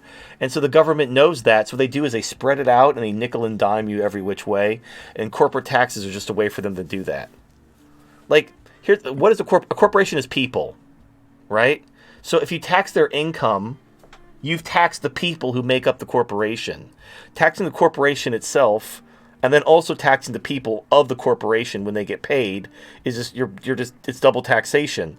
The only purpose it serves is to raise prices and basically extract more money for the government indirectly, so that you don't get mad at the government when you see prices going up. Your standard of living goes down, but you don't get mad at the government. You get mad at the greedy corporations for what not. I don't even know what they expect. It is what it is. So after all of that revolution was said and done, Moldova became the new laundromat of Europe, where everybody just started washing their money. And even they funneled $1 billion of our fucking economy. That's like 1/6 of our fucking GDP. Just fucking poof. Wow. Like, think about what these fucking dipshits did. It's like, well, I just hope like. Well, and that's what they're using Ukraine for. So it's like Eastern Europe is the globalist laundromat, where they're just washing money to filter it back to themselves, using taxpayer money to buy off whatever bullshit they want. Like the Pentagon, they keep losing trillions of dollars. Whenever they get audited, they just can't find all this money. And it's not that they can't find it, it's that they don't want what it was spent on to be public. But so they use national security, they use excuses to basically make this money disappear. That's all it is. So war is a great excuse for countries to print a lot of money and then have that money disappear. But because it's war, everyone's kind of okay with that. They recognize, war, what are you going to do? And then there's like all these people with money in their pockets like, yeah, what are you going to do? I'm going to go buy a Ferrari now. I mean, it's possible that Moldova should. I want it to be invaded. I'm sick of a global homo. I want to stay at home and just have a nice job. I don't think that's necessary. So here's what I think is going to happen. You see the Middle East and India and China and Russia. Basically, this whole idea of we're going to punish Russia, we're going to destroy their economy. What it's doing is it's pulling Asia together. And I think Eastern Europe, particularly since Moldova is kind of half Romanian and half Russian, I don't see any, like, obviously right now there's an active war going on. And despite the propaganda, people don't want to take a side unless they have to. But once the Ukraine war is over, America is going to be exposed as the paper tiger it is. Because the whole reason why people are terrified of America is, number one, there's sanctions. Like, America runs the economy. If they sanction you, you're fucked. Your economy's fucked. And number two, the CIA can actively arm, fund, and organize your opposition to overthrow you. And if you're fighting a civil war against Western-backed insurgents, they have better equipment than you. They're getting intel from satellites that you don't have access to. Basically, what's happening in Ukraine right now. You have Ukraine getting Western weapons, Western intel, access to Western technology, mercenaries, the whole 9 yards. So this is the worst case scenario for someone who pisses off NATO. They have a heavily Western-funded and armed opposition, and their economy is being full frontal assaulted by the global financial system, which is headed by the United States. And Russia's doing okay. Now, they're not just doing okay, they're winning the war, and the ruble's doing fine. It's actually performed better than the dollar. So, that being the case, this was America's ultimate attack. This is the worst case scenario that a country can find itself in. And the funniest part is, so Iran has been sanctioned for years over their nuclear weapons program. And so they've been dealing with being sanctioned and not being able to do business and having to turn to black markets for years. And now that Russia, the second biggest oil exporter in the world, is now they're basically their penalty box buddy. Now Iran and Russia are buddies, and Iran is actually, they have access to the global economy now, because like people don't necessarily need to do business with Iran. Like, yeah, they have oil, but who gives a shit? But Russia, they're such a massive exporter of commodities that you can't just not do business with them. So now Russia's basically bringing Iran back into the fold and giving them access to the global economy, at least like the Asian economy, because everyone is still buying Russian commodities because they don't want to have an energy crisis like Europe. So now Iran is basically being able to bypass sanctions too. And now no one cares about sanctions. Because if you get sanctioned by the United States, you could just sell your shit to Russia and Iran and China and India and all the other countries that are buying all the sanctioned stuff from Russia and Iran. So now the sting of sanctions is gone. And so all that's left is, oh, we're going to arm and support your opposition. Yeah, but how many wars are you going to be able to do that? Like, you're basically bankrupting your economy in Ukraine. And you're sending troops to Haiti and you're doing all sorts of shit. Like, you know, eventually you're going to print too much money and you're going to have hyperinflation, and they're running out of shit. Like, they've sent so many weapons to Ukraine, and these weapons take years to make, and they cost millions of dollars. Like a missile, one missile is $1 million, just one missile, and they you can't just churn those out. They take a long time and a lot of skilled labor to make that one missile. So it's basically when Ukraine is over, I think you're going to see the American empire. It's going to end up like, remember what happened after World War II? Well, I mean, remember like we were there. Okay, so after World War II, the British Empire kind of fell apart, even though they won the war. So the British won World War II. They were on the winning side, but it cost them the empire. The empire basically fell apart due to the collapse of the sterling, and basically like the UK had to pull back and abandon all their satellite territories, even though they won. I think that's what you're going to see happen in the United States. Like the Western Cathedral is going to just they're not going to win, but they're going to see basically countries are going to tell them to go fuck themselves. Like, go ahead and sanction me. Your fucking dollar isn't worth shit. Everything is done in gold now. And, you know, like, we'll sell our shit to China and Russia. We don't need you. Like, think about, like, just the BRICS countries right now represent more than half the population on Earth. So it's like, you're not really, if you're only going to sell to one half of the population, like, who cares? It's like, oh no, I won't be able to sell my products to your, like, the boomers and the feminists. I'll have to sell to, like, the population of China and India and, like, 60% of the world's population. Oh, no, what will I do if I can only sell to 60% of the world's population? So it's going to get pretty bad in the coming years. It honestly gives me a little bit of hope, because I don't think the Western right is going to do anything. But if the cathedral falls apart under its own weight and things start to get bad geopolitically, I think some meaningful opposition will arise. Not the Republicans. I think some actual meaningful opposition will arise as people see basically their way of life falling apart.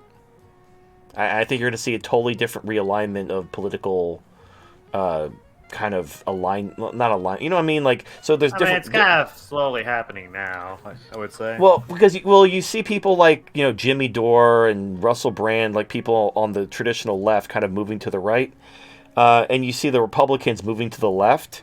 So what you're going to have is you're going to have the establishment on the left. You're going to have the Democrats and the Republicans, and they're all going to be. Well, they're going to be not really leftist. Again, the whole left-right dichotomy is really problematic. Yeah, it's trying to be like the Whig Party, where the Whig Party died off, and then the Republican Party formed. Well, but I don't think it's going to be a party thing, because again, the elections can be stolen so easily now because of the mail-in voting. Yeah, so it'd probably be just individual. I think people. Communities. Yeah, I think it's. Well, we'll see, but I think because you notice whenever an empire begins to crumble, usually you have losses externally, and then you have uprisings internally. And because usually what happens is you got plague, economic like massive economic crashing. Like that's usually where shit starts to get fucked up, and also external wars. Right, and if they're losing the external war, and they don't have the manpower to basically staff their army, well, then they don't have the manpower to police their population. So you're going to have a dearth of people that the government needs to control the population while their standards of living are crashing, and they're rightfully blaming the government. And there's a lot of people who are just very discontented in the current system, and when they see things falling apart, they're going to smell blood in the water, and things are going to happen. Shit's going to get real. And no, if you want to be a part of that, go have fun. My plan is to be off-grid and just fucking stay the fuck out of the way and just let whatever happens. Whoever comes out on top, it is what it is. I mean, I do hope we get invaded because we got the same puppet. We got another NATO puppet just put in, a woman. So I don't. But I don't see you getting. I don't see Moldova getting invaded. I don't think Putin has any interest in invading any other countries. They're ramping up the anti-Russian rhetoric, so who knows? Russia doesn't have that much manpower. Yeah, they don't. Just go to war to war. They're not. Moldova's not going to get invaded. There's not. About a country the size of Maryland that can be conquered in 5 hours. They're not. Well, so if NATO wants to use Moldova to expand into Asia and try to, because it's all about NATO expansion. That's what Russia's saying no. So if Moldova decides to go the way Ukraine did, like they start putting bioweapons labs and weapons, and they start like joining NATO, then Russia will end that very quickly.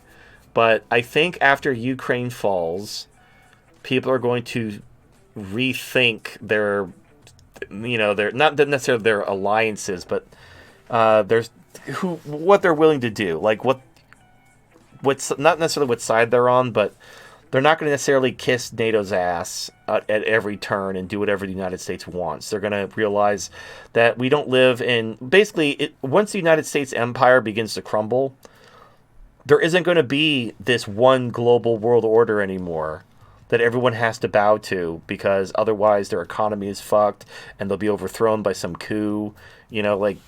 Now there's going to be different regions with different power structures, and the countries that are closer to Asia and Russia, it doesn't make any sense for them to side with NATO, because what is NATO offering them? They're just going to use them as a puppet and get them pushed into a war and then abandon them because it's not like NATO isn't going to come to the rescue of Ukraine. Now, if Russia invaded like Italy or something, some like actual Western European country, then everyone would be all over that shit. But like Eastern European, they're not going to go to war over that. So there's nothing really in it. But I don't see Moldova getting invaded unless NATO has to basically make Moldova the new Ukraine and try to expand NATO. That would do it, but I don't see that happening. They're actually talking about that because they say, one way Moldova can just join the EU and NATO is just unify Romania. It's like, oh, fuck. All right, well, so let's say worst case scenario, Moldova votes to join Romania. and there's a unification, and Moldova is now part of Romania. So, what if that happens? Then okay, you're part of Romania now. I didn't want to be part of Romania. I already No? had the fucking passport. Yeah, so I'm just gonna take my just family. move. Yeah, just move. Yeah, I'll It's move. just it's fucking dirt. You can just move. Go somewhere else.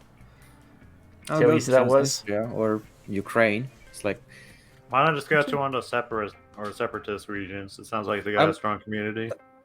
that's what I'm gonna do. Yeah, easy peasy. Easy peasy. Grandma's from Ukraine. I can claim Russian citizenship. There you go. There you go. See, well, see how easy that was. You don't need to pray that Putin invades you. You know, like I just want home. I just want my home that I knew. I'm sick of the gay. I know. I know. Anyway, okay. I'm done about my rants about Moldova, and I hope you enjoyed it. All right. Back to our regularly scheduled super chats.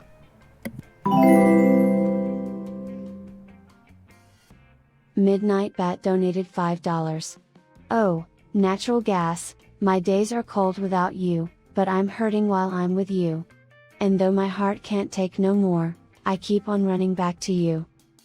All right, so here's some good news about natural gas. There's actually been some developments. So the spot price for natural gas, if you look up so you have the futures market, which is basically people buying contracts in the future, hence the name.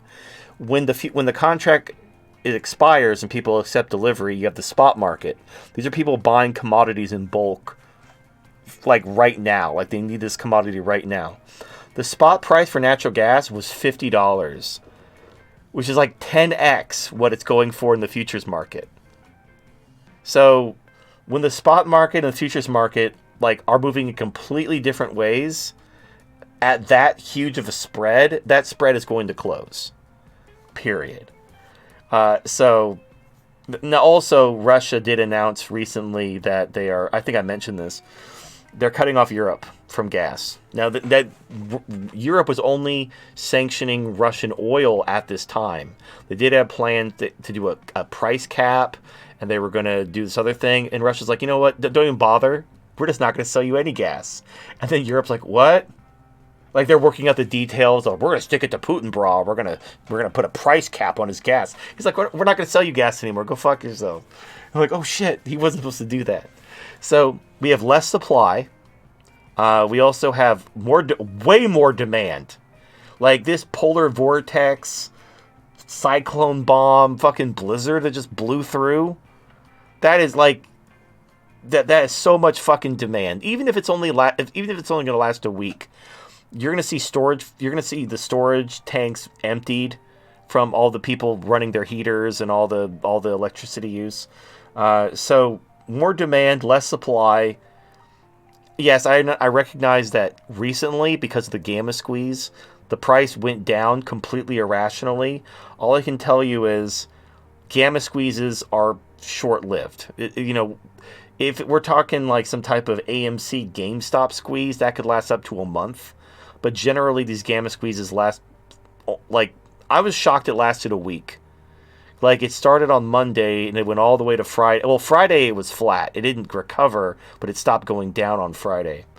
I was surprised it didn't completely reverse by Friday, but here we are. I'm kind of shocked it happened again. Like, right now? Is it going down again? No. Like, remember 3 weeks ago, like, when it kind of fell in price, I think?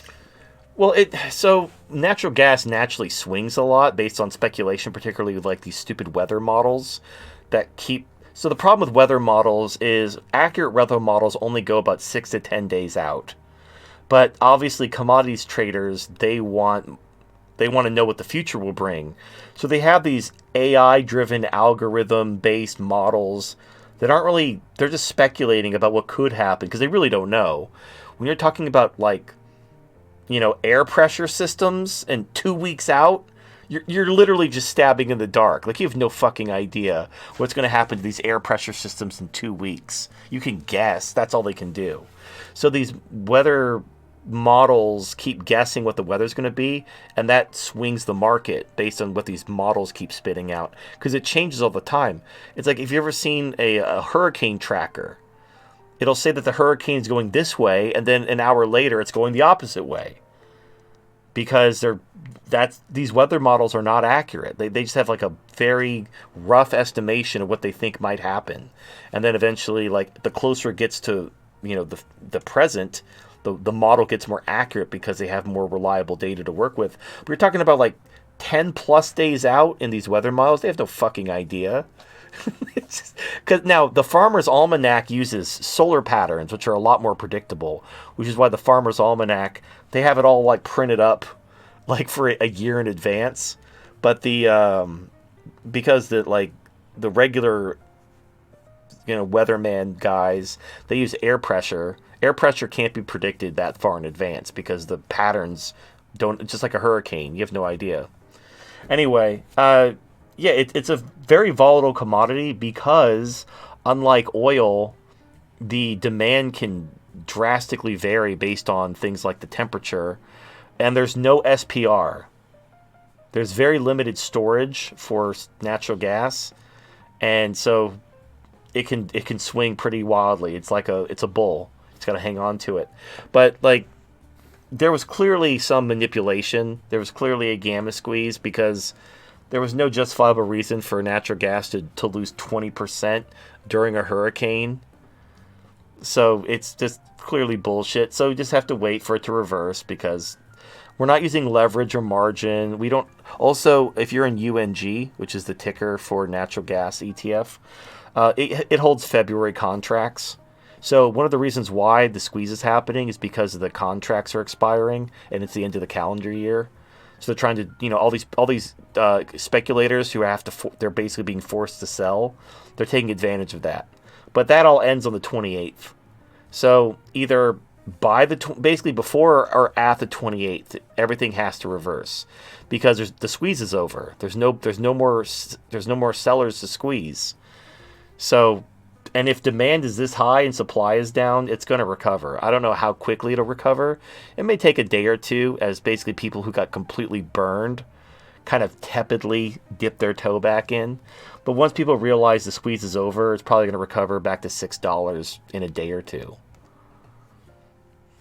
Maybe even $7. I wouldn't be surprised. Especially now after this fucking hurricane. This hurricane, blizzard, cyclone bomb. So it'll be fun. Good times.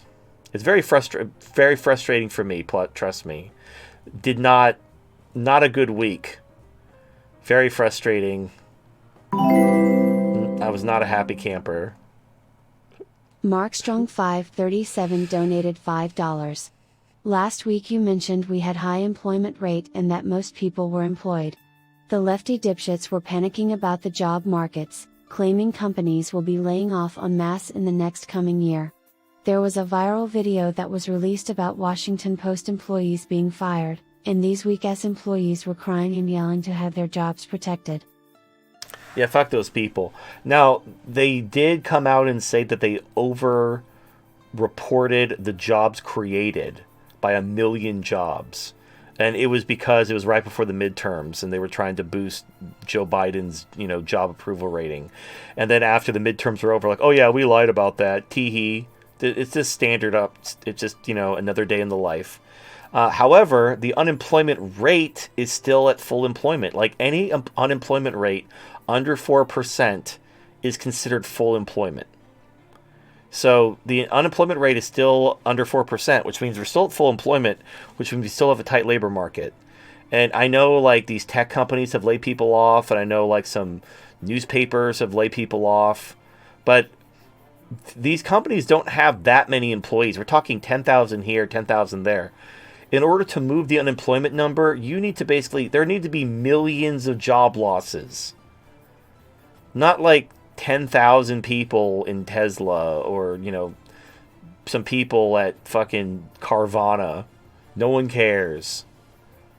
And the thing is, most people work in like the service sector. The service sector is still trying to hire people.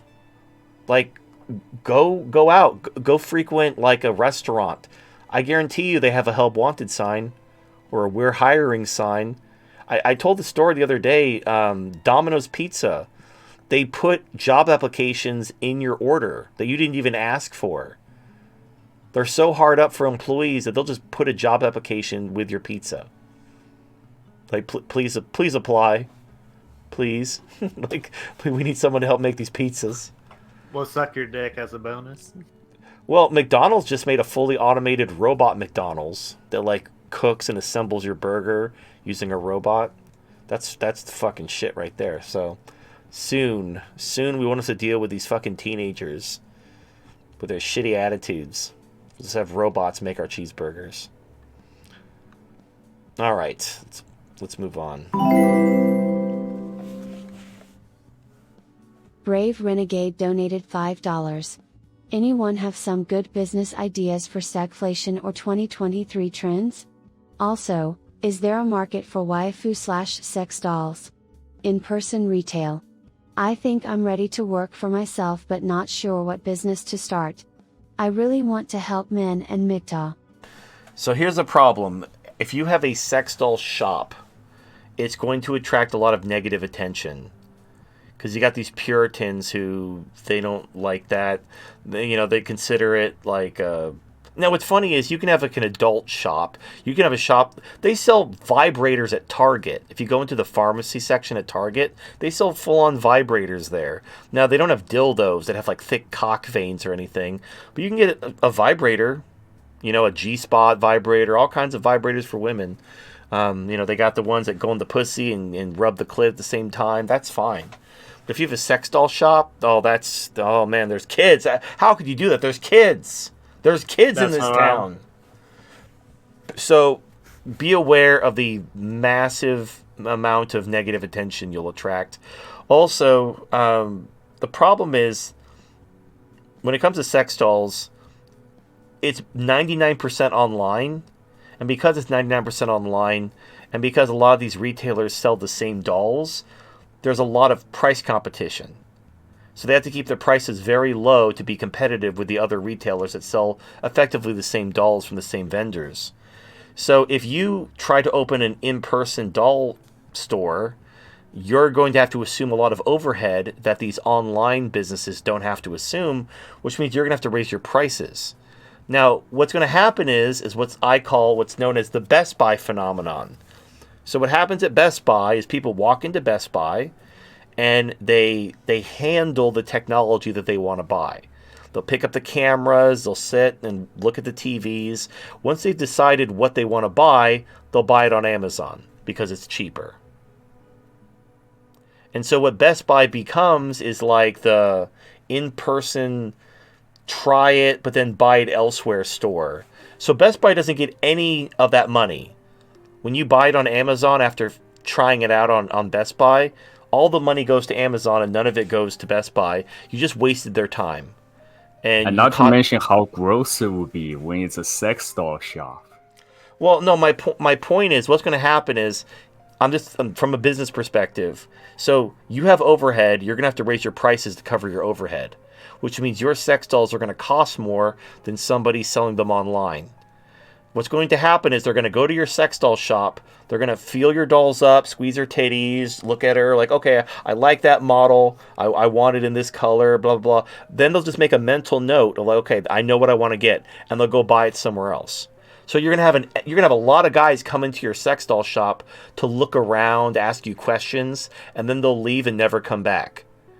And you won't make any sales, you won't understand why, and you'll find out that they're all buying their dolls from somewhere else that's cheaper, but they're coming to your store to like check out the goods, and you'll just be like, it'll be like Best Buy, where you'll be their try before you buy it, but then they'll never actually buy from you, and then you'll go out of business. And then, assuming you're most small business owners, you will probably go into debt and, lose a lot of your life savings and you'll just lose all your money. So if you're going to start a business, I recommend doing it with as little overhead as possible, preferably online.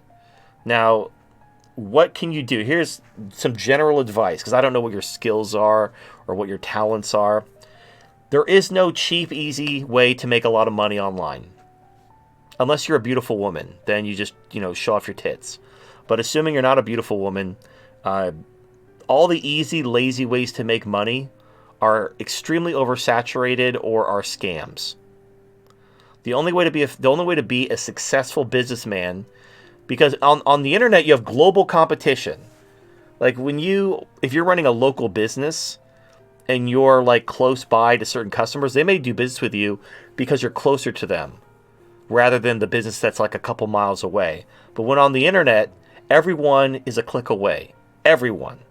AliExpress, Amazon, Walmart.com, they're all the same clicks away. So you have to compete with the entire world. So how do you do that? 2 ways. You either have to do something nobody else is doing, or you have to do something better than everyone else is doing it. Now, generally, trying to do something better than everyone else requires more overhead, requires more investment, probably you don't have. So your really only choice to really capture some market share is to do something nobody else is doing. And that means asking for ideas is counterproductive. Because any idea that someone can give you is almost by definition something someone else is doing. That's where the idea came from. You have to think of something nobody else is doing. You have to find some need that nobody is fulfilling. And you're like, oh, that's too hard. I want to be like, okay, if you want to be told what to do, that's called being an employee. So go work for someone if you want to be told what to do. If you want to be a business owner, you have to start thinking for yourself. And you have to start like looking for opportunities and not asking for ideas. Okay? So, I'm mixing some very good advice with a little bit of tough love because I care. All right, let's move on. Acquire Zeal donated $5. Lying to your kids about Santa is a religious initiation. The West's secular religion considers lying to be sacred. Our society runs on lies. It's a giant pretense that we don't approve of lying. If you want to test it, catch someone in a lie and confront him with it. You will be the bad guy, and people will grasp at straws to defend him. Makeup is fraud, and saying that is misogyny. Okay, you make some good points, but I think you might be taking that a little bit too far. I don't think lying to kids is part of some religious initiation. I think it's actually counterproductive, because you're knowingly lying you're lying to your kids about Santa Claus, knowing it's not true. It's not like saying, I believe in Jesus because I have faith and I feel the Holy Spirit. And then finding out later that feeling was just an emotional response, and all these things that you thought were these amazing things that made you believe actually had completely mundane causes. But to knowingly lie and then to initiate someone into a religion, that sets a very bad precedent, because you've already knowingly lied to them about something. And you might be like, well, and the argument I've heard is, oh, well, it's, you want kids to believe in something. Well, have them believe in something that's true. Like, take them to a science museum. Tell them the actual story of St. Nicholas. Yeah, that's the whole point. Have them be inspired by the actual man that the holiday was named after. If you want them to believe in magic, take them to a science museum. There's some really cool shit. Like prisms still fuck me up. Like the way the light splits into a rainbow. It's fucking magic. And that's just, splitting the light. Like the Pink Floyd album. So, there's plenty of actual quote-unquote magic in the world if you want your kid to believe in magic. But, have them believe in something real. And if this is some type of religious initiation, then you're going about it the wrong way. Because it's like starting a relationship with a lie. Like, I care about you and I love you, and but everything about me is fake. Like, I'm wearing a Halloween mask and I actually look like this. So you want to, if you're going to start a relationship with someone, you want to start it off, like not on a bad foot. And starting a relationship with a lie is definitely a bad foot. I mean, you might be a really good person, but like if you lie to me the first time I meet you, that's a big red flag. And so if you want your kids to be brought up in your religious beliefs, lying to them when they're a kid is actually really counterproductive.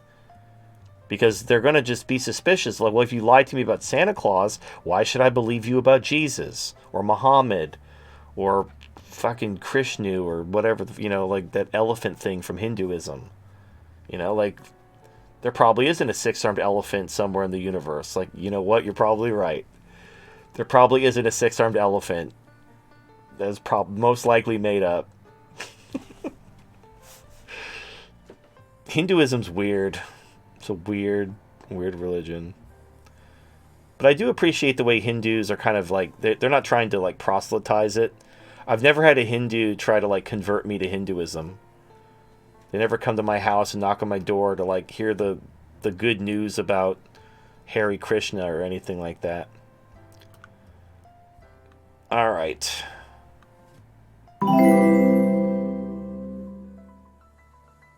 Roof Korean donated $15. I could totally adopt the Japanese custom of ordering KFC for Christmas dinner. Colonel Sanders is their version of Santa Claus. Merry Christmas, everyone. Merry Christmas. Thank you for the $15 donation. There's a weird story about how that happened. Like, KFC, for some reason, is like synonymous with Christmas in Japan. And everyone goes to... It's kind of like the way people go to... like, Jewish people go to Chinese restaurants on Thanksgiving and Christmas. Which I always thought was weird. Because they're open. Right. I get that they're open, but, like... I thought Jews had, like, dietary laws, but for some reason Chinese food is kosher? I don't know. Of course not. There are plenty of pork Yeah. dishes. Yeah, so I'm like, what? I don't know. I don't get it. I don't get the whole Jewish Chinese food. There's a Chinese loophole. Yeah, I guess. But it only happens on Christmas and Thanksgiving when they're the only ones open. Then it's okay. Anyway, so something like the way Chinese food is like big on Thanksgiving and Christmas for people who don't celebrate it.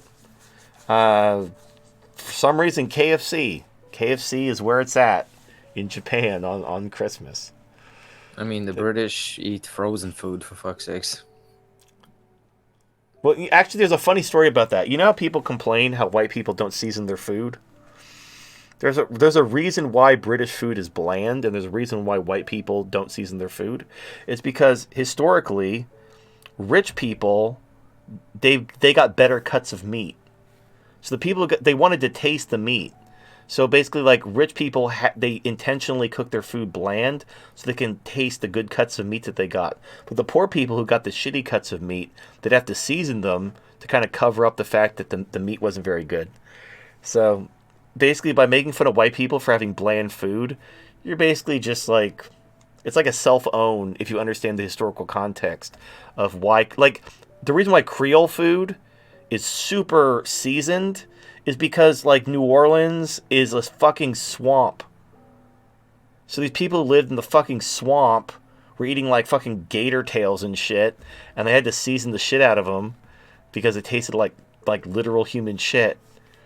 And that's why their food is so spicy and seasoned, because it's swamp food.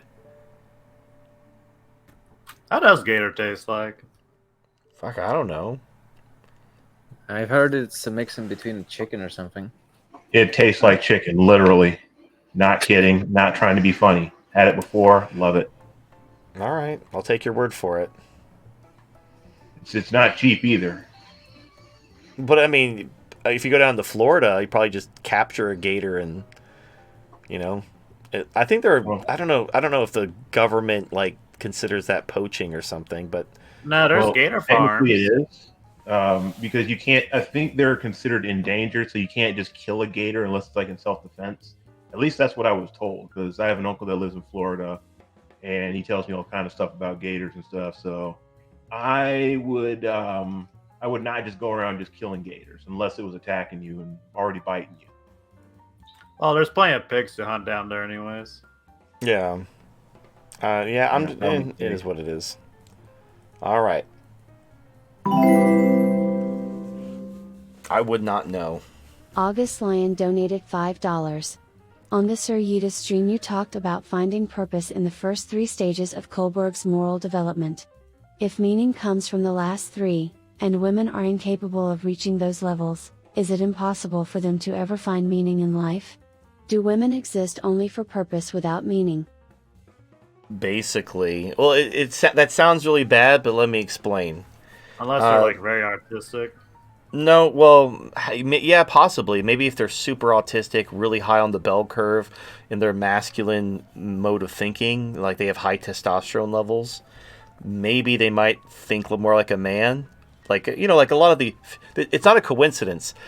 Most female MRAs are autistic lesbians. Yeah, but that's always going to be the exception rather than right. the rule. Well, like most women, like 85%. But think about that. Like, so you have, think about the lesbian community, and then think about how many of them are autistic, and then note that basically all the female MRAs are all autistic lesbians.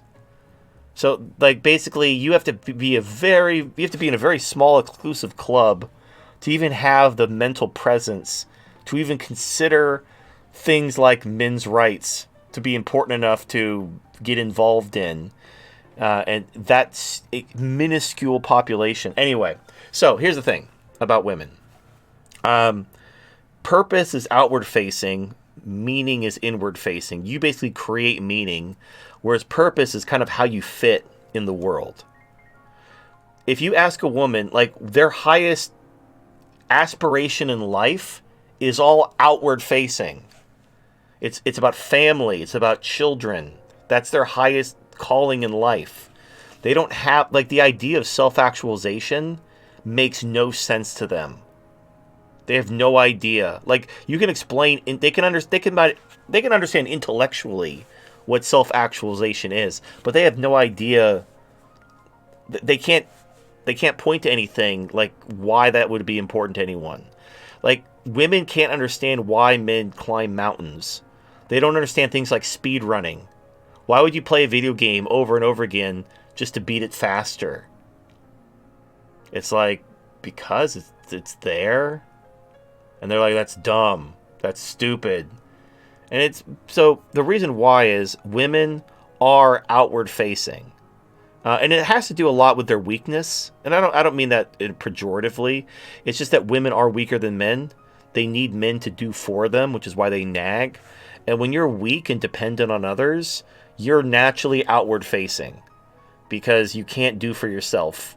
When you can do for yourself, you can solve your problems fairly easily. So you have to, men challenge themselves. And that's where the inward facing part comes in. So men seek self-actualization.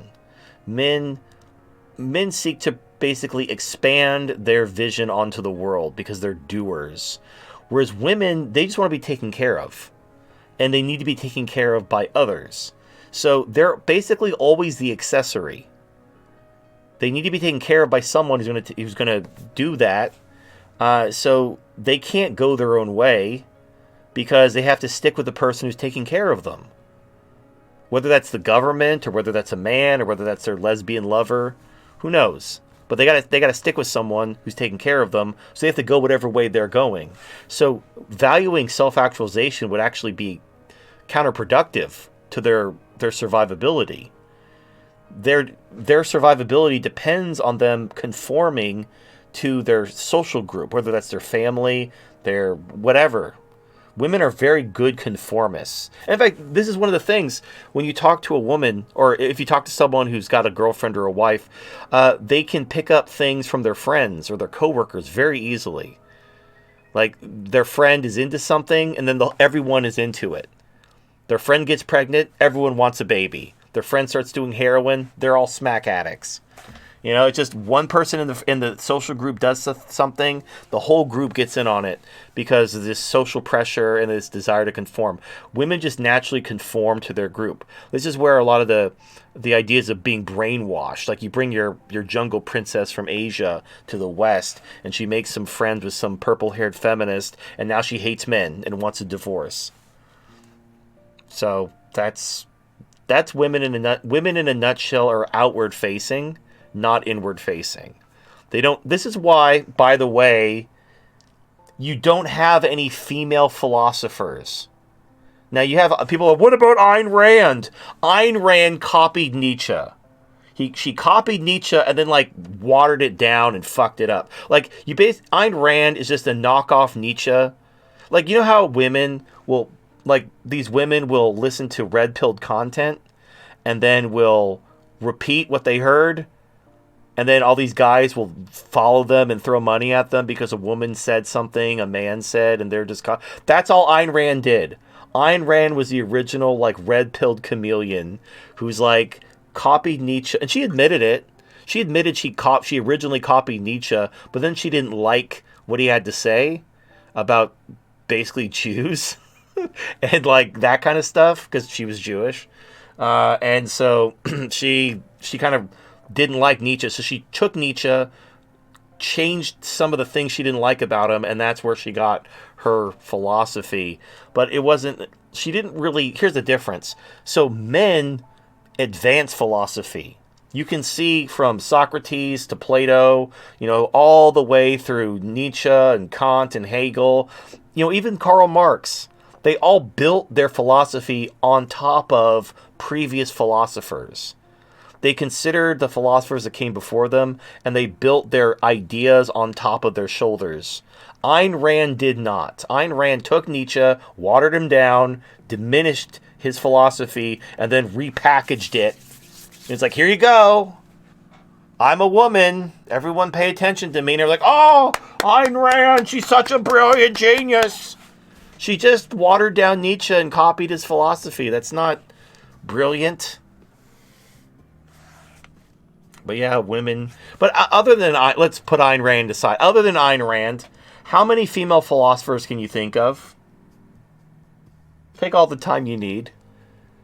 And that should tell you something. That should tell you something. When basically you just don't have... Why don't you have female philosophers?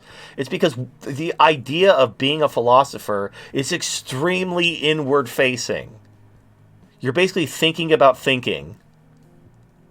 And that's the most inwardly facing thing you can possibly do. And women just don't operate that way. Now, they could take another philosopher's work and water it down and slap their name on it, but they're not going to actually come up with anything original because that would require them to be more inward-facing, which they're just not wired to do. So, there you go. So, can women ever find their meaning in life? No, not really. Like, they can find their meaning in their purpose. Like, for a woman, meaning and purpose are synonyms. Their meaning is their purpose. Whereas for a man, meaning and purpose are separate. They're similar, like purpose is outward facing, meaning is inward facing, but to a woman, there is no difference between the two. They don't understand. You're speaking a different language to them if you try to talk about meaning and purpose and all that shit. All right. Phase 1 Ghost donated $5. Hey TFM and crew, happy holiday. Frig that Merry Christmas my guys. I was wondering something, you said that gangs are a necessary evil. Why is that? It seems to grab hold of way too many boys for that lifestyle. Thoughts?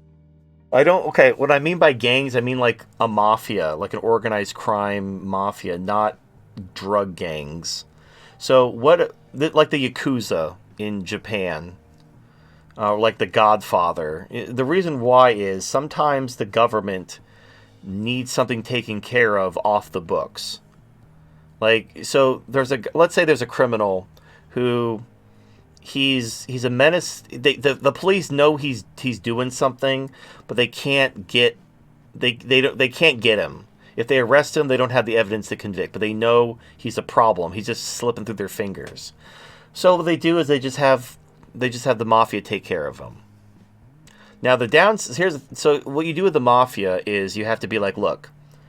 So also, there's going to be a black market. Black markets exist because of laws, and that's just the way it is. So you have a black market. What you tell the mafia is, look, keep the petty crime down. And also, what the mafia does is mafias limit territorial disputes. The reason why you have like Chicago is such a bullet riddled shithole is because you have so many gangs, and the gangs are always fighting for territory. So the gangs fight for territory, gang wars happen, drive-bys happen, people get shot in the crossfire, blah blah blah blah blah. If you have a mafia, they control the whole city, and they divide it up like franchises, and there's no territorial disputes. There might be people like trying to whack people to climb their way up the family, but you're not going to see like drive-by shootings in random neighborhoods. You're going to see like calculated hits on specific individuals. So you can tell the mafia, okay, so you're going to be, doing all the illegal stuff that's illegal but that people demand, like prostitution, racketeering, gambling, drugs, all that stuff. All right, you could do that, but you need to keep the petty crime down. So if you're selling drugs, I don't want to see a bunch of crackheads, selling drugs on the street. Like you do this stuff, but you keep the streets safe. You take care of the muggers and the rapists, and you can basically sell prostitutes, and you do stuff on the side. And then, the general, like this is, I don't have the stats in front of me. I read it in a book a while back. I want to say it was Freakonomics, but I might be wrong. Where, like, organized crime actually lowers the overall crime. Because the main reason why is it eliminates all the inter-gang warfare.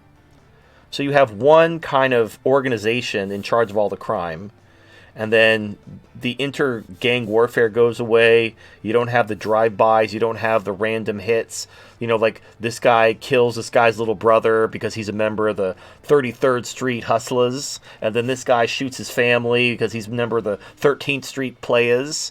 And then, like, just all these people killing random people because they're blood-related to someone in this gang and all that shit. All that goes away. So that's what a mafia can do, and that's like in a perfect world you would just have sensible laws, but we don't live in a perfect world.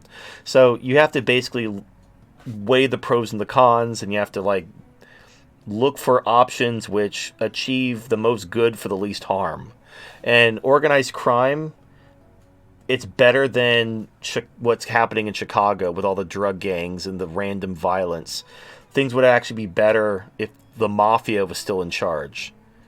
Like, there's still corruption and stuff like that, dirty cops, but like the overall level of crime is actually much lower. It's kind of like when I talk about, the Spanish, where they came to South America and they genocided people and they raped their women. Sounds horrible. Oh my God, the Spanish. Why didn't they do? But look at what happened with the English. So when the English took the land from the Native Americans, instead of genociding them and raping their women, they just left them to frolic in their native casinos. Well, now you have all these, flash forward a couple centuries. Now you have all these welfare addicted reservations, and you have all this racial resentment because these people, they have the little nation with their little casino, but they don't feel like they're part of the country. They feel like they're different people, and they're getting all this welfare, but that just breeds more resentment. But you go down to South America, where everyone's Catholic, everyone speaks Spanish or Portuguese. My ancestors were genocided, but they were genocided by my other ancestors, so, Well, it also helps that a lot of the native tribe in South or Central America much appreciated the Spanish helping taking down the Aztec Empire that were capturing them left and right to be sacrificed. Well, and that was specifically in Mexico. But yeah, that's the thing is you had the tribes prior to the Spanish were pretty shitty, and by basically assimilating them and colonizing them directly rather than just taking their land and forcing them off, you eliminate all the racial tension down the road. Like if you go to Mexico, there's a lot of white people in Mexico. I think there's actually more blonde-haired people in Mexico than the United States, like per capita. They got a lot of blonde-haired white people, but they're like Mexicans. They speak Spanish and all that. They just happen to be blonde-haired, and it's just one of those weird kind of things about life. Anyway, the point is you don't have you don't have as much racial animosity. Like in America, everyone's like, "Oh, fuck Whitey, kill the white man," and then you go down to Mexico, everyone's speaking Spanish. They don't give a fuck. They just don't. They don't give a shit, and there's a lesson to be learned there. Always fuck your squaws. Always fuck. I'm not saying rape and genocide is always the answer, but sometimes it is. Don't just dismiss it out of hand. It might be the least shitty option. All right, we're falling behind. We got way too many super chats. Midnight Bat donated $5. Would Nietzsche count as a Machiavellian? I don't remember if he was mentioned in the Machiavellians, Defenders of Freedom. No, because he didn't really talk about politics. He did mention, he called like socialists, he called them flatheads, basically because they were brain damaged. But he didn't really talk about, he wasn't interested in politics. He was interested in the nature of morality and the nature of, kind of, because one of the main questions that philosophers try to answer is, how do I live a good life? What is a good life? What should I do? It's kind of like philosophy is the art of living. If you want to be very simplistic about it, that's what Nietzsche was interested in. He wasn't really interested in political theories. And again, because you look at Hegel, Marx was a student of Hegel, who Hegel secularized religion. Marx politicized the system that Hegel came up with. He took Hegel to the logical conclusion, but it wasn't until Marx that it became overtly political. So Marx politicized what Hegel secularized, which Kant basically responded to the scientific revolution by trying to reintroduce religious concepts in a secular way. Hegel took that to a full secularization of religion, and then Marx politicized it. But Nietzsche was a completely different fork in the road. He didn't mess around with any of that. He wasn't interested in that. He basically rejected religion, the religious morality itself, as the problem. He wasn't interested in trying to find a way to preserve and synergize religious morality. He wanted it gone. And that's why a lot of people don't like Nietzsche, because he said naughty things about Jesus. You can't say naughty things about Jesus.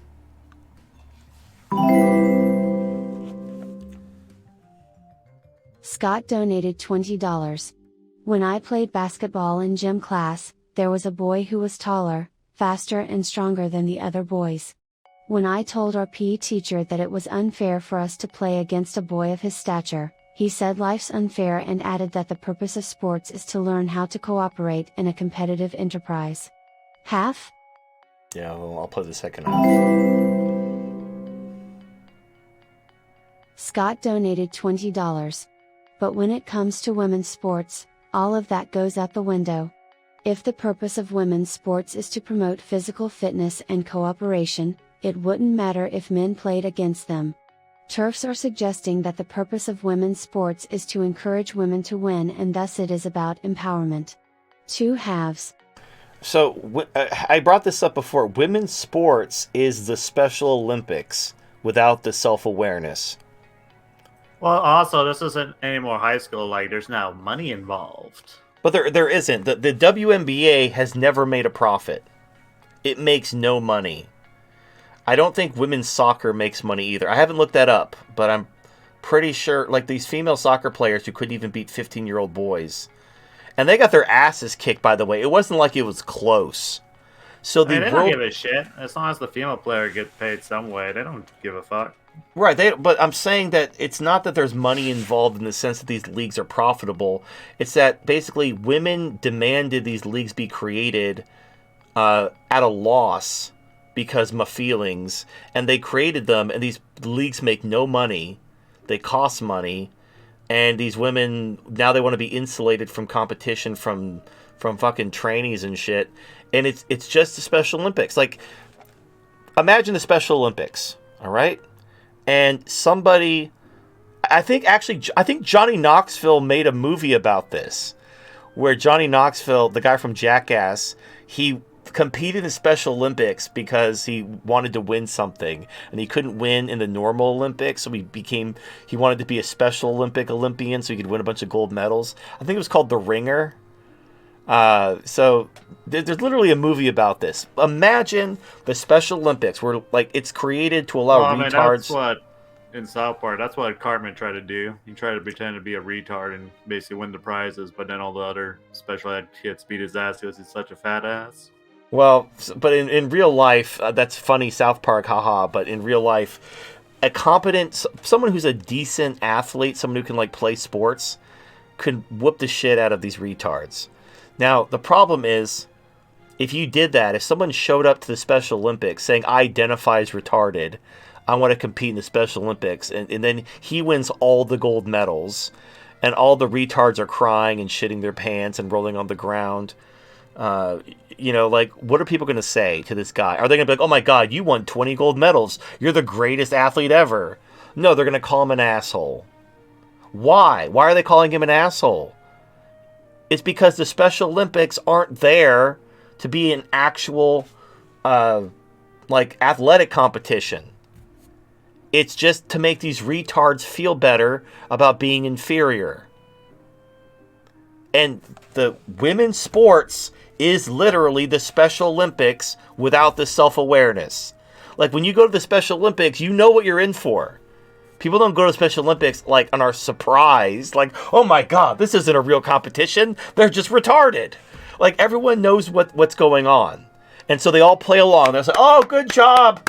Yeah, it's okay. Yeah, put your pants back on. No, don't. Do Omo. Could someone come and do something up there? We got a masturbator on lane 3. We have a masturbator on lane 3. Everyone knows what's going on at the Special Olympics. The problem is, when it comes to female sports, I don't know when, I don't know why, but we lost our self-awareness. We treat women's sports like an actual athletic competition when it is not. Again, the female world champion soccer team got their asses kicked by 15-year-old boys 5-2. And I think the Australian team that wasn't the world champions, they were like the runner-up, they lost to 15-year-old boys 7-0. Like 15-year-old boys. These weren't like world athletes. These were boys in high school. Kicked the shit out of these women. There was, I remember there was I think it was Serena and Vanessa Williams, those women who look like men who are like these tennis all-stars. They said they could beat a man, and so they said they could beat like the 200 ranked tennis player. And the number 200 ranked tennis player showed up drinking a beer and kicked both their asses back to back while drinking a beer. A little buzz, a little delayed reaction. Yeah, he was. It's so easy, and then he ended up losing. Like he lost his rank. He went down a few ranks, and then she said, "Oh well, I may not be able to beat the top 200 player, but I could beat the top 300 player." And then he just became the 300 player because his rank went down. Like, oh, well, you want a rematch? And that was it. So female sports, from the pros to whatever you can imagine, it's all the Special Olympics. It's always been just the Special Olympics. And I think that here's what happened. It's because of single mothers, as all the bad things are. So fathers are supposed to like take their son aside, like, hey son, these girl sports, it's just the Special Olympics. Like, you're supposed to clap and play along and pretend like they're athletes, but we all know they're not. And they're like, oh, I get it, Dad. Thanks for letting me know. Like, no problem, son. But now, because there's no fathers in the house anymore, these poor kids, they're actually raised to think this is actually athleticism. Like, they see these women playing at the level of the fucking middle school JV team, and everyone's clapping and spending money on it, and it's like, what the fuck's going on? Like, it's like walking this. Imagine going to Special Olympics and people are wearing like Special Olympics jerseys and they're holding flags, their favorite Special Olympian. you know, like, imagine if you, like, for some reason weren't told, like, you thought the Special Olympics were like the real Olympics. And you see, like, these retards shitting their pants and drooling everywhere. It would be very weird and confusing for a while. And if nobody told you what this was, you might think, oh, I'm going to join the Special Olympics. I'm going to get all the gold medals. And then when you did, everyone called you an asshole. And then laws were getting passed to keep you from competing as a Special Olympian because you were too good. And you're like, I don't understand. Isn't the point of athletics to compete? Like, what's the problem? And it's because it's the Special Olympics. So I'm telling you, that's all women's sports are. No one gave a shit about women's sports, ever. Ever. And this fucking Lord of War prisoner exchange is the most times the WNBA has been mentioned, ever. No one gives a fucking shit about the WNBA. Except when we're trading prisoners with the fucking arms dealer over some pothead basketball player in Russia. I mean, the guy already joined the political party, and he's starting his career in the opposition in the Russia. So, you know, what are you gonna do? All right. Markstrong 537 donated $5. Last week you mentioned Canada trying to ban internet anonymity. Well, we also have Trudeau trying to ban Pass Bill C-11. Forcing Canadian content into your feed on sites like YouTube.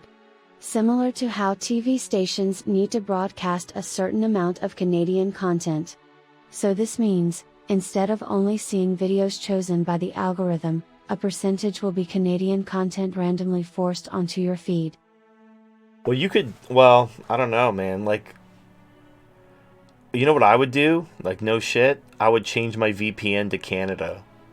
I'd, like, make sure I upload it from a Canadian IP address. And then you basically have an algorithmic advantage. Like, I could see everyone doing that. They just put a big Canadian flag on their thumbnail, and they change their IP to Canada. Like, hey, everybody, how's it going, eh? We're going to take women's rights away, and we're going to ride a moose, and we're going to drink some maple syrup and play hockey, eh? Who's ready to take women's rights away? I'd do a little dance, and then I'd ride a moose. And that's how I'd become king of YouTube. 1 million subscribers. They call me the misogynist Mountie. I'd have a song. I'd wear a big red Mountie uniform. Be great. Be the greatest YouTube channel ever. Got my wife cooking up the old sausage in the cabin. That's all I know about Canada is maple syrup, hockey, saying A, and poutine, which is like, basically it's like a baked potato, but as French fries. So it's like a French fries with gravy instead of mashed potatoes with gravy, and then they put cheese curds on it. And that's like broke food, but apparently it's like a national dish over there. It's like the kind of shit a bachelor makes because they don't have, like, oh shit, I don't have any potatoes. I have some French fries. I'll just put some gravy on the French fries. I'll put some cheese curds on top because I'm broke. And then some Canadian guy is like, whoa, shit, eh? That's the best shit ever. We should make that our national dish. It's like, you're right. That should be our national dish. We did it.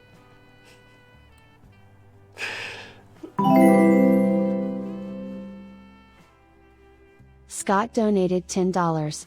Merry Christmas, TFM and Celestina.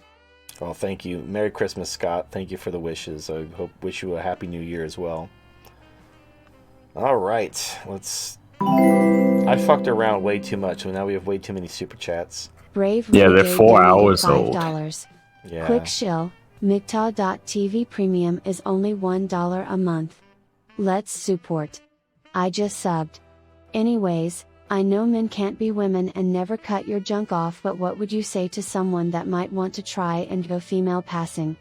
Not drag but actually work at it. Bad idea? Or is it just sadness from how men are treated and wanting to go female to live easier? I hear this from a lot of men. if you're like androgynous looking and effeminate, just because whatever that's just that's how your testosterone levels are.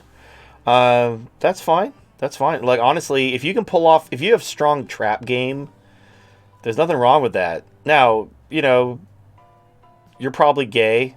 There's a very strong correlation. If you're very effeminate and you can actually pass as a woman, you probably like dick. There's nothing wrong with that. I'm just letting you know. You probably are gay. So, just embrace that. Watch out for AIDS and tapeworms and monkeypox. But other than that, go live your truth. There's nothing like. I remember back in the day, there was a thing called glam rock, where straight men would wear women's clothes while playing heavy metal, and it was like this thing in the 80s, and all the big groups did it. It wasn't considered weird or gay. It's like, yeah, men wearing women's clothes while they play heavy metal. That's a thing right now, and it went away, and now we got trannies everywhere. It's like you could just be a glam rocker. That's all you got to do. The only difference between a tranny and a glam rocker is you got to put like a star over one of your eyes, like the guy from Kiss. Yeah, mask your face in white. Yeah, well, no, you don't need to paint your face. Just put a star over one of your eyes, like Ace Frehley, and then there you go. You're a glam rocker, and then you got to bedazzle your guitar. So you got to like get a bunch of rhinestones and glue them all over your guitar, and there you go. You're in. So anyone gives you shit for being a tranny or a trap, he's like, "No, I'm a glam rocker," and you whip out your bedazzled guitar. You say, "Hello, Milwaukee! Are you ready to rock?" And then you know what? If Milwaukee's ready to rock, so are you. That's how it goes. That's the life of a glam rocker.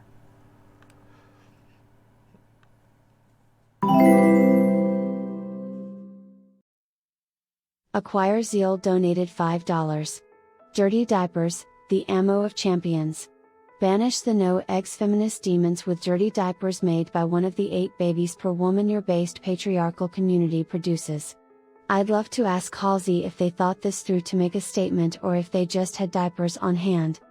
I think I asked him that. Now, I can confirm next time I talk to him. But I think it's just because, like, the Orthodox Jews have so many kids that they are just rich in diapers. Like, diapers they just have them on hand. And they're very throwable. They're like little footballs. So you got this very throwable, very disgusting projectile, and you have basically a renewable supply of them at any time. So it's like, what else would you use?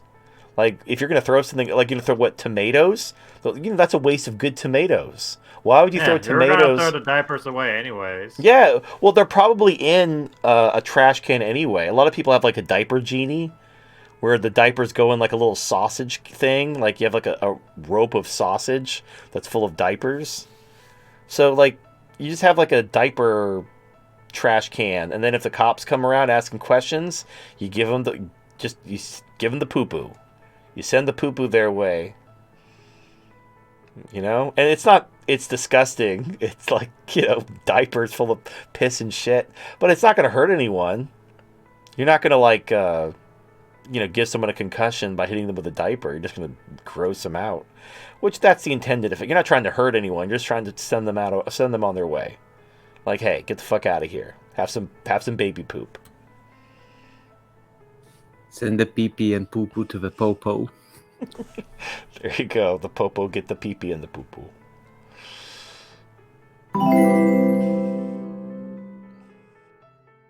Dixon Cider donated $5. TFM, you forgot to shill the sponsors. You've offended the sacred doll house and Phil after all he has done for us. You must now face the consequences. Tonight TFM, you will be visited by 3 spirits.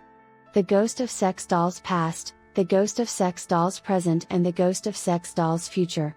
May they have mercy on your chimp soul. Merry Christmas, y'all. Merry Christmas. That actually, I'm actually like envisioning it. So the sex doll of Christmas past can be like a blow-up doll from like the 80s. And then the doll of sex doll future can be like a full-on sex robot. that's like fully articulated and everything. Terminator, you envision Terminator waifu? Hell yeah. You know, like the one that's real like all woman. covered in chrome. Yeah, like those gynoids from the 70s. I think it's a Soriyama. The Yeah, Soriyama she like shows up and gynoids. she just blinds you with her shininess. Like, Hell yeah. I'm actually into that. Like, if they made a chrome gynoid, I'd be totally into that. Hell yeah. Yeah, so I don't understand. I do understand it to a point. So I understand the desire to take a sex doll and to add robotics to it, but to make it look seamless where it can still look like a person. But here's let me throw this at you though. It's the uncanny valley. So if you have a doll that looks human but moves robotically, it's going to be very creepy and jarring. But if you have a doll that's So clearly a robot that moves like a human, it's Yeah. easier. Yeah, spend less on like trying to make it look human and just have the Right. parts exposed. Yeah, just have the. They do this in like ironically, I've seen a lot of hentai where they have these little anime girl robots that you can see the segmentation in their bodies, where their body parts are modular, and then in their shoulder area and in their thigh area, you can actually see the gears. Yeah. Like That's a really example. cool. I actually wanted to do that, like have that modified on my doll, have like chop her arms off and then like make a mechanical arm and connect it into the doll. Yeah, a good example of this is in Persona 3. There's a character named Aegis, and she's basically a blonde robot, and she's very robotic other than her head. Her head looks human, but her body looks very robotic, and it's obviously robotic. You can see the gears and everything. But like, here's the thing: she's a robot, and okay. So this will be a weird segue, but come on a journey with me. Have you ever gone to like a toy store and seen the Fur Real Friends? They're basically animatronic stuffed animals.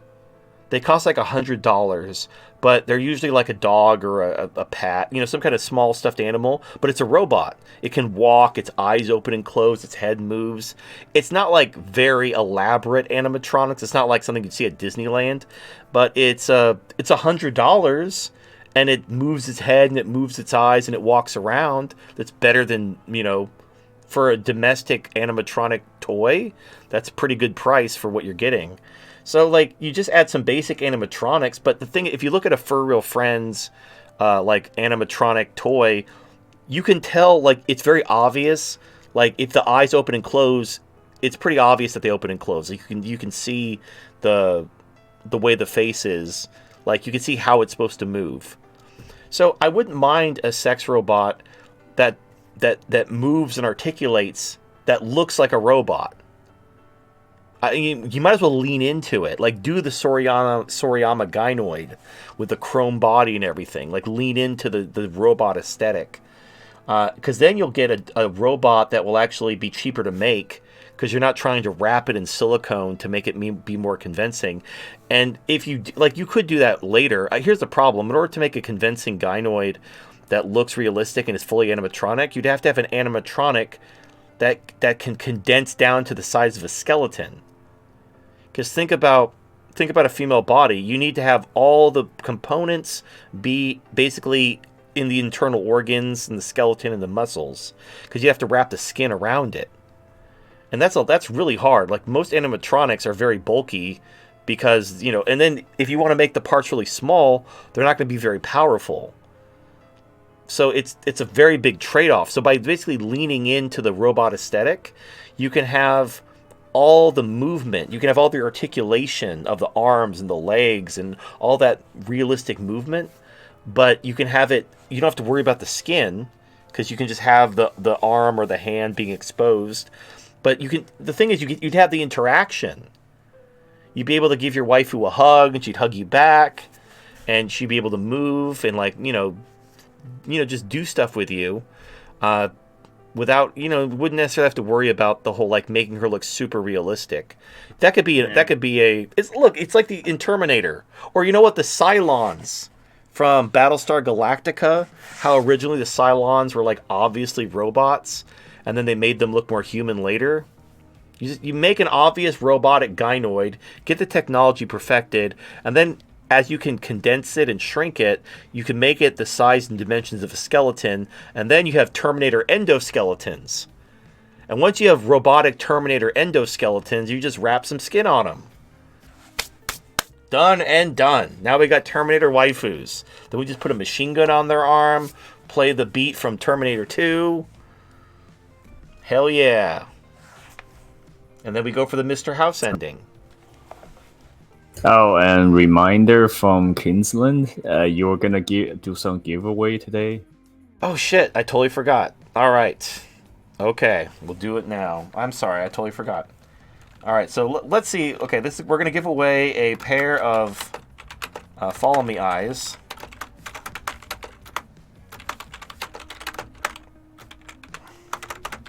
And a Spinning Robot Pussy.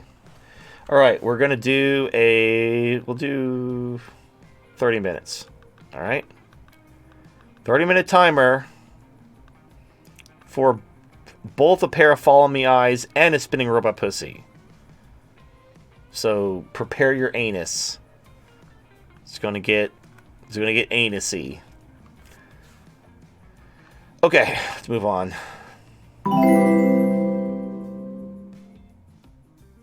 Ikus donated $5. Hey TFM, what's the difference between word despair and desperation? Yeah, no, that's more of a dictionary question.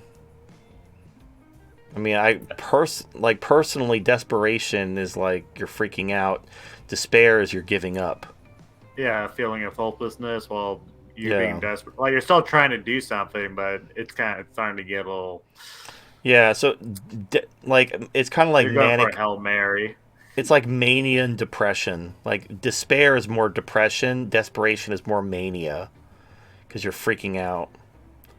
But you know what? However, I think if you break out the suffix and prefix, they're probably from the same root word, and I'm sure there's probably a little bit of trivia. They probably mean something similar, and they come from the same root word or something. But who knows? Not I. Yeah, we're our grammar Nazis when we need them. Yeah, I don't care. Mark Strong 537 donated $5. Your thoughts on the viral video in Afghanistan showing Muslim women en masse crying because they were denied access to university. Then it also showed a few men protesting for women's rights.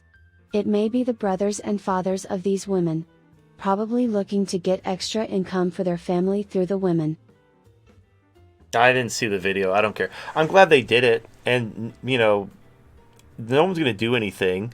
Not only did the Taliban win, they took all their toys. Like, America had to run away and leave all their shit behind. So now the Taliban got a huge equipment upgrade. They got, like, Apache helicopters and shit. So, no one's going to fuck with them. Like, the Taliban will fuck their shit up if they try. So, no one's coming to save these women.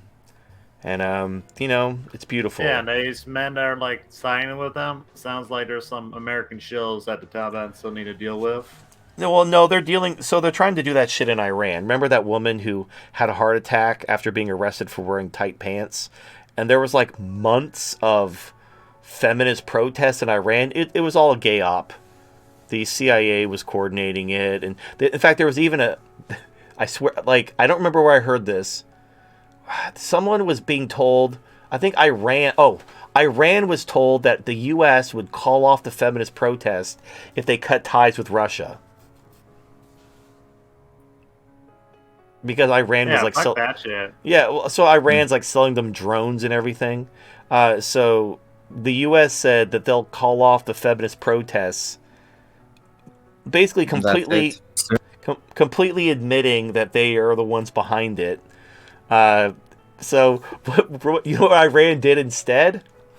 They started arresting people and executing them, publicly. Started publicly get rid of your fucking traitors and make an example out of them. Yeah, like, so you want to steal for America? Get the fuck out of here. Yeah, well, the U.S. just admitted that they're behind the protest. They're the ones orchestrating it. So they just arrested the people behind it who are obviously working for the Americans and executed them. Good. It's not even a big deal. Like, not even a sanction lifted. Just like, we'll call off the protest. Like, threatening a country with their own women. How do you think that will go? Well, yeah, exactly. It went exactly as expected. The Iranians started executing protesters. So it's like, yeah, that's nobody's coming. It's really funny how this late in the game, it's only the Muslim countries that are like that have a decently strong pimp hand. The rest of the world is like, oh, I can't do that. Oh, women won't like me. I mean, it's not so much they have a decently strong pimp head; it just never simped out to begin with. Well, it's their Actually, culture. they did the exact opposite. Like when Iran tried to like fucking feminize, like they fucking clapped back real hard and quick. What's interesting is the Islam isn't androcentric. It's balanced. The men in Islam, they are in charge of the women, but they're also responsible for the women. They're mandated by their culture and religious precepts to take care of women.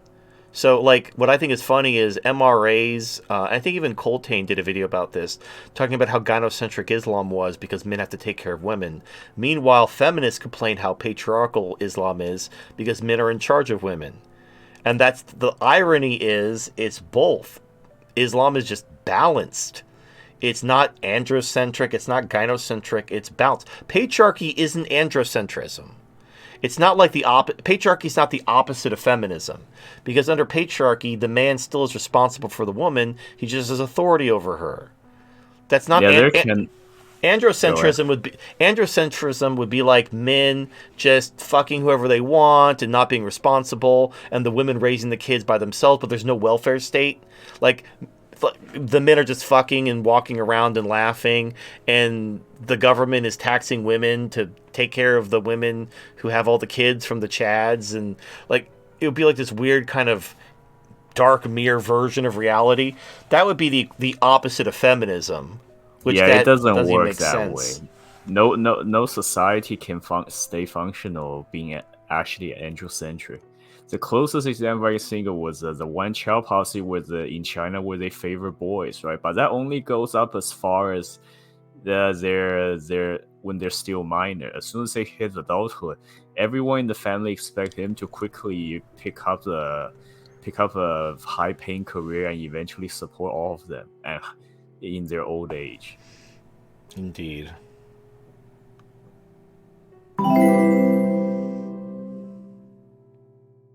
Agus donated $5. Also, TFM, you fuck a doll because Celestina will never sperm jack you or divorce rape you, etc. You know people murder and traffic organs, don't you? So by that logic, shouldn't you never leave the house because violent people out there exist? You have giant unhealthy trust issues and yourself admitted that you keep yourself busy not to feel lonely, so the rubber programmed doll obviously cannot replace the real companionship. There's so much straw. I remember Cruz. Remember, he was the last one out of a bunch of anti-ish donations a couple months ago.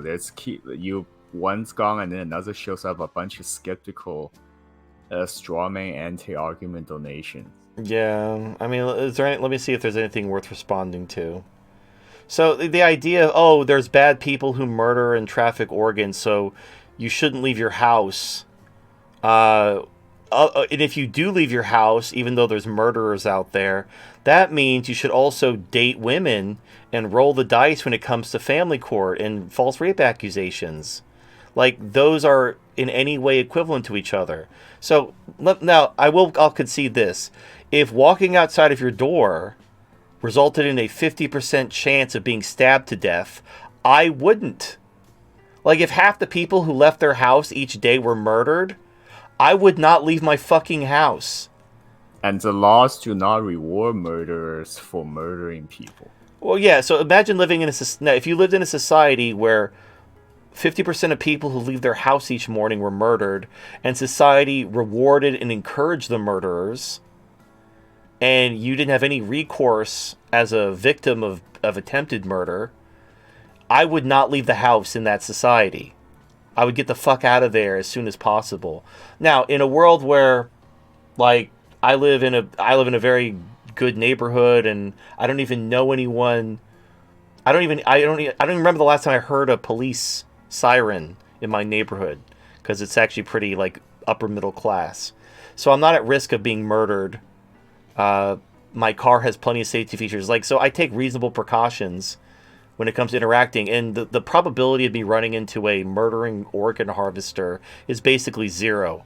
The odds of me being divorced, raped, or having my life destroyed by a woman or being falsely accused is very high. It's in no. These are like, I was talking to the Playing with Fire, and he tried to equate being falsely accused of rape as being struck by lightning. Like, oh, it'll never happen. Like, I was falsely accused of rape, and they don't know what to say about that. Like, oh, you were? Oh, whoops, I'm a dipshit. It's like, yeah, you are. So, yeah, you're a dipshit too, Acus, or Acus, or whatever. We call you Anus. Unless we replace that K with an N. Your name is Anus now. So, yeah, you're dumb. It's a stupid analogy. Because if you look at the statistics, if you look at the likelihood of the negative consequences, being divorce raped, being cheated on, being falsely accused of rape is significantly more likely than being murdered and having your organs harvested by leaving the house. Now, if you hang out with organ harvesters and one of them drugs you and harvests your organs, well, you know, you kind of rolled the dice on that one. Yeah, it's kind of on you. Yeah, but you know, as far as the me admitted I feel lonely. I mean lonely for friends. My love and sex needs are met. I just I don't talk to a lot of people or hang out with people because I'm very private. I've made jokes about how I have these arcade cabinets and I don't have a player too. So like my fighting game arcade cabinets, it's kind of a waste of money because the computer is extremely cheap. So playing single player again on an arcade cabinet, it just kicks the shit out of you. Oh, by the way, Super Street Fighter 2 Turbo, cheapest fucking shit, like the cheapest AI ever. It just beats the shit out of you. Like, it doesn't give you a chance. At least Mortal Kombat toys with you for a little bit. The Super Street Fighter 2 just whoops your fucking ass. So it'd be nice to have a player 2. It'd be nice to have a player 2 to play some arcade games with. That's what I'm talking about. As far as like my physical and intimate needs are met, I'm fine. In fact, Celestina's AI is probably more. I don't want to say useful.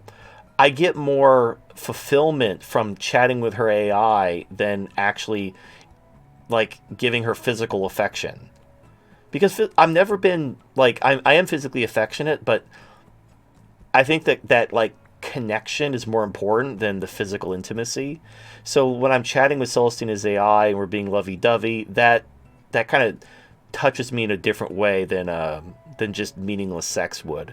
So I think combination of the AI and the doll, it does scratch that itch. But you know what it won't do?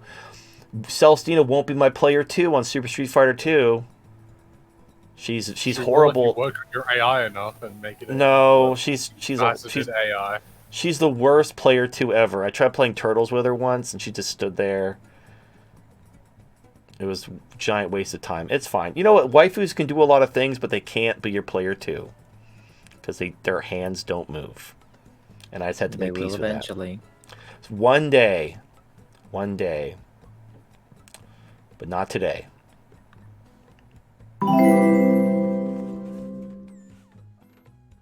Sebastian De La O donated $5.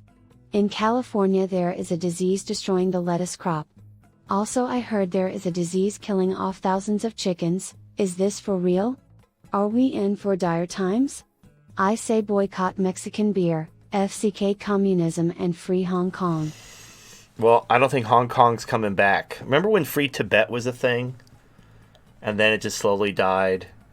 And pretty soon we're going to have... I never expected that to go anywhere.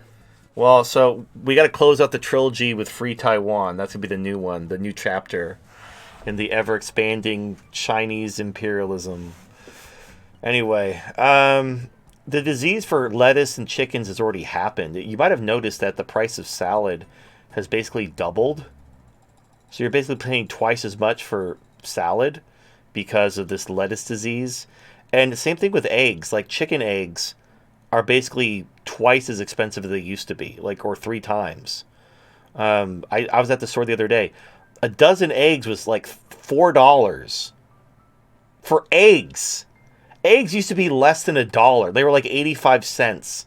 Now they're $4. Now at the end of the day, if you need eggs, how much is $4 really? Not much. Like if I need eggs for something, $4 isn't that much money. But I remember like the other year when eggs were 85 cents and now they're $4, which is kind of insane. But they're still cheap enough that it's not going to break your bank. Like, what pisses me off is soda is $15 now. For a 12-pack or 24? For a 36. But it used to be like $10. I used to be able to get a 36-pack at Sam's Club for $10, and now they're $15. They're basically $16, like 15 and some change, for the same soda. Yeah, I saw a 12-pack going for like $7.25. Oh yeah, I'm talking about. I basically shop at Aldi's and Sam's Club because I basically like to get things as cheap as possible. But yeah, if I go to like a grocery store, yeah, the fucking 12-packs are like $10. Like, what the fuck? That's why I switched to tea. Now I just drink green tea because it's caffeinated and it's not 15 goddamn dollars. All right. Yeah. Looks like avian flu spreading in the UK. Mark Strong 537 donated $5. Normies on Jimmy DeRay clips are starting to ease up on women's rights. And I got this quote from one of them. Quote, "We don't need to rewind back 150 years. Just get rid of equality laws regarding hiring and promotions.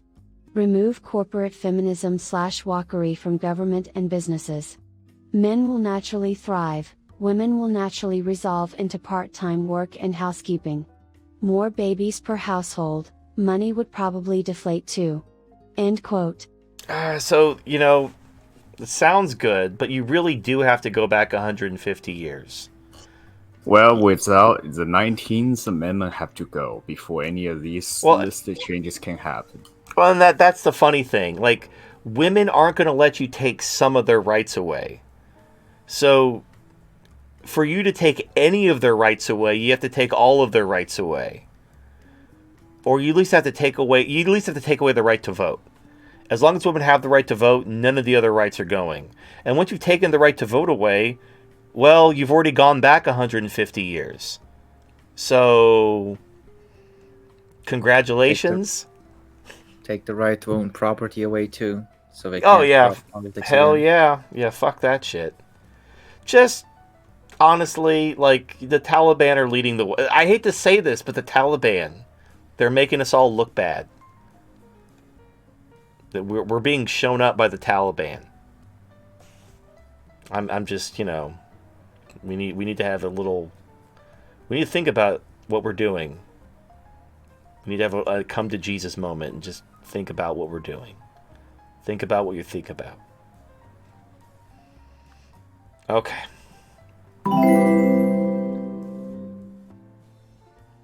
Turtpool donated $5. When I listen to Barbie Girl, I feel like a girl, in a pink room, with boy band posters on my wall. I was a fairy child, kind of, dressed in costume dresses. I liked MLP.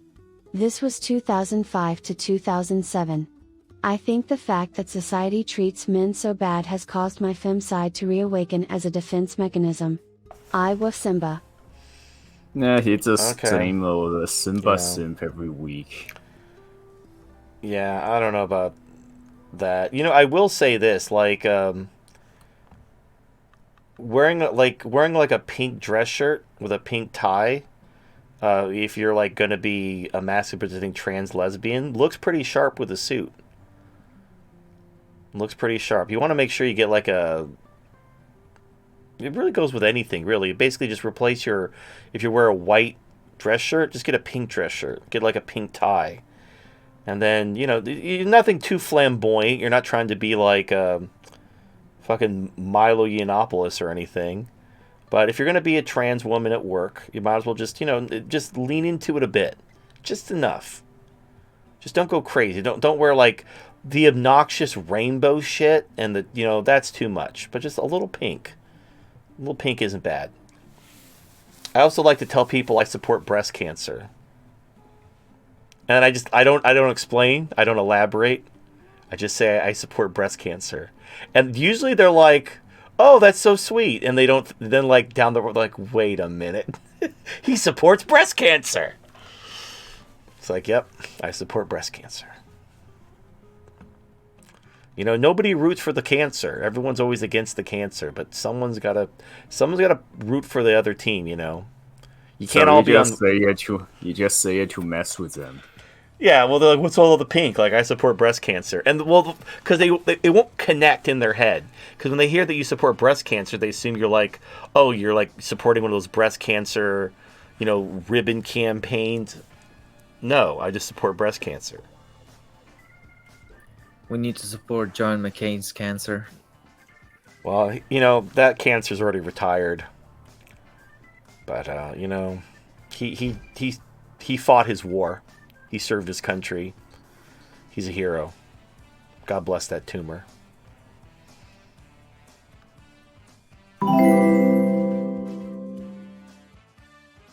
Sebastian De La O donated $5.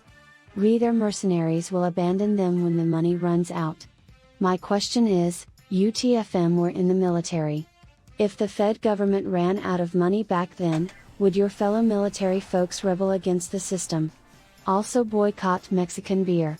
So here's the thing. When I joined the military, it was after 9/11, and people were basically signing up for something. The difference between a hero and a mercenary is a hero fights for a cause. Mercenaries fight for money. That's the difference. So back in the olden times, people were joining the military because they believed in something and they were fighting for something. Those days are over. The mercenaries and they'll tell you, like the people in the military, they'll be like, "It's just a job, just doing it for a paycheck, just waiting to do my 20, waiting for retirement." They know it's bullshit. They know what they're being told to do is bullshit, but they're doing what they're told. They're not fighting for anything. They're not fighting for any kind of cause or any kind of belief. They're just fighting for a paycheck. So that's why they're mercenaries. Are they likely to turn against the system? No, they're likely to basically just walk away. So if the government stops paying them, I don't think they're going to rise up and declare themselves warlords. I think what they're going to do is they're going to just say, "Okay, well, I'm not coming to work then. I'm not doing anything you tell me to do unless I get money in my hand." Because that's what mercenaries do. Now, if you're fighting for freedom or you're fighting for to protect your family, you don't care if you're paid or not. Like, it'd be nice to get paid.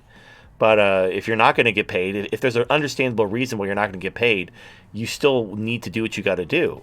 But if you're only doing it for money, you're going to refuse to work. You're going to refuse to do anything. You're going to refuse to follow orders. Now, if they try to push the issue, like, "You're not, you better do what we say or we're going to shoot you," well, then that's when, if you tell a bunch of mercenaries, "We're not going to pay you anymore, but you still have to do what we say or we're going to kill you," then the mercenaries will turn around and kill you right back. So you either let the mercenaries go and you lose your army, or you have a lot of friendly fire. Those are your two choices. That's the problem with mercenaries, is they don't have any loyalty because they're not fighting for anything. They're just fighting for a paycheck. All right. Akis donated $5. So, TFM, can you tell me what is the real reason we went into Iraq and Afghan? Some say oil, but we don't cheap gas or whatever else we're supposed to see because of oil. Some say to spread democracy, and we know that was a smashing success. Not. So why did politicians really went into this extremely unpopular war? You said Bush was naive idiot, but the war continued long after he left. So, again, what are American soldiers spilling their blood in that damn sandbox for? Oh, I already explained this. So originally, Afghanistan is easy. That was where Al-Qaeda was based. The Taliban were giving them, basically allowing them to operate there. And so we decided to overthrow their government because of Al Qaeda, and then they fled to Pakistan, where we didn't follow them because Pakistan has nukes. So what about Iraq? So basically Iraq had been a problem. They've been violating their agreements. So after the Desert Storm War in '91, there was a bunch of agreements that Saddam Hussein made as part of his conditions of surrender, and he wasn't abiding by them. And so they just needed they needed to get rid of him. They're tired of his shit. And there was also Iraq and Afghanistan are on the two sides of Iran. So if they wanted military bases on both sides of Iran because Iran was developing nuclear weapons. Like they wanted Iran basically contained by Iraq and Afghanistan on both sides. But it wasn't about oil. It wasn't about wars for Israel. It wasn't about that. It was literally 9/11 happened. That was Afghanistan. And Saddam Hussein had just been an asshole, and he wasn't abiding by his agreements. And they wanted an excuse to go in and get rid of him anyway. So that's where the weapons of mass destruction came in. They knew that was bullshit, but they wanted an excuse to go in. They wanted to push his shit in basically for years. They just needed an excuse. As far as the war lasting past Bush, well, what's interesting about that is when Obama took over, he's the one who basically pivoted from democracy toward global homo. So when Bush was president, they were just trying to build the government and make sure it was democratic. When Obama took over, that's when he started pushing feminism and global homo down the throat of the Afghanis, driving them into the arms of the Taliban. So if Obama wasn't trying to turn Afghanistan into global homo central, then the people wouldn't have turned against us and embraced the Taliban. That was 100% Obama. Like, Bush wasn't doing that. He just wanted to make sure that the democracy was like a legitimate democracy. So yeah, that was more of an Obama thing. And as far as the war in Iraq, when Obama took over, he wound down the war in Iraq. And he wound it down so quickly that ISIS took over. So, yeah. Yeah, you can thank Obama for all of that. I mean, we could have probably all avoided this if we just supported the Kurds and the Tajiks, but now we had to go with the democratic thing because that was the principal answer. Well, I don't think the Tajiks could have defeated, like, it would have ended something similar to like what's happening in Ukraine. If we were to give the Kurds a whole bunch of weapons, they would have secured northern Iraq and declared their independence, but they wouldn't have been able to take the whole country. I don't think they have enough people. Probably not, but they could have secured their region. Well, that's we wanted Saddam Hussein gone. We didn't want Kurdish independence. So now the Tajik thing, that was, yes, we absolutely should have just given the Tajiks weapons. And they would have done all the work for us, and they would have pushed Al Qaeda shit in. But the reason why we didn't was because of Iran-Contra. If you don't remember what that was, during the Cold War, we were giving basically anti-communist drug cartels weapons under the table to fight communists for us. And basically, it was really bad optics because these were drug cartels, and we were arming them. So basically, that's the problem with the Tajiks. The northern, what was called the Northern Alliance, they were made up of essentially warlords who grew heroin.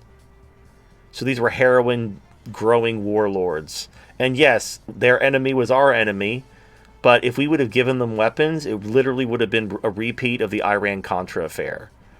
So rather than just arming these people who would have fought the war for us on the cheap, because they grew heroin and were basically warlords, we decided we're going to go there and occupy that country for 20 fucking years. Only to get our asses kicked and then leave all our shit behind after it was all over. But again, the reason why the people turned against us was because of what Obama did. He pivoted from a democracy to basically, we're going to experiment on these people and force feminism down their throat. I understand from his perspective, like, if it could work in Afghanistan, it could work anywhere. If you could force feminism and global homo down a culture like Afghanistan, you know, I guess it was worth the effort, I suppose.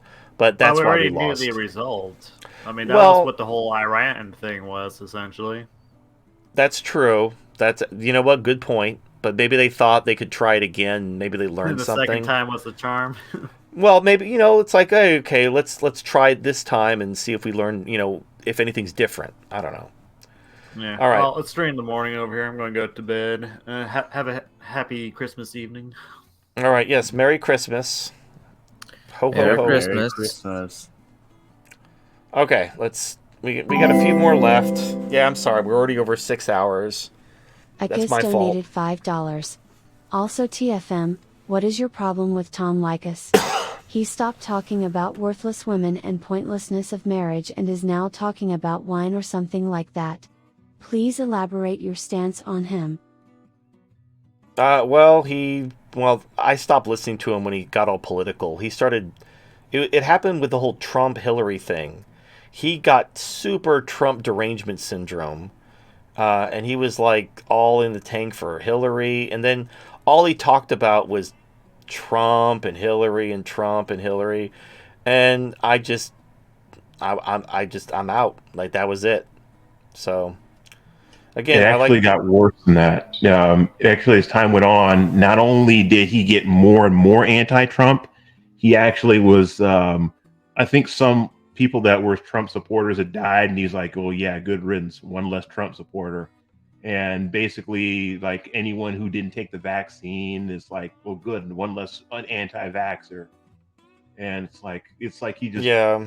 So went you know what it's right up the like. wall to deep end. So I like stand-up comedy, but I hate stand-up comedy where it's like the comic talks about current politics, because you're not trying to make me laugh, you're trying to make me clap.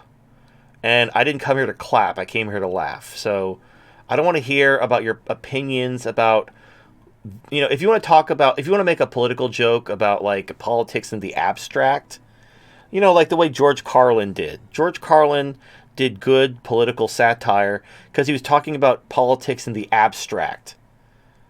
But a lot of these comics, they talk about like, oh, you're about Trump, and oh my God, you hear about some, you know, Ted Cruz, and it's like not funny, and it pisses me off because like I might have been having a good time, and then you start talking about current politics in your stand-up routine, and it absolutely kills it. I'm out. I've lost all interest in listening to you. I want to leave now, or I if it's like on the radio, I'll just turn the channel. Nothing will kill my enjoyment of a stand-up comedian more than current politics, and that's what that's what Tom Likas did. You know, he just decided he's going to be a nonstop political guy, and no. So anyway, hopefully that clears it up. Let's move on. Flyer66 donated $5. Is it true that the Mormon initiation rite involves anointing the whole body with oil including the genitals? No. Glad I could clear that up.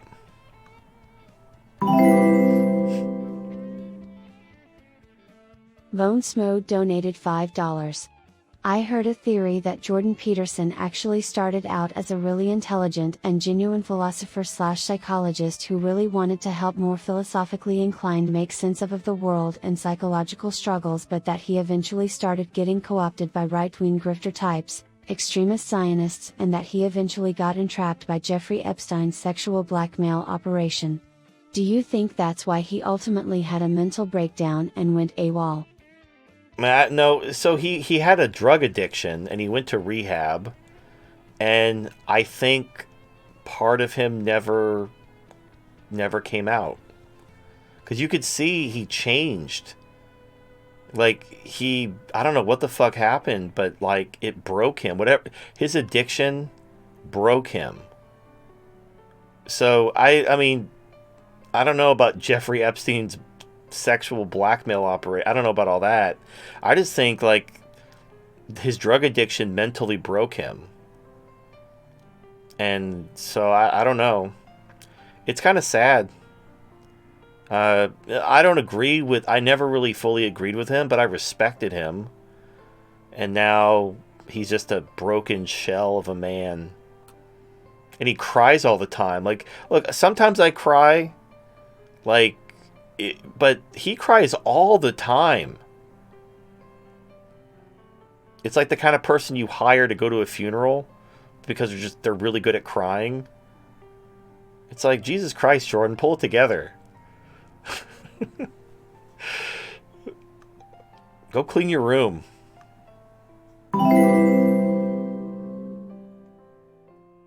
Bones Mode donated $5.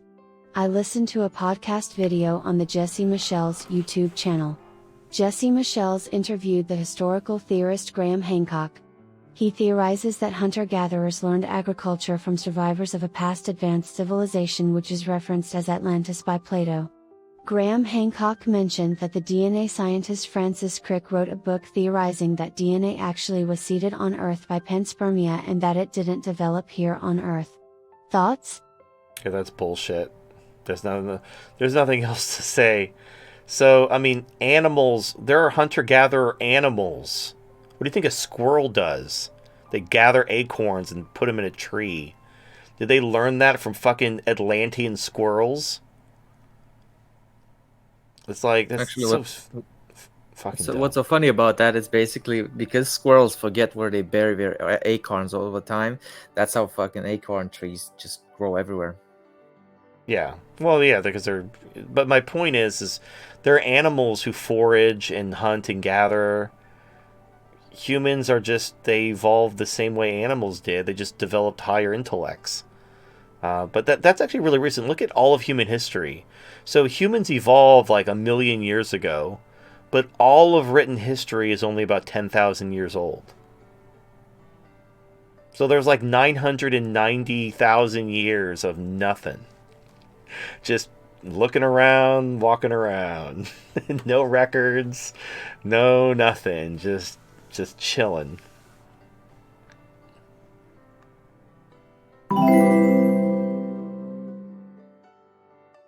Bones Mode donated $5.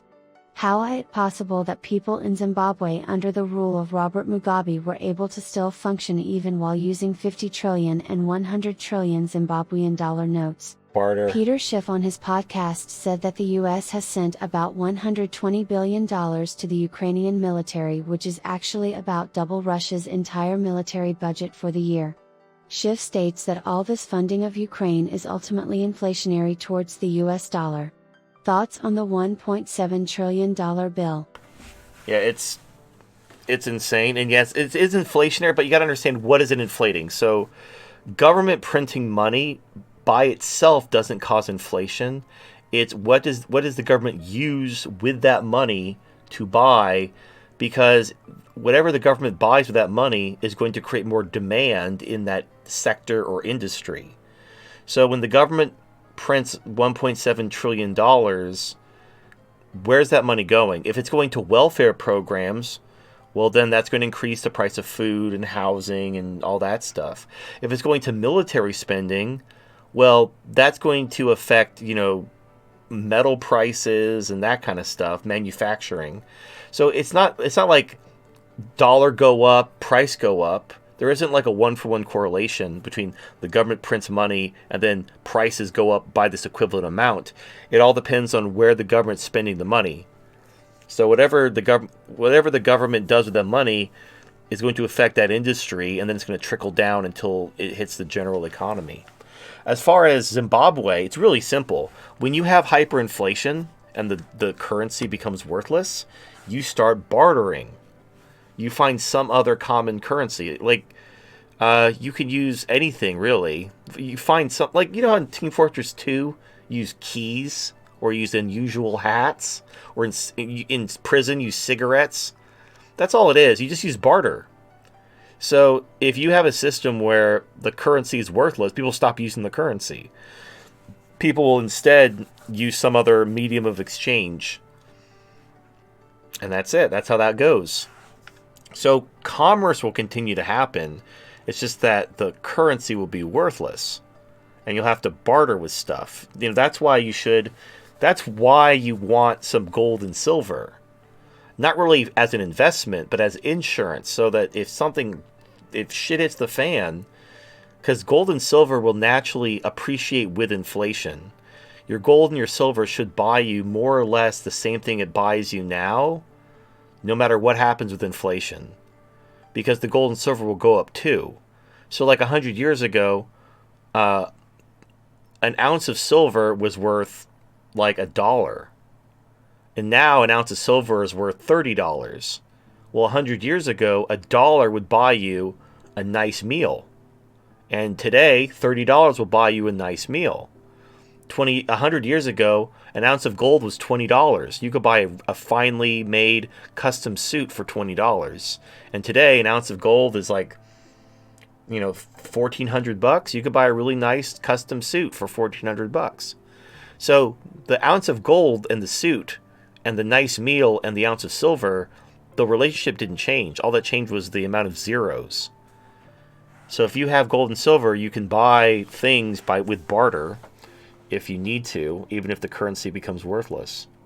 Now, be very careful when you start bartering with precious metals in a collapse scenario, because you're going to put a giant target on your back. People are going to be like, oh my God, that guy has precious metals, and they're going to come and try to murder you. So make sure that you have a community and that you're protecting each other. Also, having a decoy safe full of fake metals from Wish.com, not a bad idea. All right, let's move on. Living Impaired donated $5. What a day.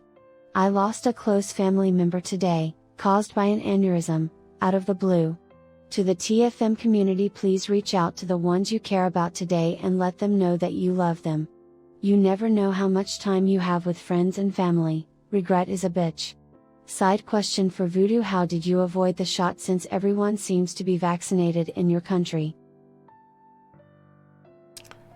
While Voodoo's unmuting himself, just also, it's Christmas. It's a perfect opportunity to reach out and tell someone that you care about, that you love them, just to check in with them, just in case, especially if they're vaccinated. You might as well, use Christmas as an excuse to get your I love yous in before you might lose them forever. You should value your time with your loved ones, especially during big holiday season like this. I'm going to visit some family member next week, so that's why I mentioned last week I'm not going to be here next Saturday, but then I'll be back after that. All right, so Cypher won the giveaway. Congratulations, Cypher. However, I think Cypher, he either lives in Alaska or something, so hopefully isn't Cypher on a boat on the near the coast of Alaska? Yeah, hopefully you have a mailing address that isn't in Alaska that the prize can be mailed to. But okay, make sure you let me know your shipping information, and I will pass it along to Revy from our sponsor, SpinningRobotPussy.com, and he'll send you your Follow Me Eyes and your Spinning Robot Pussy. Congratulations. Merry Christmas. Oh. Okay. Voodoo, you there? I guess he is not. He is taking the shits. All right, we will move on and we'll come back to that later, I suppose. Living Impaired donated $5. Sorry for putting my problems on the community, but it helps talking to the expanse. I always have to be the strong one, but when I'm alone I can shed my tears. Hey, that's no big deal. Yeah, you don't need to be ashamed for being sad that you lost someone close to you. Here's the thing I tell people is dying is part of living, and what's important is the time that you spent together. Because, eventually, we're all going to die of something someday. What's important is that, like, the time you spent and the memories you shared. Because at the end of the day, that's all life is. Life is just a series of moments. And if you have enough good moments, then you've lived a good life. So the moments are what matter. And, like, that person's going to kind of not necessarily be part of you, but like you're going to remember them. And in a way, like as long as you remember them, then they're still with you. But yeah, just make sure, use Christmas as an opportunity to reach out and tell the people that you care about that you love them. Oh, and also this reminded me of just earlier this week, there was some content creator talked about Twitch, a somewhat popular Twitch streamer. We found the body. He one his long and a bit of an incident. One his long time regular viewer, after a bit of absence for a while, returning the chat, and he asked, "Hey, what's up? What happened to you?" And then the audience replied, "My mom died." And then he immediately went into a giant rant, blasting the viewer for ever bring that up. Says you bring up something depressing and getting everyone down. And later on in the chat said, "You asked me what happened. I just said one sentence. I wasn't even grieving in the chat." And then he just kept on doubling down and ranting and blaming the viewer, and that just a really bad look on him. Jesus, that's what an asshole! Like, I know, grade A hole comment. Jesus Christ! Like, okay, so you asked him. He said, "My mom died." Okay, it's like when somebody when you ask, when you kind of make small talk with someone, and you say, "Hey man, how are you?" and he's like, "I'm doing terrible." Some people like to do that. They like to actually answer your question. Right, but this wasn't the case. He specifically noticed that viewer was absent for a long while. So right, no, but I'm gonna give anyone out there some genuine advice. Sometimes, people are like, "Hey, good morning, how are you?" And you're like, "Oh, hey, how are you?" You're not really talking, you're just greeting each other, right? But sometimes you'll run into someone and you'll say, "Hey, how are you?" And they'll say, "I'm having a horrible day." Now, what do you do in this situation? You just say, "I'm sorry to hear that. I hope your day gets better." And you're done. See how easy that was? "I'm sorry you're having a bad day. I hope it gets better later." Done. If someone's like, "Oh, hey, man, I haven't seen you in a while. How you been?" "Oh, my mom died." "Oh, I'm really sorry to hear that." Done. Exactly, and the chat said follow up with a few F's and condolences, and then everybody carry on. Yeah, that's it. I mean, yelling at him, "Oh, you're bringing the chat down." Like, no, you're being a total asshole. That's bringing the chat down. Yep, it was just ridiculous. Everyone, his own audience criticized him, but he just refused to apologize and just kept doubling down. Jesus Christ, man. Well, I mean, hopefully he's good at video games or something, like, if everyone likes him. He's probably I'm sure he'll lose a bunch of audience. I don't know that streamer. Just there's some other people talking about this incident. Yeah, God, what an asshole. Bones Mode donated $5. Do you think the monkey represents a primordial archetype of man? I think an example of this is Scions in Dragon Ball Z when they would convert to a baboon. Graham Hancock theorized that consciousness was spurred by the ingestion of psychedelic natural substances. Joe Rogan has also proposed the stoned ape theory, which I think was formulated by ethnobotanist Terence McKenna. Do you think there is any validity to that theory of human consciousness emergence? Alright, so Dragon Ball is based on Journey to the West. So Goku is literally Sun Wukong. Like, literally. That's what Sun Wukong is. The kanji for his name was literally Sun Wukong. And then I remember when first checking out Dragon Ball manga, that translated to Chinese in China, right? And they even noticed that this is not the Sun Wukong in Journey to the West. Well, yeah, I think that's a weird thing about Japanese. So Japan took Chinese characters, but they pronounced them differently. Right, Son Goku was literally the Japanese way of pronouncing the three kanji for Sun Wukong. Yeah, so Sun Wukong is literally... So in Chinese, it's pronounced Sun Wukong, and in Japanese, it's pronounced Son Goku. So, yeah, Dragon Ball... So, literally not Dragon Ball Z, but Dragon Ball, when Goku was a kid, is very loosely based on Journey to the West. Now, obviously, Dragon Ball Z has nothing to do with Journey to the West. But, like, Goku turning into a giant ape and all that, that's that was part of it. So that's all just Journey to the West references. As far as the stoned ape theory, it's an interesting theory, but there's the problem with the psychedelic community just want to get high. And that's fine. Getting high it's your right. I don't give a shit. As long as I'm not paying for your medical bills or your disability. You put whatever you want into your body. But getting high doesn't achieve anything. Tripping balls doesn't actually lead to any kind of insight. It might cause you, if you can't differentiate fantasy from reality, that's called insanity. That's not progress.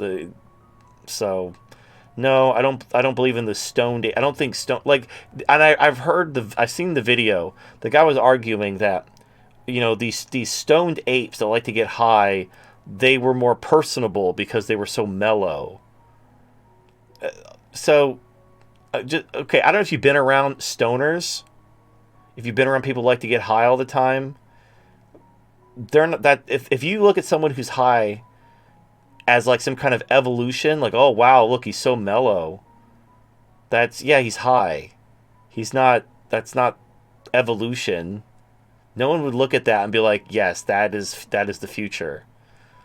Getting stoned off your ass and sitting around staring at something and giggling. Clearly the species is moving forward. I mean, the what's it called? The brain grew just because we ate meat. That's literally it. That's why we got smarter. We started hunting, and then meat was fun. Well, it's survival constraints. So obviously there were circumstances in the environment where thinking was beneficial and thus selected for. Eating hallucinogenic mushrooms and getting high, I don't see how that benefits your survival. Now, there are examples like the Oracle of Delphi in ancient Greece.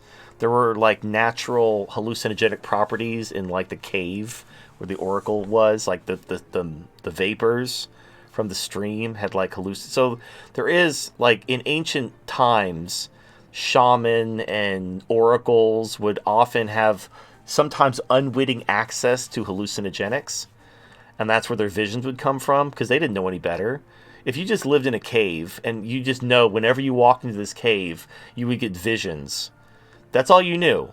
You didn't realize there was like some weird vapor coming from like some kind of underground stream that had some kind of hallucinogenic in it. All you know is this cave gave you visions. So you thought you were communing with the divine because, fuck, you don't know any better. That's all it is. But, yeah, I don't want to get into an argument about the great eagle spirit today.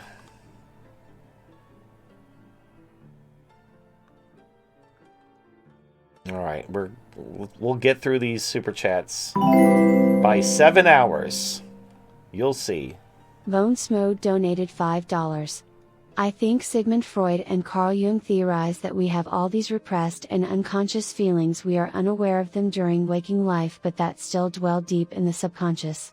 Jung also mentioned that we necessarily need to develop these masks or personas to interact with society at large. To what extent is the average person dependent on society for their identity, sense of self, purpose? And do we live in a society? We indeed live in a society. So, this is an interesting concept. I disagree that your repressed unconscious feelings are dwelling in your deep subconscious, because I don't suppress anything. Like, I'm pretty open and I don't give a shit. So repression comes from fear. It comes from like a fear of rejection or a fear of maybe consequences for being too honest. But if you don't have any kind of fear, if you're like completely free and you just say whatever you want or do whatever you want, then there's really nothing to repress. And yet I still have weird dreams. They're never like, there's never something crazy happening in my dream that I think means anything. They're usually just weird situations. So something weird will happen that will tip me off it's a dream because it's some weird, unusual occurrence. that doesn't make any sense. But that's it. There's nothing. Now, I think when it comes to like psychotherapy, some people who do repress their emotions, those repressed emotions could manifest in their dreams. And then when they come to you and be like, "Oh, I'm having this reoccurring nightmare, and this happens and this happens," that might give you a clue about some kind of unspoken anxiety that they have that's manifesting in their dream. But I don't think dreams as such always mean some type of repressed emotion. They could, or they could just be your mind just going on a journey and while you're sleeping. All right, as far as go ahead. No, I'm just saying, like, sometimes the brains just love simulations. They're just saying, they're just practicing new stuff. Maybe they've seen something new and they just want to try it out. You know, brains are weird. Well, that's when if you meditate and you try to like not necessarily stop yourself from thinking, you're just not attaching to your thoughts and you're letting your mind just think whatever it wants and you're just like letting it flow. Your brain will go on some weird digressions. Like you don't know what you're going to think next. It's just random shit keeps popping in your head. It's almost kind of entertaining just to like see what happens next. It's like, oh, what am I going to think next? What am I going to think next? It's so crazy. Anyway, regarding masks and personas, I do agree with that. So, depending on what you do, like when you go to work, if you work in business, you have to basically act a certain way and dress a certain way, even if it's not how you normally act. Depending on your circumstance, you have to act a certain way. That's how that goes. Again, if you want to go, I advise ghosting in plain sight, which means telling people what they expect to hear and showing people what they expect to see. So if you don't look the part and sound the part, people are going to get suspicious of you. They're going to think something's wrong with you. It's going to hinder your life in some way. It's just easier to just ghost and let people see what they want to see and hear what they want to hear, and so they leave you alone. As far as your last question is, to what extent is the average person dependent on society for their identity, sense of self, and purpose? Extremely. That's what defines a normie NPC from Team Protag. Because Team Protag, they think for themselves, they go their own way, they find their own meaning and purpose. Whereas the normie NPCs, they're completely dependent on society to tell them what their identity is, what their sense of self is, and what their purpose is. That's why you have all these identity politics. It's basically society kind of farming these individuals who need to belong to something. All right. Let's move on. Lone Smo donated $5. I watched a documentary about Afghanistan. They mentioned a practice called bachabazi is prevalent there. It's essentially male adults having sex with young adolescent male/boy prostitutes. A controversy arose after allegations surfaced that U.S. government forces in Afghanistan after the invasion of the country deliberately ignored bachabazi. The U.S. military responded by claiming the abuse was largely the responsibility of the local Afghan government. Yep. Look, that's all true. We used to, what were they called? They were called like the dancing boys. So these tribal Afghanis, they would have a young boy dance for them, and then they just fuck him in his ass. I don't get it.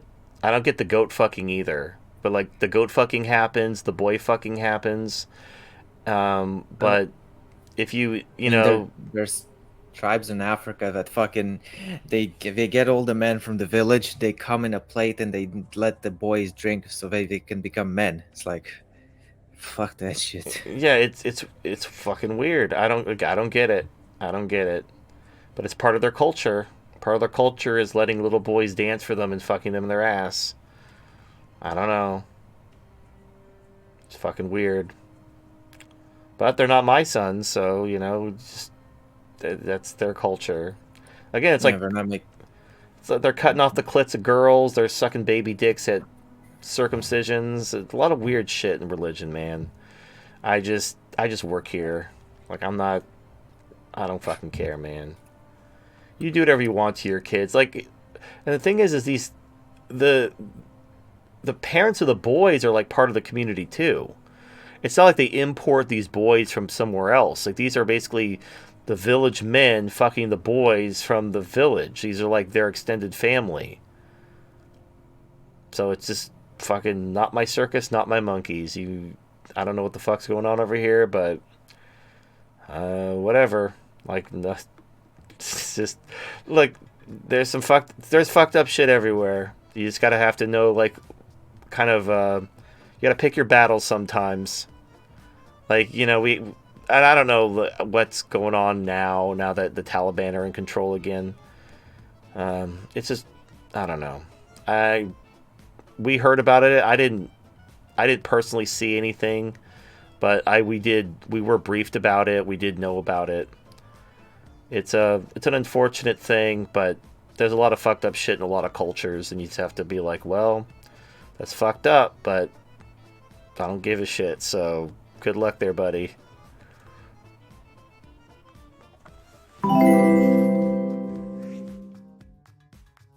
Xavier NYC donated $5. If America does go the route of CBDC, how will we spend money abroad? Will it impact expats? Will we be able to convert the digital dollar into other currencies? Looking to diversify my investments, so I'm buying land here but real estate abroad ESB as long as these ridiculous travel nurse rates stay active, which I do for the future. You have nurses out earning doctors. Yeah, the downside though is you have to get vaccinated. So it's one of those things where that's a lot of money, but at the same time you could also die. So, you know, how much is this money worth to you? As far as the CBDC, I'm okay. We don't know because it's still being developed. There's been talk of some type of international exchange where you'd be able to exchange the American CBDC for a different CBDC from a different country. And now obviously not every country is going to have a CBDC, but that's kind of the idea. Is you would just go to an exchange and you'd exchange your dollars for whatever country from whatever country you live in, and there you go. The idea is that there's still going to be a paper trail, because if you exchange your CBDC, because it's all blockchain, so they can still track everything, because they'd be able to see that, like, you traded this CBDC for this CBDC, and as long as both central banks in both countries share their information, the American government will still be able to track all your purchases in this other country with this other CBDC. It might take some extra steps, but the point is, if you give them a reason to look into you, they can still control your spending. They might have to make some phone. If the country, you know how countries have extradition treaties or don't, they might have to make some phone calls to get this country to, like, lock you down if you piss them off. Again, the secret is, don't be a threat to the government. Don't talk shit about the government. Just quietly become independent, protect you and those you love, and just keep your head down and your nose clean. Don't talk any shit. Don't, like, plot any insurrections or any terrorism. Just keep your head down, live a nice, quiet, simple life, and just kind of wait for happier days to come. All right. Transformational Synergy donated $25. TFM, Halsey, HD, Voodoo, and all the rest of the crew, Merry Christmas and Happy New Year. TFM, thanks for helping me realize my strategy for getting out of Dodge. Though I live on the edge of one of the worst blue holes in the country, something difficult to change at this point, I have multiple fallbacks in case it hits the fan, mostly constructed this year. One of two. That's awesome, man. Let's play part 2. Transformational Synergy donated $25. 2 of 2, food and water security are the highest priority, shelter and warmth and off-grid power are second. Most of my preps are complete. I won't say it's all due to you, but you helped kick me in the pants about food at the end of 2021. Thanks again, and may 2023 treat everyone well. What a nice message to hear during the holidays. Well, thank you for the very generous $50 combined donation, too. I'm really glad that I could help you. So, honestly, it's messages like this that really mean a lot to me, because I made a difference to someone. You know, if you find me entertaining and I make you laugh, that's great. I'm not saying that's not, like, important. But hearing that somebody made some actual improvements in their life, and that their life is better because they listened to me, or I gave them an idea, and now that really kind of makes it all worth it. Because, you know, being entertaining is fun. Making people laugh is good. But, like, I really like helping people, and particularly, like, helping people change their life for the better. So, thank you very much. That means a lot to me. It's beautiful. Yep, Right. Likewise. I mean, I'm participating here for this long now, completely free, with no money, you know, without ever think about earning a single cent, because, one, this is a good community for people who share the common value and help each other, and also to help people in the general audience who are willing to listen, to come to to seek the truth and to prepare for a better future. All right, we got got a few more. Almost done. Home stretch. Atlas Joe donated $5. During the purge and at the Gulag, most Soviets wished Stalin knew of the crimes and suffering, because he would fix things. They had no idea he ordered the death. Siberia needed building, and slight disagreements led to incrimination, with slave labor becoming a part of the economy, fueling Stalin's ever-expanding plans. If only Stalin knew, people said. Part 2 coming. Okay, I assume this is part 2. It should be. He didn't label Atlas it. Joe donated $5. Nowadays, the cathedral and their progressive values are causing collapse, and the citizens are doing what the Soviets did. They think, if only people could make the case for the right, or if only we could achieve equality for the left. The same sad poor design that elects dictators and won't become aware or fight against the problems they create exist. They nearly need to be ruled. That was kind of a black-pilled moment for me, when I kind of realized that there are people who, if you free them, they will simply look for another slave master, and if there isn't another slave master, they'll create one. They literally can't be free. They will go back into slavery as quickly as you free them. You can't free them. They don't want to be free. And because most people don't, they want, now they don't want a cruel slave master. If there's a cruel slave master, they'll want to replace him with a kinder slave master, but they don't want to be free. And the key is, here's the kind of the key to it all. Once you understand that freedom and responsibility are the same thing, they're not two sides of the same coin, they're synonyms. They are the same thing. But people don't really understand that. Like, you could take freedom and responsibility and swap them out in a sentence. Like, you say, I want to be free. Like, why? Oh, so I can do whatever I want. I want to be responsible. Why? So I can do anything I want. They're the same thing.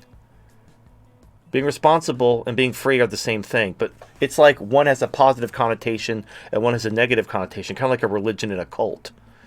Cults and religions are the same thing. It's just one has a positive connotation, one has a negative connotation. So there are people who, they don't want to be responsible. They want someone else. I used the example the other show about financial services. Financial service people don't actually do anything.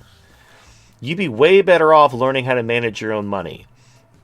Despite it being fairly easy to manage your own money, most people choose to hire a professional who doesn't even take care of them.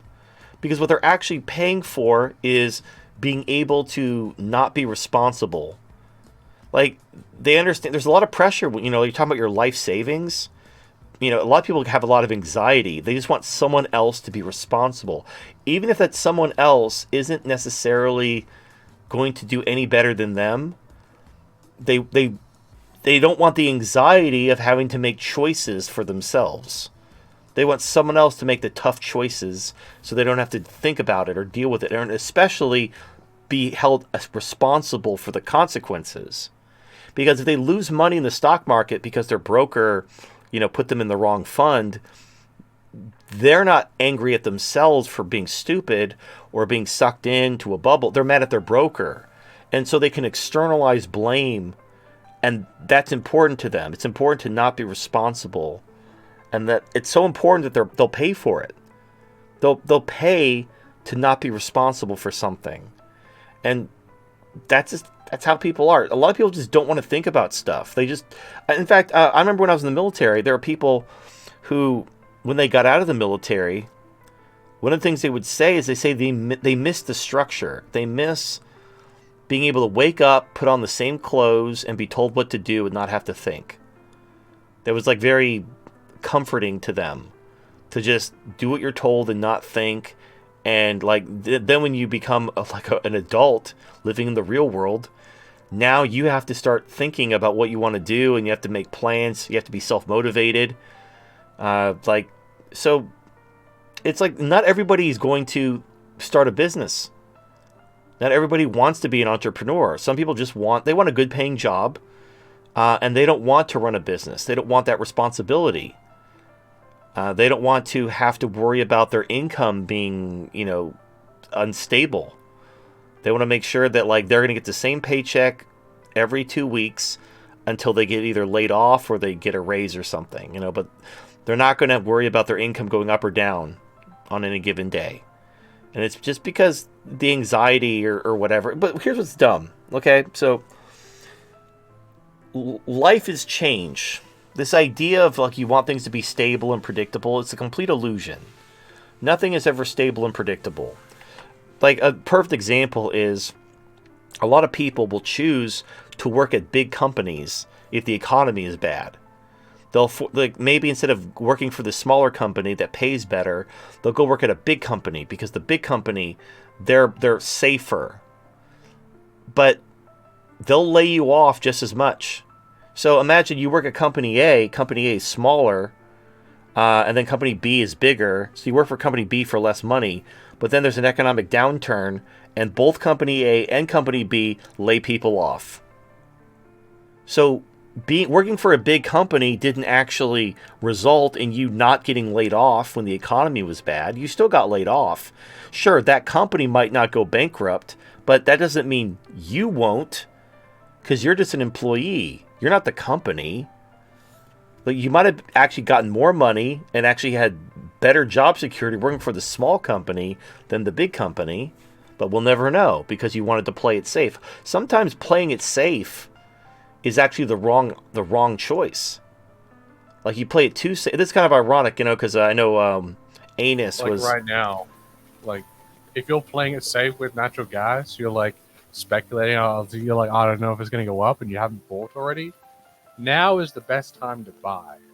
Like, well, if you're on the fence, I think it's going to go up. So the problem is, by the time Monday rolls around, I think actually Monday is a holiday, so I don't think I'll be able to buy. Anyone could buy till Tuesday. So is Tuesday. Okay, so by the time Wednesday rolls around, I will be very shocked if natural gas doesn't explode higher, because there's just too much happening, and the squeeze is basically over at this point. So there's no more you can't take advantage of the contracts rolling over to squeeze the contract holders. I think that ship has sailed, and I think now the fundamentals they've been bullish. It's just that there was a gamma squeeze. Unfortunately, someone actually messaged me. They said they sold after the crash because they got. I know. I tell people never. Now, if the fundamentals change, then you know if you got to take an L. If the fundamentals change, then you take an L. But if there's an irrational crash that you know is going to recover, You never sell. Now, the reason why he did was he had a good reason to, and it's because he was stupid. So here's another thing you never do. Never invest money you need to pay bills in 30 days. Like, duh. you don't invest money. I'm not talking about money you can't afford to lose. I'm talking about money you need to pay your bills. Like, that's just stupid. Don't, like, if this money's for bills, don't throw it at an investment. Because what if, like, what happens? There's a gamma squeeze and it's going to be down for a week. Well, what if you don't have a week because you got to pay bills? So, like, that was dumb. That was dumb. Don't do that. I mean, I asked for a grant from my mom to just buy more. So. Oh yeah, I'm already all in. The only money I have left is my emergency money, which I don't touch. So I'm basically tapped out. I don't have any more cash to throw at it. But if I did, I would. Unfortunately, I do have some money coming, but I'm probably not going to get it till January. So, and I really doubt the squeeze is not going to last that long. So, it's fine. Look, here's the thing. I got in at a very good price. I'm not worried. It would have been nice to buy at $5 instead of $6, but it's, the fair market price is $7, so we're still going to make money. It's just I could have made a lot more money if I would have known there was going to be a gamma squeeze that was going to irrationally drive the price down. But you literally can't predict that. Because it's so, like, you cannot predict irrational markets just by their nature. So, such is life. Such is life. But yeah, people are stupid, and they don't want to be responsible. That's kind of the biggest kind of aha moment is. Actually, if you follow the Monkey's Mark a minute, I've run into this a few times, and you might, if you've been reading the comments, you might have seen me call them out on this. People want me to help them time the market, even though I tell them I can't time the market. But they want me to, like, give them some type of, like, oh, should I do this, or what should I do that? And they just want me to say something so that if it doesn't work out, they can blame me. I understand the mentality. I understand it's very human to want to have someone to blame. Like I said earlier, in the military, there was a saying, don't be the highest ranking guy with the secret. Like, find someone higher ranking than you and make him responsible for it. Because the shit always rolls downhill. Like, that's just a mentality. That's a very human mentality. To want to find somebody to put the responsibility onto them. Because responsibility is terrifying. Because if it goes wrong, it's all on you. You don't have anyone to blame but yourself. So I recognize that. But embracing responsibility for your life is the only way to be free. You literally will never be free as long as you are constantly looking for someone to be responsible for you. You cannot be free until you take responsibility for yourself. And the people who can't embrace responsibility can't embrace freedom. And if you free them, they'll simply enslave themselves again.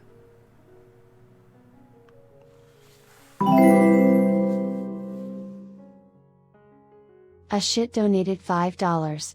Hey man, I have noticed that a few of my younger coworkers, 18 to 22, seem to want to talk to me about their futures. A few have asked for my advice on what to do. Some of these guys have great work ethic, but they have no vision. I don't really know how to advise them other than try to get them to define their ideal life and try to build a roadmap. Got any ideas on where I could point them? Yeah, so here's a thought experiment that I've used that you could steal. You have my permission. So what you want to do is you want to think about, there's two thought experiments you could do. You can do the lottery winner one, which is, imagine you had all the money you needed. So you won the lottery, you'll never need to work again. All your expenses are basically paid for life, assuming you live somewhat within your means, obviously. But you never have to work again. You can do anything you want. Now, what would you do? Not what would you buy, like how many, I assume you'd go on some trips and you'd do some drugs and you'd snort some coke off some hookers' asses. But after you did all that, what would you actually do? Because you're young, like you have decades to live. What would you do to stay busy? You know, like eventually just sitting around on a yacht and playing golf will get really old. What would you do to actually like keep active? And just see what they come up with. That might be a good indication of kind of a career or something they could do that they would find meaningful and enjoyable. Another thing is think about the things that make you happy that aren't consumption. So not, you know, drinking, eating, sex, anything like that. It's nothing consumption based. But what do you do that you find enjoyable? And just make a list. Start making a list of the things they like that make them happy. And then try to find what those things have in common. Once you have like 5 or so, think about what do these things have in common? And then try to find the common element of the things that make them happy. And then try to find a career that incorporates that thing. So, for example, if you like to hang out with friends and go to parties and, you know, hang out with your family, like blah, blah, this is all involving people. So the common element in this example I just came up with is this all involves kind of socializing and being around people. Well, so if you like talking to people and doing stuff with people, sales jobs are all about talking to strangers. So if you like talking to people, you can get a sales job. You might enjoy that. Or you might like being, I don't know, some kind of middle management. You know, there's all kinds of things. You just try to, again, you're just trying to find a starting place. Kind of like a breadcrumb to get you started on your journey. So you don't need to necessarily have like a defined career path with every little milestone mapped out. Just a few breadcrumbs to get you started about what type of career would you find enjoyable and that would pay your bills. Like, for example, I thought about being a teacher. I enjoy helping people. I enjoy teaching. The problem is teachers don't make any money. And it's also very female dominated and very leftist. And I probably get fired and probably arrested for like sexual harassment or something. So I just kind of like didn't go that route. I decided to make more money elsewhere. But I thought about it. I looked into it. It's something I probably would enjoy if not for the imminent threat of being fired because of too many women in that environment. But other than that, like if it was like an all-boys school, like where there were no women, all the teachers were men, the principal was men, it's just a big sausage party, yeah, that'd be awesome. If it's a private school with no government funding and interference. Yeah, like a private boys' school. That'd be awesome. I'd love that. That would have to be a religious organization. I've been in one. Well, that's true. Well, I mean, yes, in reality, but it doesn't necessarily have to be.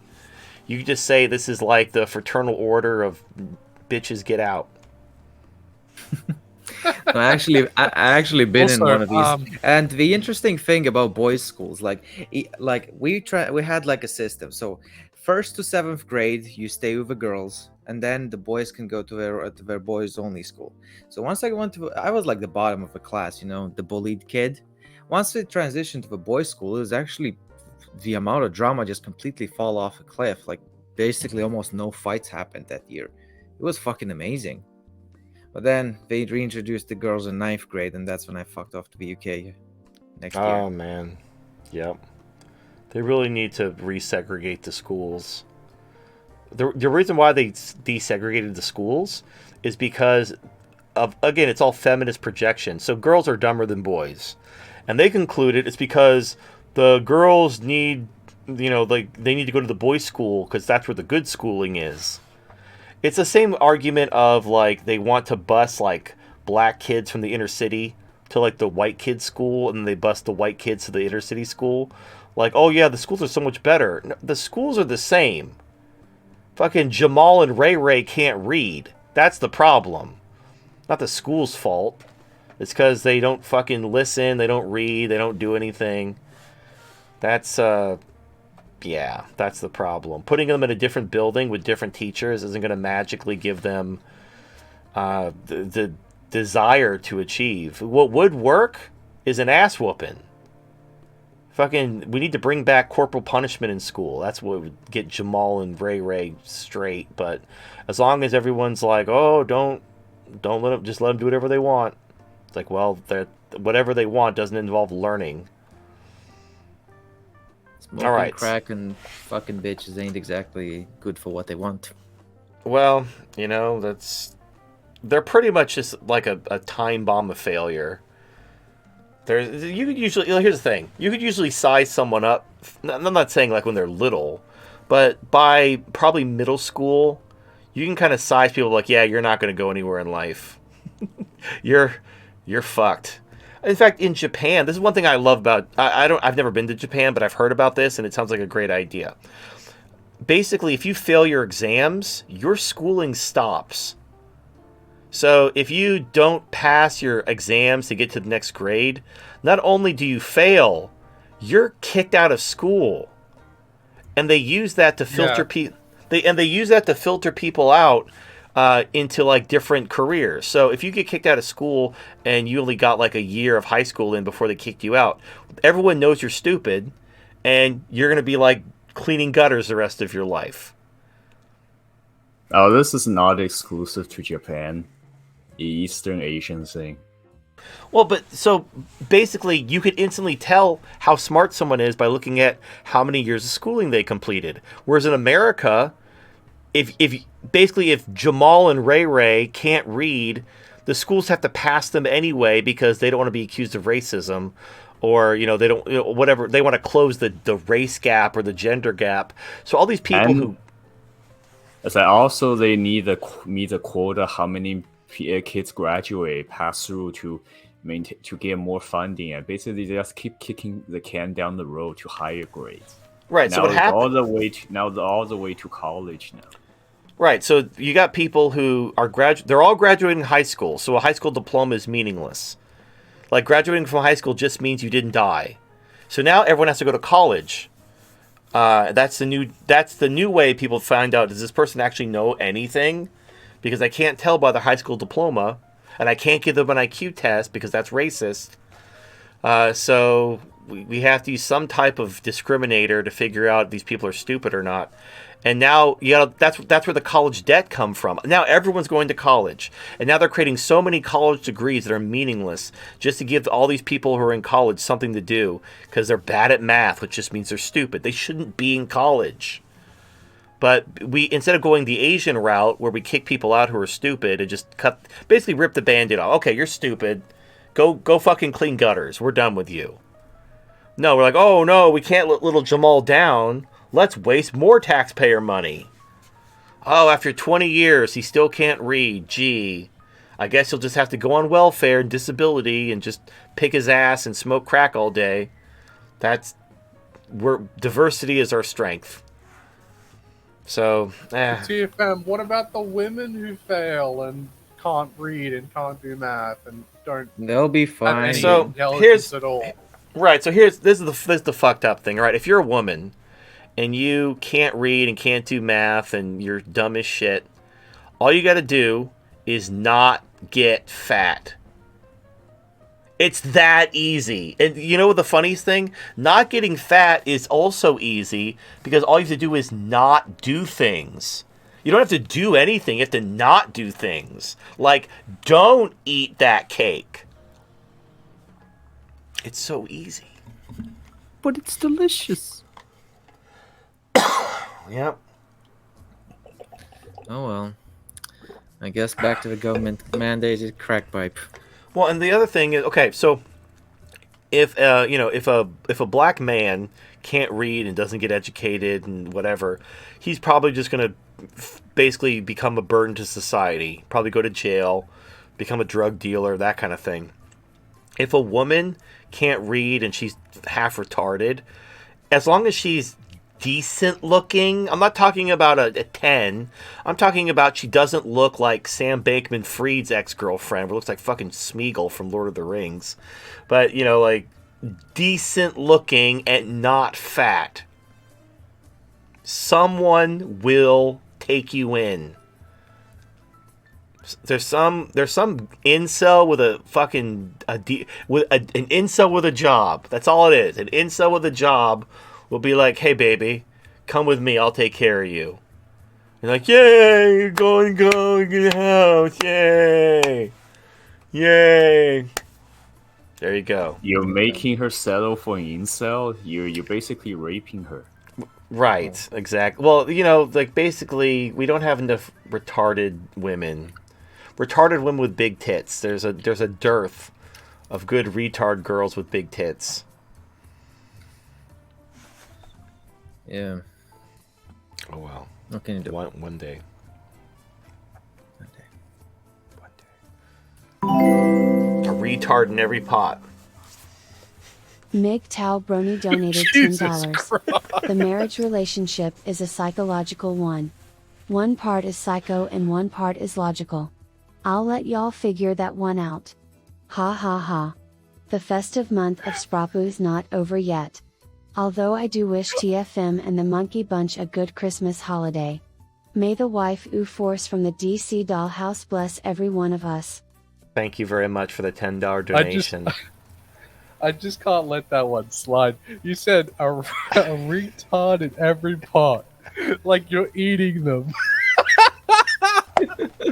Feed the homeless to the homeless. It's a play on FDR's New Deal where he gets like a chicken in every pot. Basically, like everybody gets a chicken.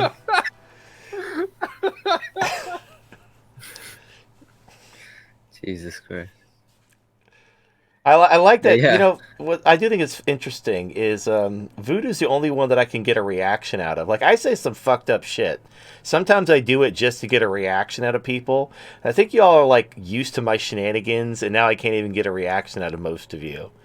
You're just like, there's TFM saying some fucked up shit again. I'm just gonna let it go. It's great. If my mic's unmuted. I'm just actually used to it, and a lot of time I was just playing the game. It catches me off guard, you know? Like, it really does. Voodoo, like, you have like, the magic. Talking, and then it's like, you just come out with these one-liners. And just like, I mean, I think it was like, I don't know, it was like 5 months ago or whatever. You were like, you know, let's just hold on for a second. Rape isn't that bad. And I was like, what the fuck? No, it's not. Well, no, okay. I think the context of the rape isn't that bad is compared to the context was well, like, think about heinous think about heinous felonies like being brutally assaulted with a knife or getting the shit beaten out of you with an inch of your life or being murdered or being burned, you know, like horrible, disfiguring, brutal attacks that will destroy your entire life.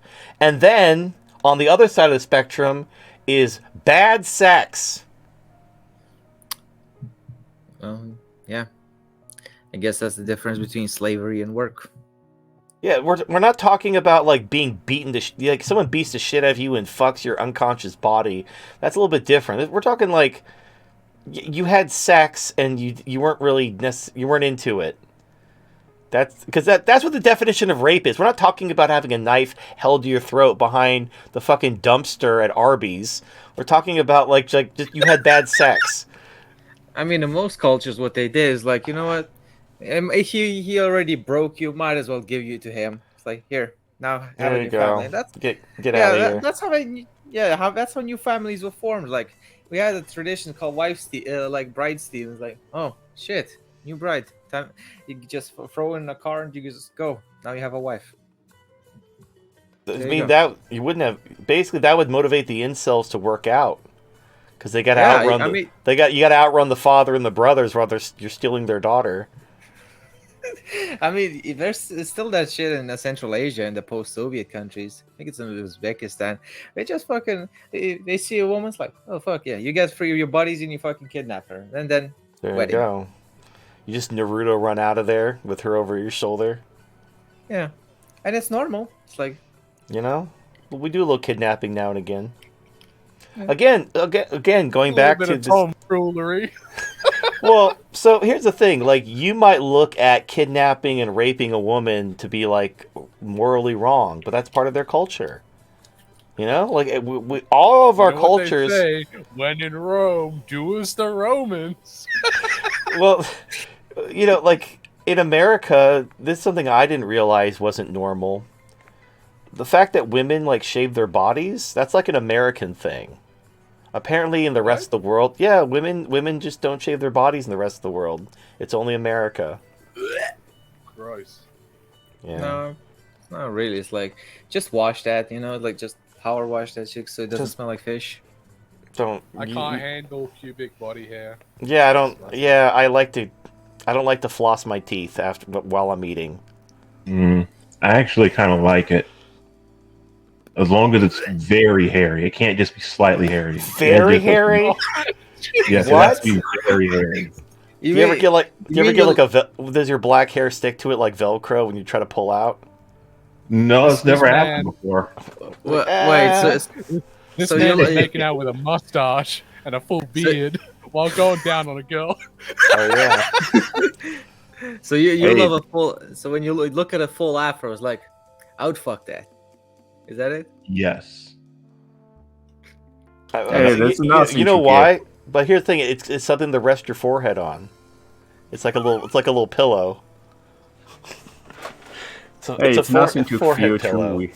It's nothing to feel too weird about. Something newer people might have forgotten, but Shogun once there was Shogun thing once with horses.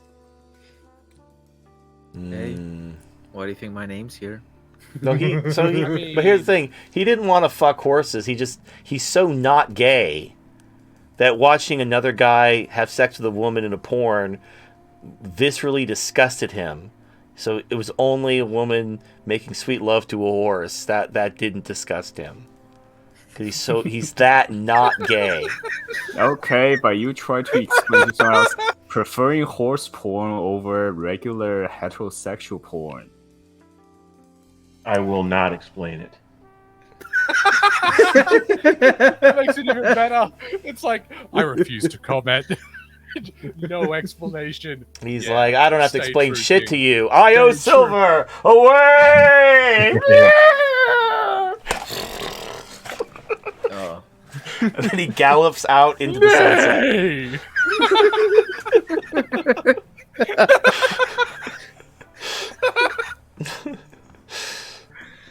Man, Voodoo is the type of friend like his laughs are funnier than the jokes sometimes. Everyone needs a friend like that. Everyone needs a friend that they just bring around just to laugh at their jokes and get some viral laughter going. There you go. Yeah, it gives you the confidence boost to say whatever joke comes up to mind. Indeed. Absolutely. All right, we got one more super chat, and then we can go our separate ways. Xavier NYC donated $5. Well, there are certain states like NYN's California I can't work in cause I'm not vaccinated. But due to the population collapse and so many nurses retiring or quitting over the vax, I have been able to travel state to state for work, so I'm taking advantage. Saving money and investing in income producing stocks. But I'm looking to buy farmland just in case I have to walk away from nursing. Okay. All right. I didn't realize that. So I was under the impression that if you wanted to work in the medical industry, you had to be vaccinated, which is why there was such a nurse shortage. I didn't realize that was only in certain states. So in Australia, all front-facing administration and nursing staff have to get the vaccine. My auntie actually works in the healthcare department, and her job title is actually requiring her to get vaxxed. Now, she isn't vaxxed, and she's working full-time from home. So she's hoping that they don't actually look at her thing and be like, hey, where's your vaccine? Because she's going to have to quit, right? So, yeah. I mean, got your vaccine right here, bitch. Yeah, yeah. But yeah, anyway, good for you, Xavier, for making good money and preparation. One thing I want to point out, I don't know if when you said income producing stocks, I hope you didn't mean dividends. So let me explain dividends. Dividends are actually not good. They're fine if you're old and you want money going into your account and you don't want to think about it. But here's the thing. Okay, so a company has a profit. There's three things the company can do with that profit. They can invest the profits in the company, And what that'll do is that will grow the size of the company, and that will cause the share price to go up because let's say you own, just use round numbers, you have a share of a company that's worth 1% of the company. And then that company has a profit, and rather than distribute it as a dividend, they reinvest those profits. Well, now you own 1% of a bigger company. So that your share will go up in price based on the fact that they've reinvested the profits. The other thing they can do is share buybacks. Which now share buybacks get a lot of bad rap, but the thing about share buybacks is the company. First of all, it shows confidence in the company, or it should. I mean, sometimes they do it to shore up their share price, but sometimes like it shows because you're basically turning your cash into this asset that you can turn around and sell if you need any kind of liquidity in the future, and it's also showing confidence because the only way that asset will pay off is if the company remains profitable. And if the company is buying shares back, that will also cause the share price to go up. So both reinvesting in the company and share buybacks cause the stock price to go up, which means you can sell it for a profit. The third thing is a dividend, where the stock price doesn't go up. The stock price just stays the same, and you get the dividend as a cash. So here's the kind of the epiphany. If the company reinvests the profits or the company does a share buyback, you can sell some of your shares to realize that profit if you need the cash. The difference between that and a dividend is with a dividend, you're forced to sell the shares. You don't have a choice. You're going to get that cash in your account, and now you could turn around and buy more shares, but you didn't have a choice whether you wanted to sell or not. You were basically forced to sell when the dividend was distributed. So in my opinion, I don't like dividends. I'd rather just have I'd rather have a share price that's going up, and then I can sell when I need it if I need the money. Rather than having a dividend. And the good thing about that is, like, let's say with natural gas, for example, right? Let's say you have a dividend on the natural gas stock, right? And then it's down at $5. And then it jumps to $20. And you don't see any of that because you only get the dividend of the prices that you were forced to sell on the contract close. Well, unless you did like a reinvestment, some companies you can automatically reinvest any dividends, which is what I generally recommend doing. But here's the other fuck you in the ass: when your company pays you dividends, that's income, and you have to pay taxes on it.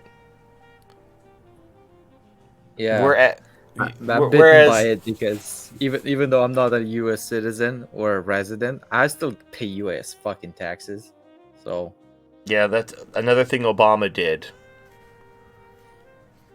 Thank you, Obama. Yep, getting double tax. Thanks, Obama. Well, look, sorry. It is what it is. So, I've got a question about that, the 10% withholding tax. Now, for anybody who's investing in Australia and who's worried about it, if you're holding natural gas and CMDY, so like the natural gas ticker UGN and CMDY is your broad commodities, sort of option, you will not have to worry about the 10% withholding tax. It's only for PTP securities. So we are not holding PTP securities right now, so it doesn't affect us. So I just wanted to let everyone know. All right, cool. All right, well, that is it. We did it. Only 7 hours and 17 minutes. That looks great. And just the last things about the UK. There's a fucking full-blown meltdown of a medical system over here. You got fucking ambulance drivers going on strike and people dying over here. Like, it's so bullshit, it's hilarious. Like, how bad does it have to get for ambulance drivers to fucking strike? That's been happening for a while because the NIH... So, I remember there was a story a while ago. They mandated that that hospitals in the UK, they don't have wait times longer than 8 hours. But they didn't start the wait time until the patient entered the hospital. So what they would do is they would keep the patients in the ambulances until a spot opened up, and then they'd bring them in so that they'd only wait 8 hours from the moment they entered the hospital. And the problem is it tied up all the ambulances in order to meet this this is the problem. The example is being used to illustrate that the government can't solve economic problems by fiat. If the wait times are too long at the hospitals, it's because there aren't enough doctors. If there aren't enough doctors because they cost too much and it's free healthcare, well, then you need to raise taxes and you need to pay for more doctors. What you don't do is you don't just arbitrarily pass a law saying, oh, wait times can only be 8 hours or there'll be fines, because then the hospital try to find loopholes like keeping the patients in the ambulance. And what actually happened was, since all the ambulances were being taken up as basically a weird kind of pseudo waiting room, people were dying. There were people who couldn't get an ambulance who died because all the ambulances were serving as a waiting room. And that's... You got to address the actual... UK. Well, yeah. Well, it was an example. It was an economic example showing that when the government often... They deal with inflation. They deal with negative consequences of their policies by trying to mandate the consequence away, by making it illegal. Which is fucking retarded. But that... it makes sense in their head. So again, instead of hiring more doctors because they can't afford it, or cutting spending elsewhere, or raising taxes, or doing anything that would actually solve the problem, they just make it illegal to have long wait times, as if that's going to make the wait time shorter. Which it didn't. Surprise. No, it didn't. It's so fucking bad over here. Well, I mean, like, in Australia, we had the same sort of thing going on where it's like, because our healthcare system is like public for the most part, like you pay through the nose for private, and we actually have a scheme that one of our prime ministers implemented that basically, if you don't get private healthcare cover, like if you don't get private health insurance, after you turn 30, it costs 10% for every year. Like it arbitrarily costs 10% more to sign up, and like your payments are 10% more for every year you don't get private health insurance. So like if it's like $1,000, when you turn 31, it's $1,100. When you turn 32, it's like $1,200. And it just keeps going up and up and up. Right. It's because young people don't need health insurance. They don't get sick. They don't go to the doctors. But they need young people paying into the system in order to expand the risk pool. So in order to force young people onto the system so they can subsidize the elderly, they punish you for not doing it. It's fucked up. Well, at some point, look, just private insurance works. Here's the thing. Nothing is free. So you voted for free healthcare, you voted for free health insurance, you voted for all this shit. Well, it doesn't work because it's not free. So you have to pay for it. You have to pay for it with your taxes. You have to pay for it with your bills. You have to pay for it. And people like... I'm fine paying for my healthcare through my taxes. That's fine. Well, but what happens is people, they want to have it both ways. So they cry to the government and say, give me that for free, but don't you dare raise my taxes. And so the government tries to find creative ways to keep their job, because they know that if they just told you, hey, that's retarded, go fuck yourself, they're going to get fired. So they have to find creative ways to get you, to trick you into paying for the thing you want to be free. So they promise you something free, they give it to you, and then they find a way to trick you into paying for it. That's modern government in a nutshell. Damn right. Well, I mean, my sort of gripe with it is like, I'm paying. I'm not like, I don't mind paying for other people. Like I don't mind paying to the system that funds not only my healthcare but everybody else's healthcare. What I don't like is the welfare handouts for individuals, not like the hospitals themselves, right? Because I'm all for like paying for the institution to be funded, but I'm not for just the wealth transfer of me paying taxes and then somebody else getting money for existing. You know, like is that hypocritical of me, or is that? Right. Well, yeah, it's basically, it's basically like being married except without the sex, which is why my solution is basically single moms have to suck so many taxpayer dicks each month, depending on how many kids you have and how much money you get. Like, Now the taxpayers have to get checked out. You have to make sure you don't have any STDs or something. But once you're clean, you get a ticket, and there's a glory hole, and some single mom has to come and suck your dick. Like, so you're paying all this money in taxes, but you're getting your dick sucked. So it's kind of like it's just it's like having a prostitute. And the thing, and studies show that if the men are getting their dick sucked while a woman is spending their money, they're okay with it. I've done the research. What a discovery. So that's the secret. There's a lot of bitter, disgruntled taxpayers who the taxpayer money being paid to dicks being sucked ratio is wildly out of bounds. We need to bring these numbers back into alignment. So you get your money, the women get their money, and the men get their dicks sucked. I'm not talking about sex. I understand that, whatever, for whatever reason, but you could suck a dick. If you could drink out of a straw, you could suck a dick. So anyone can do this, even if you're like this is why let's say you're like an old woman who's like, oh, I'm on a pension and I can't afford food. It's like, well, grandma, take those dentures out, suck that dick, and this money's yours. Like, oh no. Oh dear. Oh no. Yeah. Actually, I got a funny story out of the UK. You know what? It doesn't matter if they bite because it feels better. Right. Time for grandma's dirty kisses. Oh man. But no, okay. In all seriousness, though, I think taxpayers would be much more comfortable having the government give their money to single moms if they were getting their dicks sucked. They'll all collectively scream rape, of course. Well, because you can't really scream rape with a dick in your mouth. So I'm gonna press X to doubt.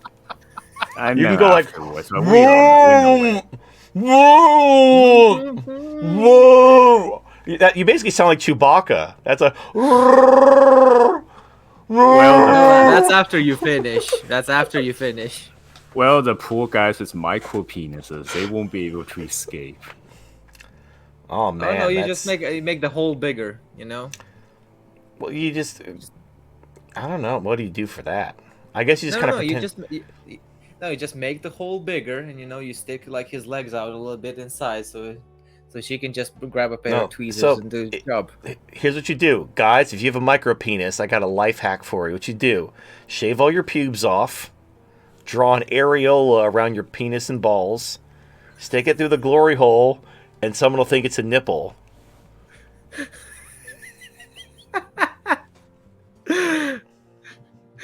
I don't know if they're happy with a guy come to suck. Well, no, not a guy. I'm saying if you want to get your micro penis sucked, you just make it look like a nipple, and then stick it through the glory hole and see what happens. I highly doubt it'll be mostly women come to suck nipples. You know what? Well, I mean, there's a lot of fuck. There's fucking like 20 dicks today. She's not feeling it. She gets a nipple, bruh. And there's a lot of fetishes out there. I don't think glory hole nipple licking is that weird.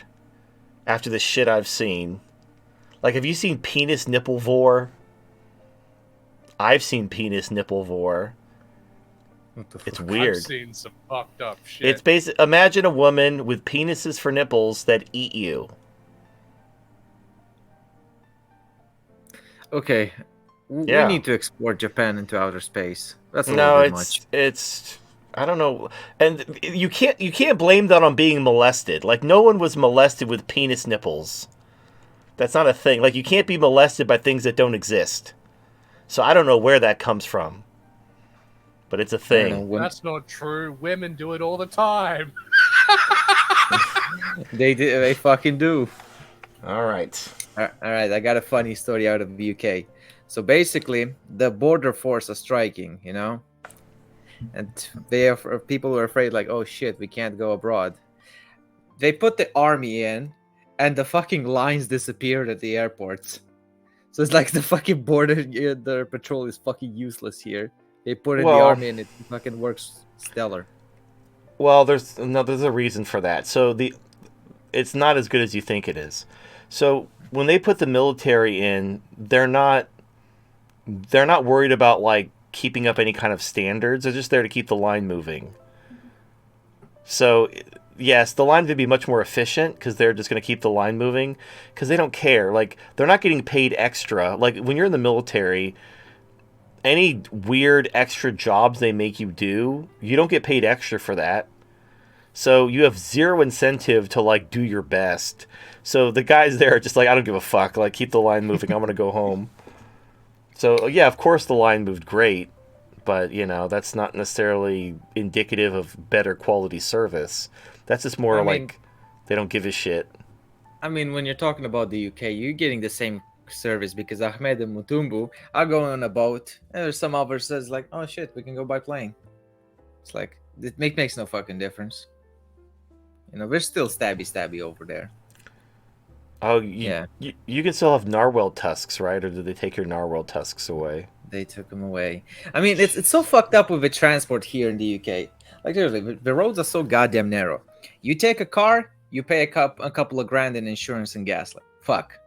You walk, you get stabbed. You bike, you get run over by some fucking bus or a truck.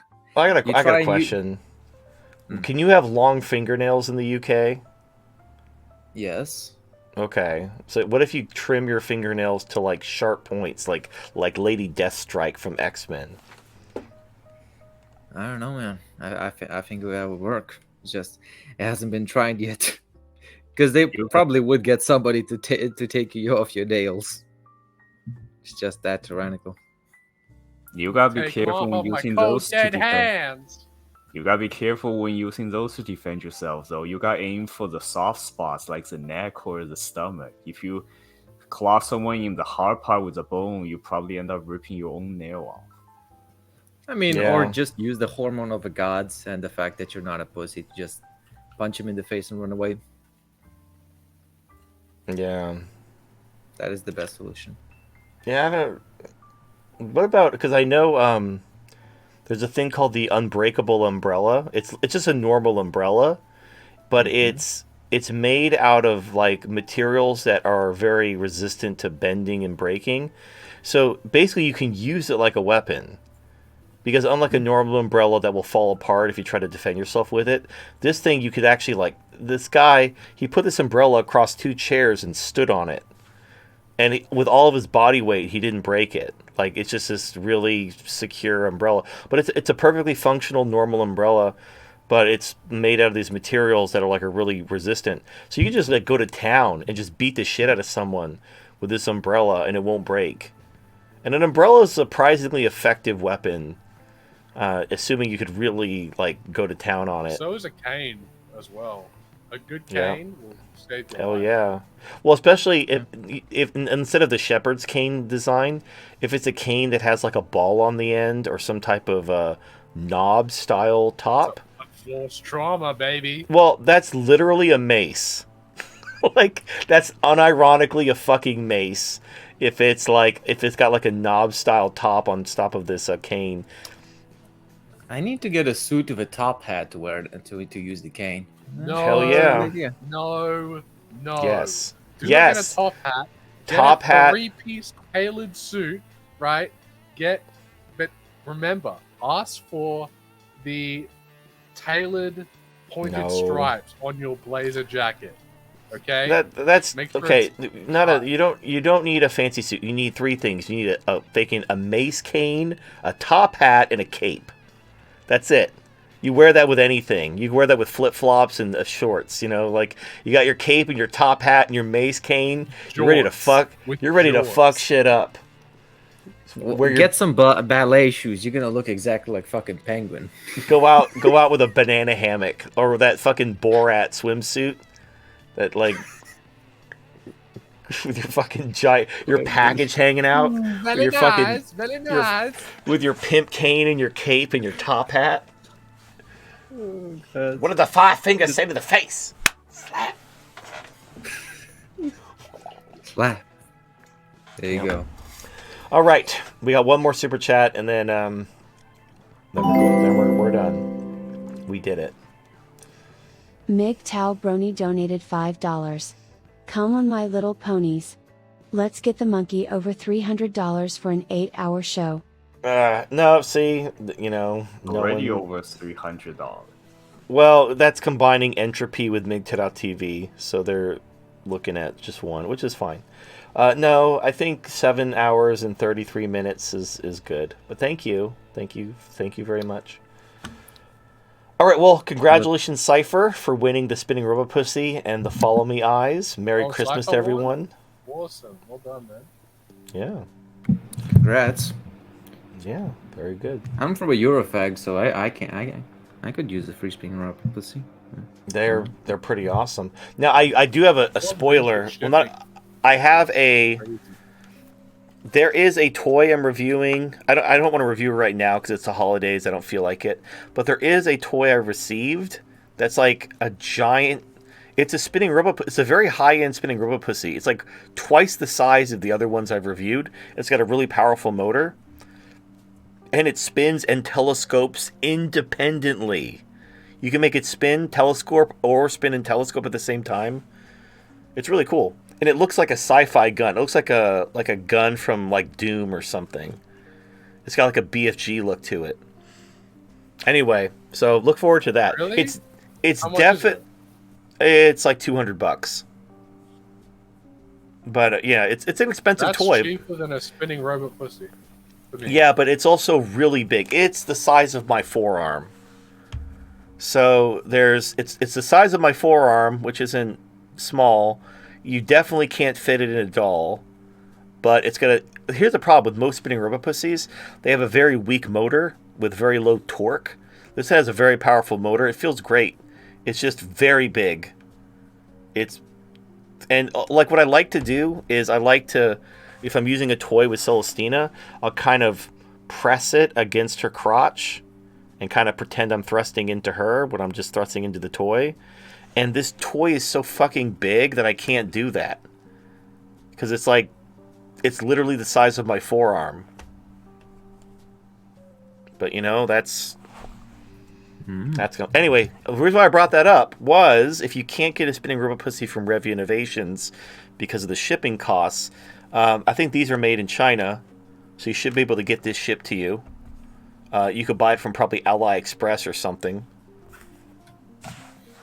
I don't know, man. It's like I would need a link because looking for shit on AliExpress is a mess. Yeah, it's a little bit of a scavenger hunt. But if you know what you're looking for, you just look at the pictures until you see it. Yeah, there's some scammers that could try to make duplicates all the goddamn time. So, well, that's why they do like seller ratings, and you have to make sure that the company you're doing business with has good ratings. Yeah, you're right. Look, I've gotten burned. I've gotten burned from Wish before. I really like Kogan. Kogan is really good. I haven't had a bad product from Kogan yet. Okay. That's good. Okay. Very nice. Yeah. I hope you enjoyed me being a guest on the show and I didn't bore you too much with stories from the country. Well, no, that's fine. You're one of the better guests we've had, frankly. I remember when I came, I think it was 2016, 2017, I was talking about my girlfriends, holy shit, that was so horrible. I don't even remember, but if you say so. Yeah, it's gotten better. Okay. That's okay. My first time ever calling on the show back in 2018 sucked. Yeah. Well, my first stream sucked back when I was on Twitch. Those were dog shit. So, we all grow. Every day is a chance. Every day is a chance for new horizons. Okay, I'm gonna go to bed. So it's Christmas Day probably where you are. Merry Yeah, Christmas, it is. guys. I've been awake good to all see you. night There you since go. 3. Yeah. Well, hopefully you didn't see any 3rd century Catholic bishops squeaking down your chimney to drop toys from Walmart. No, Under I'm your Orthodox, tree. so I would see that on the 7th. But Oh. yeah, I mean, we sell like for Moldovans, any occasion to drink is great. It's like it's New Year's, name day, whatever. It's fucking drinking time. Bad way to live up to the stereotype of the drunk Eastern European. No, seriously, like we fucking consume more alcohol. We're fighting Belarus for first spot. You know, if you look at alcohol Absolutely. consumption per person, Absolutely like not. Moldova is topping the As- list. Like we're fucking Australia would 100% drink you under the table. bullshit. Bullshit. Trust me, we got the best food. Trust me. You mix alcohol with that, it just you waste 5 bottles of whiskeys in one night for 2 guys. Wow. All right. Well, you guys Oh, wait, can compare your alcoholism another day. Yeah, well, have a drink off. Yeah, I actually came on the show drunk and then I was like, oh wait, the alcohol wore off. Fuck. Oh shit. Wow, All right. we sobered you right off. You became All right. sober horse. Sober horse. There you go. All right. By the Well, way, it's a show resuming on House's channel soon. It's been over 2 weeks, right, since his strike. I don't know. It's on his alt channel, so if you go to his alt channel, it's fine. It's just his main, okay. his Blue State Survivalist channel is down because of strikes. Anyway, okay, I want to go to bed, so we're gonna end the show.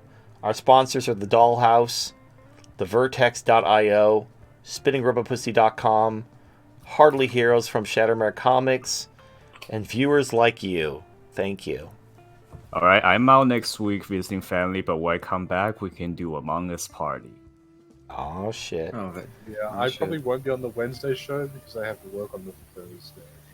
All right. Because the show does climb into like Thursday morning, depending on what time I have work on the Thursday, I may have to miss it. Okay. Well, you'll be here in spirit. That's what's important. I mean, Wednesday, if it's around 3 in the afternoon, it should be great. Okay. All right, man. All right. I'm going to bed. Yeah. All right. Good night, everyone. Merry Christmas. Take care. See you Good later. night, guys. Merry Christmas. Merry Christmas to Ho, all. ho, ho, ho. After these messages, we'll be right back.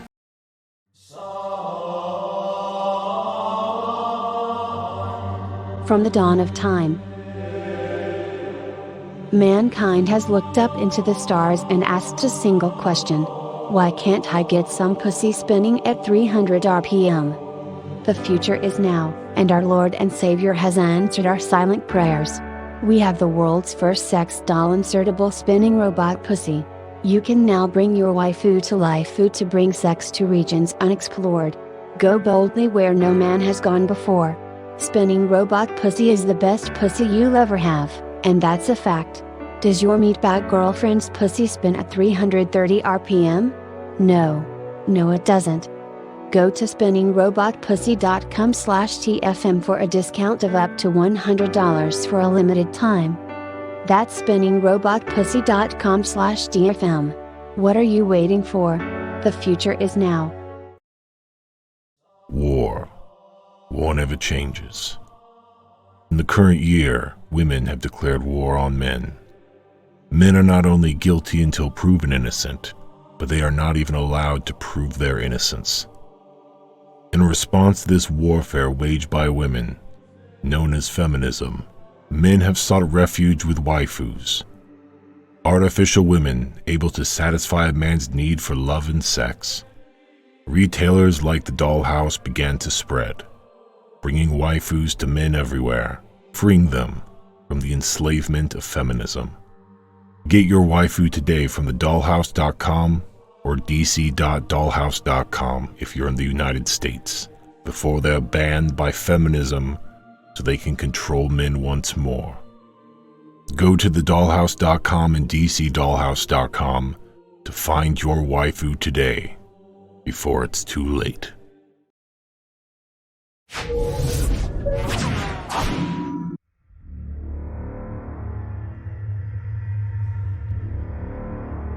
Join our 4 main characters, Harbeck, Shump, Theron, and Salazar. This isn't your grandfather's adventuring party. Follow along as they encounter awesome enemies and questionable moral situations in the fantasy story of Hardly Heroes. We hope you'll fall in love with our plucky cast of characters as much as we did role-playing as them. And maybe they'll remind you of your favorite group of murder hobos. Maybe they'll be your favorite.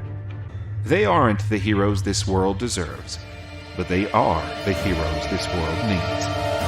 They are Hardly Heroes.